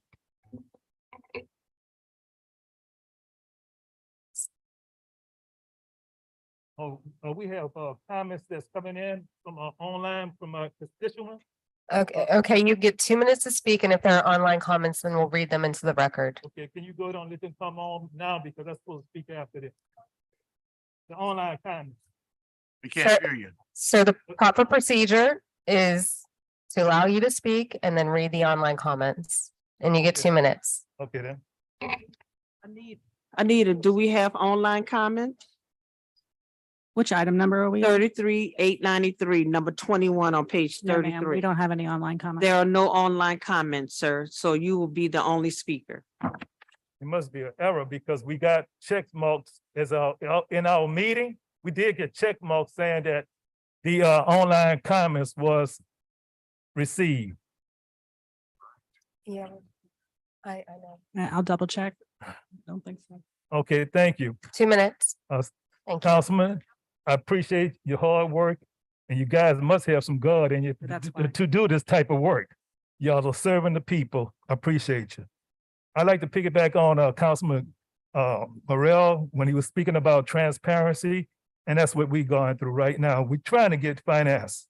Also, to the councilmen, you all put together this ordinance that authorized the levy and collection of the partial fees, which is the security district fees that is collected from the districts. It equal out to roughly $5 million. And we are not getting accountability for those funds as we should. And we understand how things go, whereas if I say I'll give you this information, then everything drops. But according to our past history with the city, they have not obliged, not even just the security district, they have refused to give it to the Louisiana Legislative Audit, and they have refused to give it to the Louisiana State Representative, Mr. Matthews Willard. So I don't know why would you guys believe the wording of of the city CFO, I'm not gonna call his name out, but he have not had that history for that transparency. And I don't personally believe he will keep his word on it. And for saying that he sent a letter out to the matter of fact, the maker of the bill, ordinance, which is Councilor Harris. Appreciate what you did, but to withdraw it, and that's what's in the email. That's the intention, and it's given a feedback as well. Let your city council person or somebody else go ahead on and put this ordinance together. That's 2 minutes. Just look at how much time it took to put the ordinance together, and let's go ahead on and look at, is this right and fair for 5 million and plus by the city council, the one that had, was authorized this tax on these residents? Why wouldn't you have a reporting requirement in place so that everyone would be able to be treated on a fair, even base? And we have other security districts that is getting their full disclosure. And then you got others that is not having that much of income coming in from that special tax. They are just getting very vague information. I have sent all you guys, the city council, a copy of a distribution report alone is not enough. We just have to take the city, whatever they say, they put on their X amount of dollars, and we have to believe that's what they're getting. It just leave the door open for fraud, waste, and abuse, and we want this in writing, and whatever agreement it was, Mrs. Harris, it's not good enough. We need it in writing, and I appreciate that he's now put it online to where we can see it, but how long is it gonna be? And also you can ask yourself, why would you go ahead on and state, I will follow really truly the law, the procedure, if you do not put this ordinance before the council, for the councils to vote? And I'm sorry to say it, but Mr. McCollum, why I we wrap have it to up. go ahead on and get to the point where we got to get the nasty, we got to get the media in it. We got to, expose this. I don't want to do that. I just want y'all to be morally right and go ahead on and look at what I've been sending you guys, and don't allow this to be deferred, because I have read where you have the authority to override this deferral and this withdraw and vote on it today. It's very simple, and I like to know just why I keep on being deferred. Mr. McCollum, I need you to wrap Okay, up. I really appreciate you guys, and I hope and pray that y'all do the right thing. And please, when you go to church, keep it in your heart and let's act it, because you know it's wrong for what's going on. We need to know where our money is at. Thank you. Thank you. Okay, I'd like to comment. Mr. McCullough, first you give us a document that's dated 2020. I just want to let you know that I have received information that suggests that you get a lot more information than is on this report. But I will appreciate an opportunity, as I've said before, for you to meet with Mr. White and to discuss it, because I understand that you all once hired an accountant who said that there was no concern and that they couldn't address this issue because the city was providing everything. But I'm going to assure you that I'm going to have yet another conversation with Mr. White relative to what he provides you. I'm going to get that report in my hand, and I'm going to show the fellow members of the council what you do get. At the end of the day, I have looked at the report, and I think that it's sufficient, and I think that it's unfortunate that you're using this report from 2020. This is not what you receive now, today, in late 2022. So you've had a couple of minutes, and I'd like to have an opportunity to talk to you, but I've been to your meetings. I've spoken to Mr. White. I know that you all have said that you had an accountant. He said that the city is providing you with the information. I look forward to future conversations with you, but I'm going to leave, and I'm going to go after this meeting upstairs to Mr. White. If he's watching, I want to get in my hand the report that you got last, and I'm going to share that with the council. Okay. If you Thank you very much. Thank you very much, Mr. Okay, hold on, don't cut me off. Please, No, no, no, July is on that date, sir. You got it wrong. On that I'm looking information, I at said it, it's July. it's I'm saying, Sunday. no, I'm talking about the No, distribution it says report. Sunday, No, November. that's the letter. It started way back then, but on the distribution report, that is current.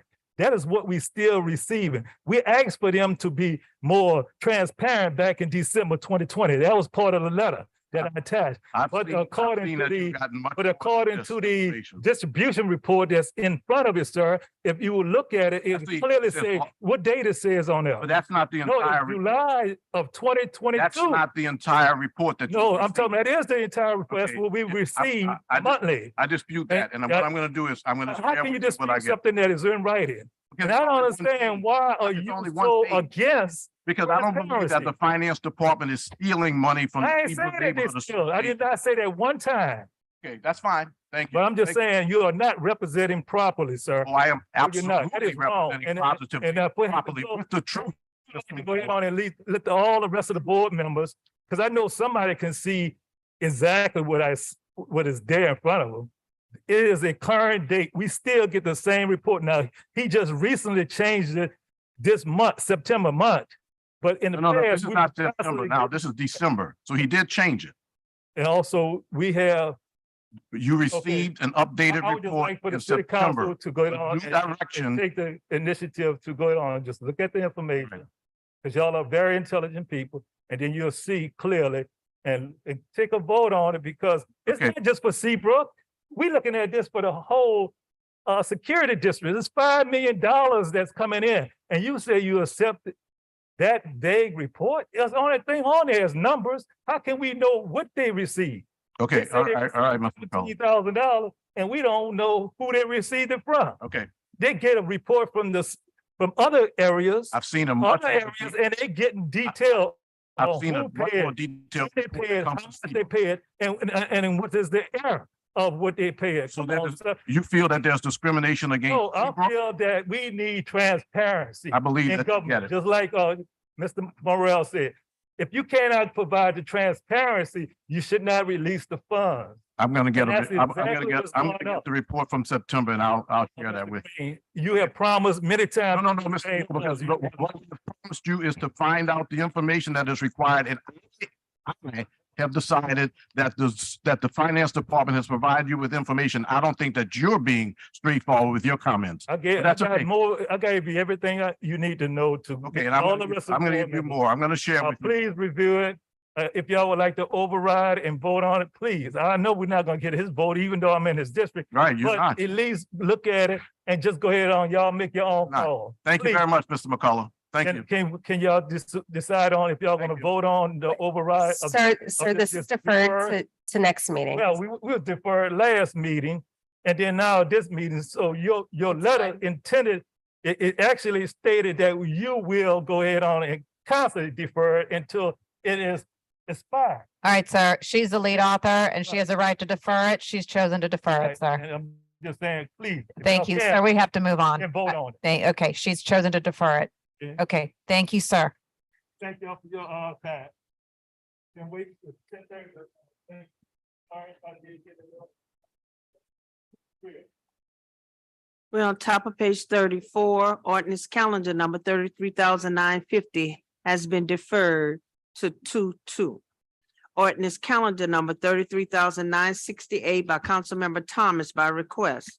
An ordinance to amend and reordain section 162-753 of the Code of the City of New Orleans to include an additional $1 gasoline surcharge for each completed trip as authorized from passage of this ordinance until December 31st, 2022, and otherwise to provide with respect thereto. This provides for the dollar surcharge increase that hasn't been done in a long time. It expires at the end of December. It's only for airport runs. Move adoption. Second. All in favor? Aye. We have a speaker. I'm sorry, Mr. Burnside. Mr. Michael Burnside, please forgive me, sir. You are not a particularly cruel man. Forgiving you is not a problem. Money. So a lot of money seems to come from poor people in the form of sales tax. And it does not seem to come outwardly, obviously, from rich people who manage to figure out ways to do things through nonprofit organizations and other sort of state-owned properties. It's like Charity Hospital, Old Charity Hospital. Old Charity Hospital was not sold. It's still owned by the state. It's only leased. So the city doesn't get any property tax for the building and everything in it. You're not going to get any property tax. I'm told that the developer wanted to buy it. I'm told he wanted to pay 50 million bucks for it. If the state had sold it, we'd be charging him property tax, but we're not. So the poor carry a disproportionate burden of the taxation of our current system. So what I'm going to say now is really, really unfair, but I'm going to say it anyway. Has the city ever thought about doing some sort of tax on gasoline like the federals do?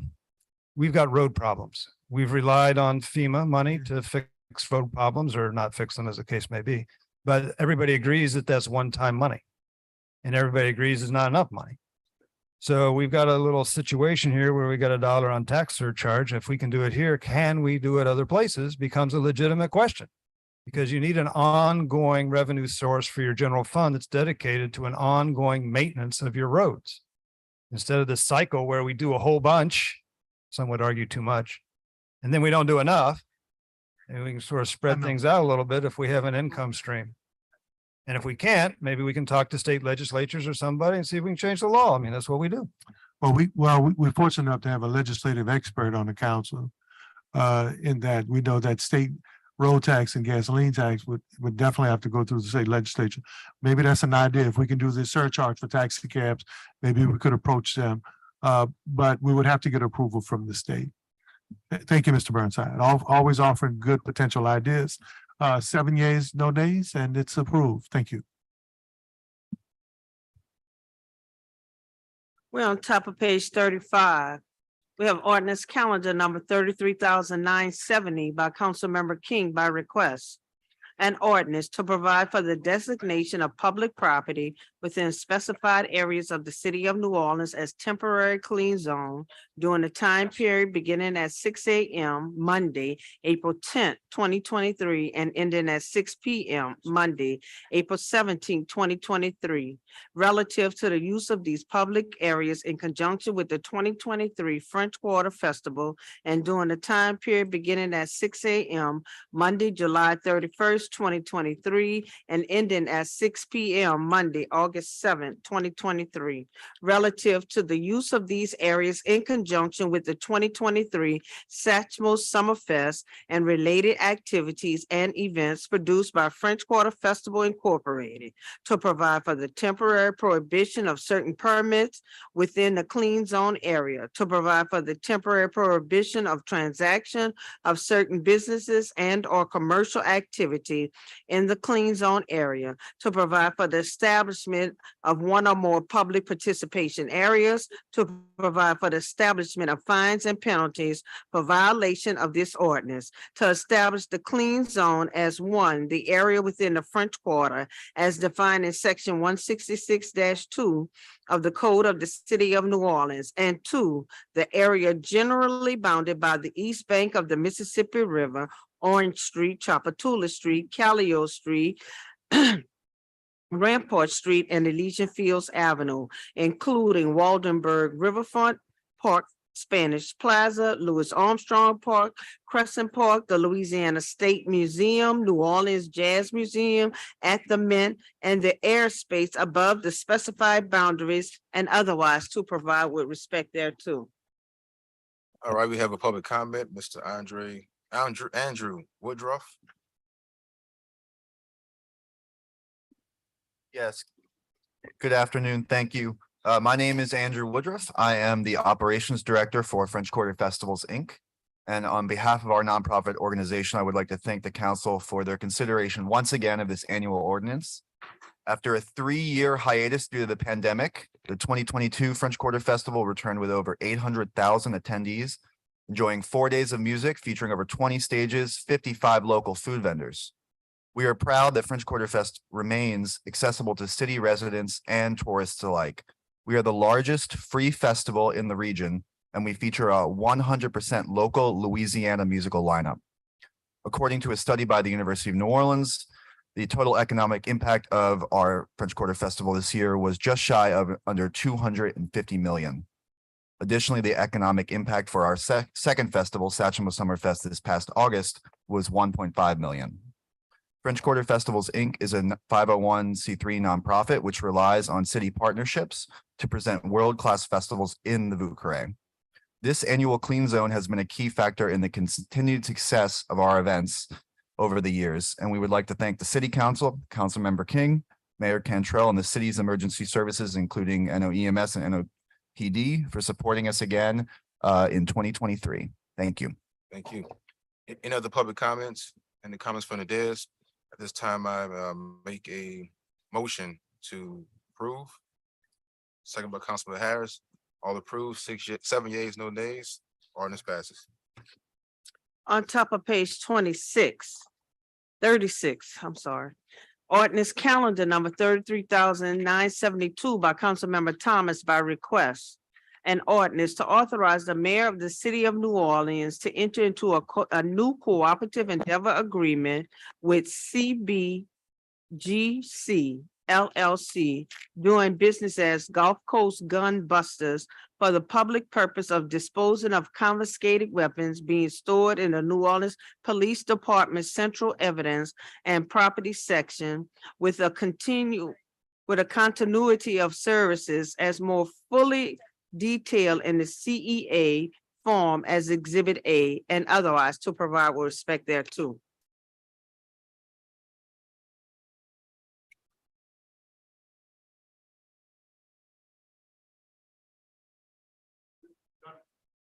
The gun busters ordinance, just authorizing the agreement, all of the weapons that are stored at the NOPD in the evidence room to allow gun busters to begin to destroy them so they can't make their way back into society. Move adoption. Second. 5 yeas, no nays, and the ordinance is adopted.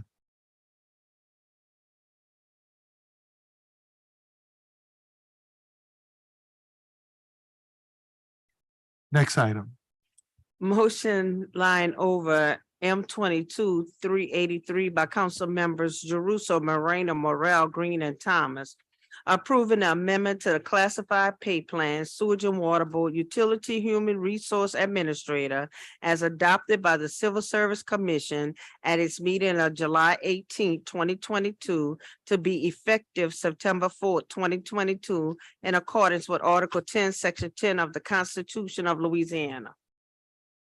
Move for approval. Second by Councilmember Harris. 6 yeas, no nays. On top of page 37, motion line over M 384 by council members Jeruso, Moreno, Morel, Green, and Thomas. Approving the amendment to the classified pay plan, sewage and water board, chief audit executive SNWB, as adopted by the Civil Service Commission at its meeting of October 21st, 2019, to be effective September the 4th, 2022, in accordance with Article 10, Section 10 of the Constitution of Louisiana. Move for approval, seconded by Councilmember Morel. 5 yeas, no nays. Carries.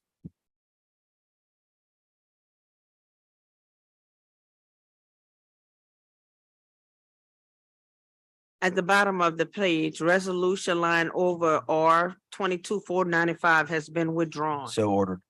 On top of page 38, motion M 22500 by Councilmember Jeruso, tabulating the vote cast in the election held on Tuesday, November 8, 2022, Hertzville Security and Neighborhood Improvement District proposition. Votes for 629, votes against 270, total votes 899, majority of votes for 629. Moved, seconded by Councilmember Harris. 6 yeas, no nays. At the bottom of the page, motion M 22501 by Councilmember Green, tabulating the votes cast in the election held on Tuesday, November 8, 2022, Lake Oak Subdivision Improvement District proposition. Votes for 300, votes against 38, total votes 338, majority of votes for 300. Thank you for the total citizens, 338 of that subdivision who voted on that day. May I ask for a second for this motion? It's just verifying the results of the vote. Second has been Councilman Thomas has seconded. All in favor of motion M 22501, please signify so by saying aye. Any opposed? Thank you very much. And once again, thanks Lake Oaks for coming out in good numbers. On top of page 39, we have motion M 22-502 by council members Morel and Moreno, tabulating the votes cast in the election held on Tuesday, November 8, 2022, PWHRC amendment proposition. Votes for 61,918, votes against 40,545, total votes 102,463, majority of votes for 61,918. Thank you, Madam Clerk. Like Councilmember Green, I'd like to thank all the voters of the city of New Orleans who turned out to vote on this very important instrument. This will be a sea change for transparency and accountability in government, as it will now grant the council the authority to confirm members of the administration staff that are inside of the charter, and will lead to, I believe, better candidates and better results. I move adoption. Is that correct? Adoption. Interestingly enough, I'll second. Any opposed? Hearing none, 5 yeas, no nays. At the bottom of the page, motion 22-503 by Councilmember Harris, tabulating the votes cast in the election held on Tuesday, November 8, 2022, the Delachey Security and Improvement District proposition. Votes for 252, votes against 146, total votes 398, majority of votes for 252. I'll move. I need a second. Seconded by Councilmember Jeruso. All in favor? 5 in favor. Thank you.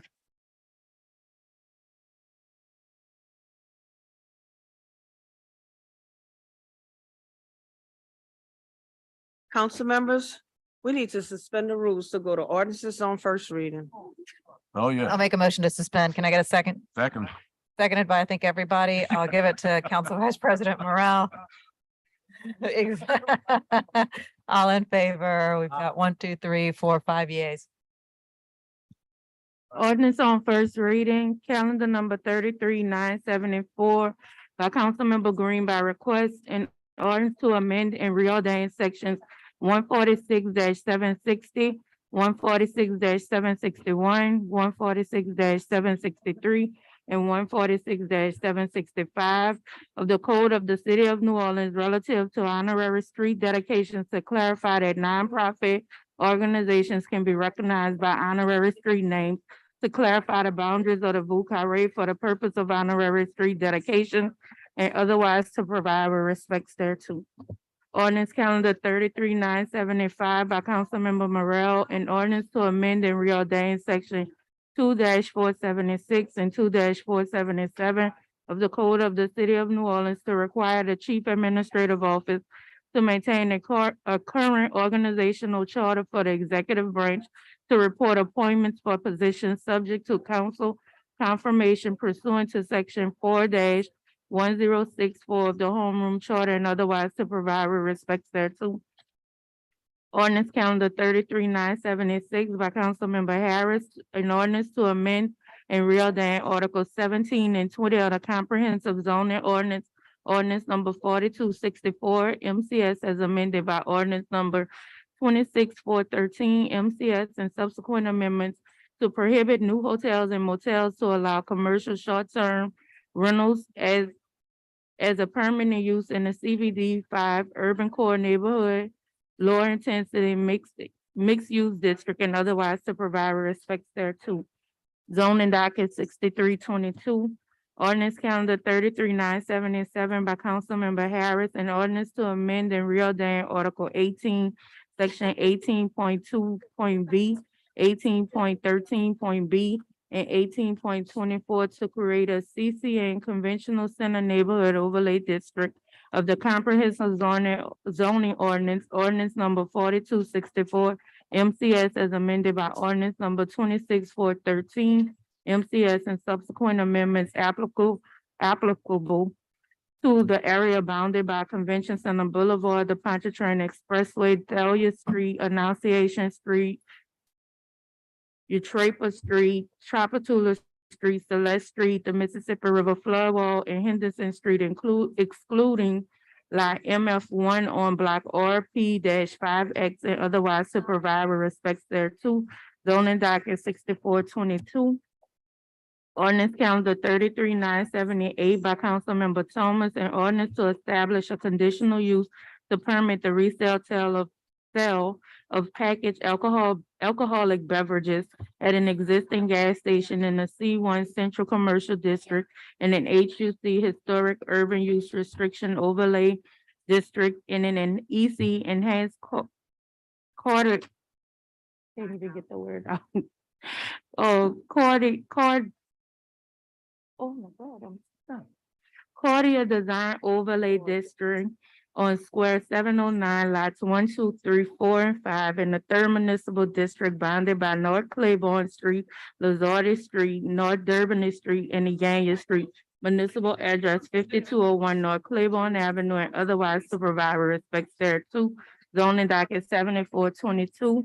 Ordinance calendar 33980 by Councilmember Jeruso, an ordinance to affect the zoning change from an HURD1 historic urban two-family residential district and an HUB1 historic neighborhood business district and the conditional use to permit a commercial use over 5,000 square feet in the HUB1 historic urban neighborhood business district, small multifamily, affordable short-term rental interim zoning district on square of 65 lots 1 through 7, 8 through J, and X in the sixth municipal district bounded by Fountain Blue Drive, Lower Line Street, Broad Place, and Pine Street. Municipal address 65 Fountain Blue Drive, 2624 Pine Street, and 2700 Lower Line Street, and otherwise to provide respects thereto. Zoning docket 7622. Ordinance calendar 33981 by Councilmember Harris, an ordinance to establish a conditional use to permit a hotel in the CBD 5 Urban Core neighborhood, lower intensity mixed use district on square 233, lots 18 and 19 in the first municipal district bounded by Lafayette Street, Carondelet Street, and Gerard Street. Municipal address 610 through 616, Barone Street, and otherwise to provide respects thereto. Zoning docket 8022.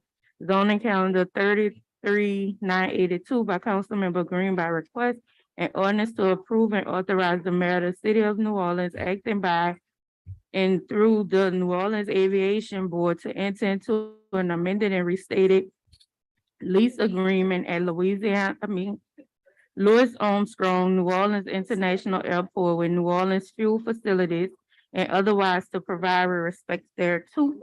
Ordinance calendar 33983 by Councilmember Morrell, an ordinance to amend section 26-236 to establish additional definitions for what may be declared as blighted and public nuisance and otherwise to provide with respects thereto. This concludes ordinance on first reading. Okay. Motion to adjourn. Thank you, Councilmember Green. Can I get a second on that? Seconded by Council Vice President Morrell. All in favor? Aye. Got 6 yeas, no nays. We're adjourned.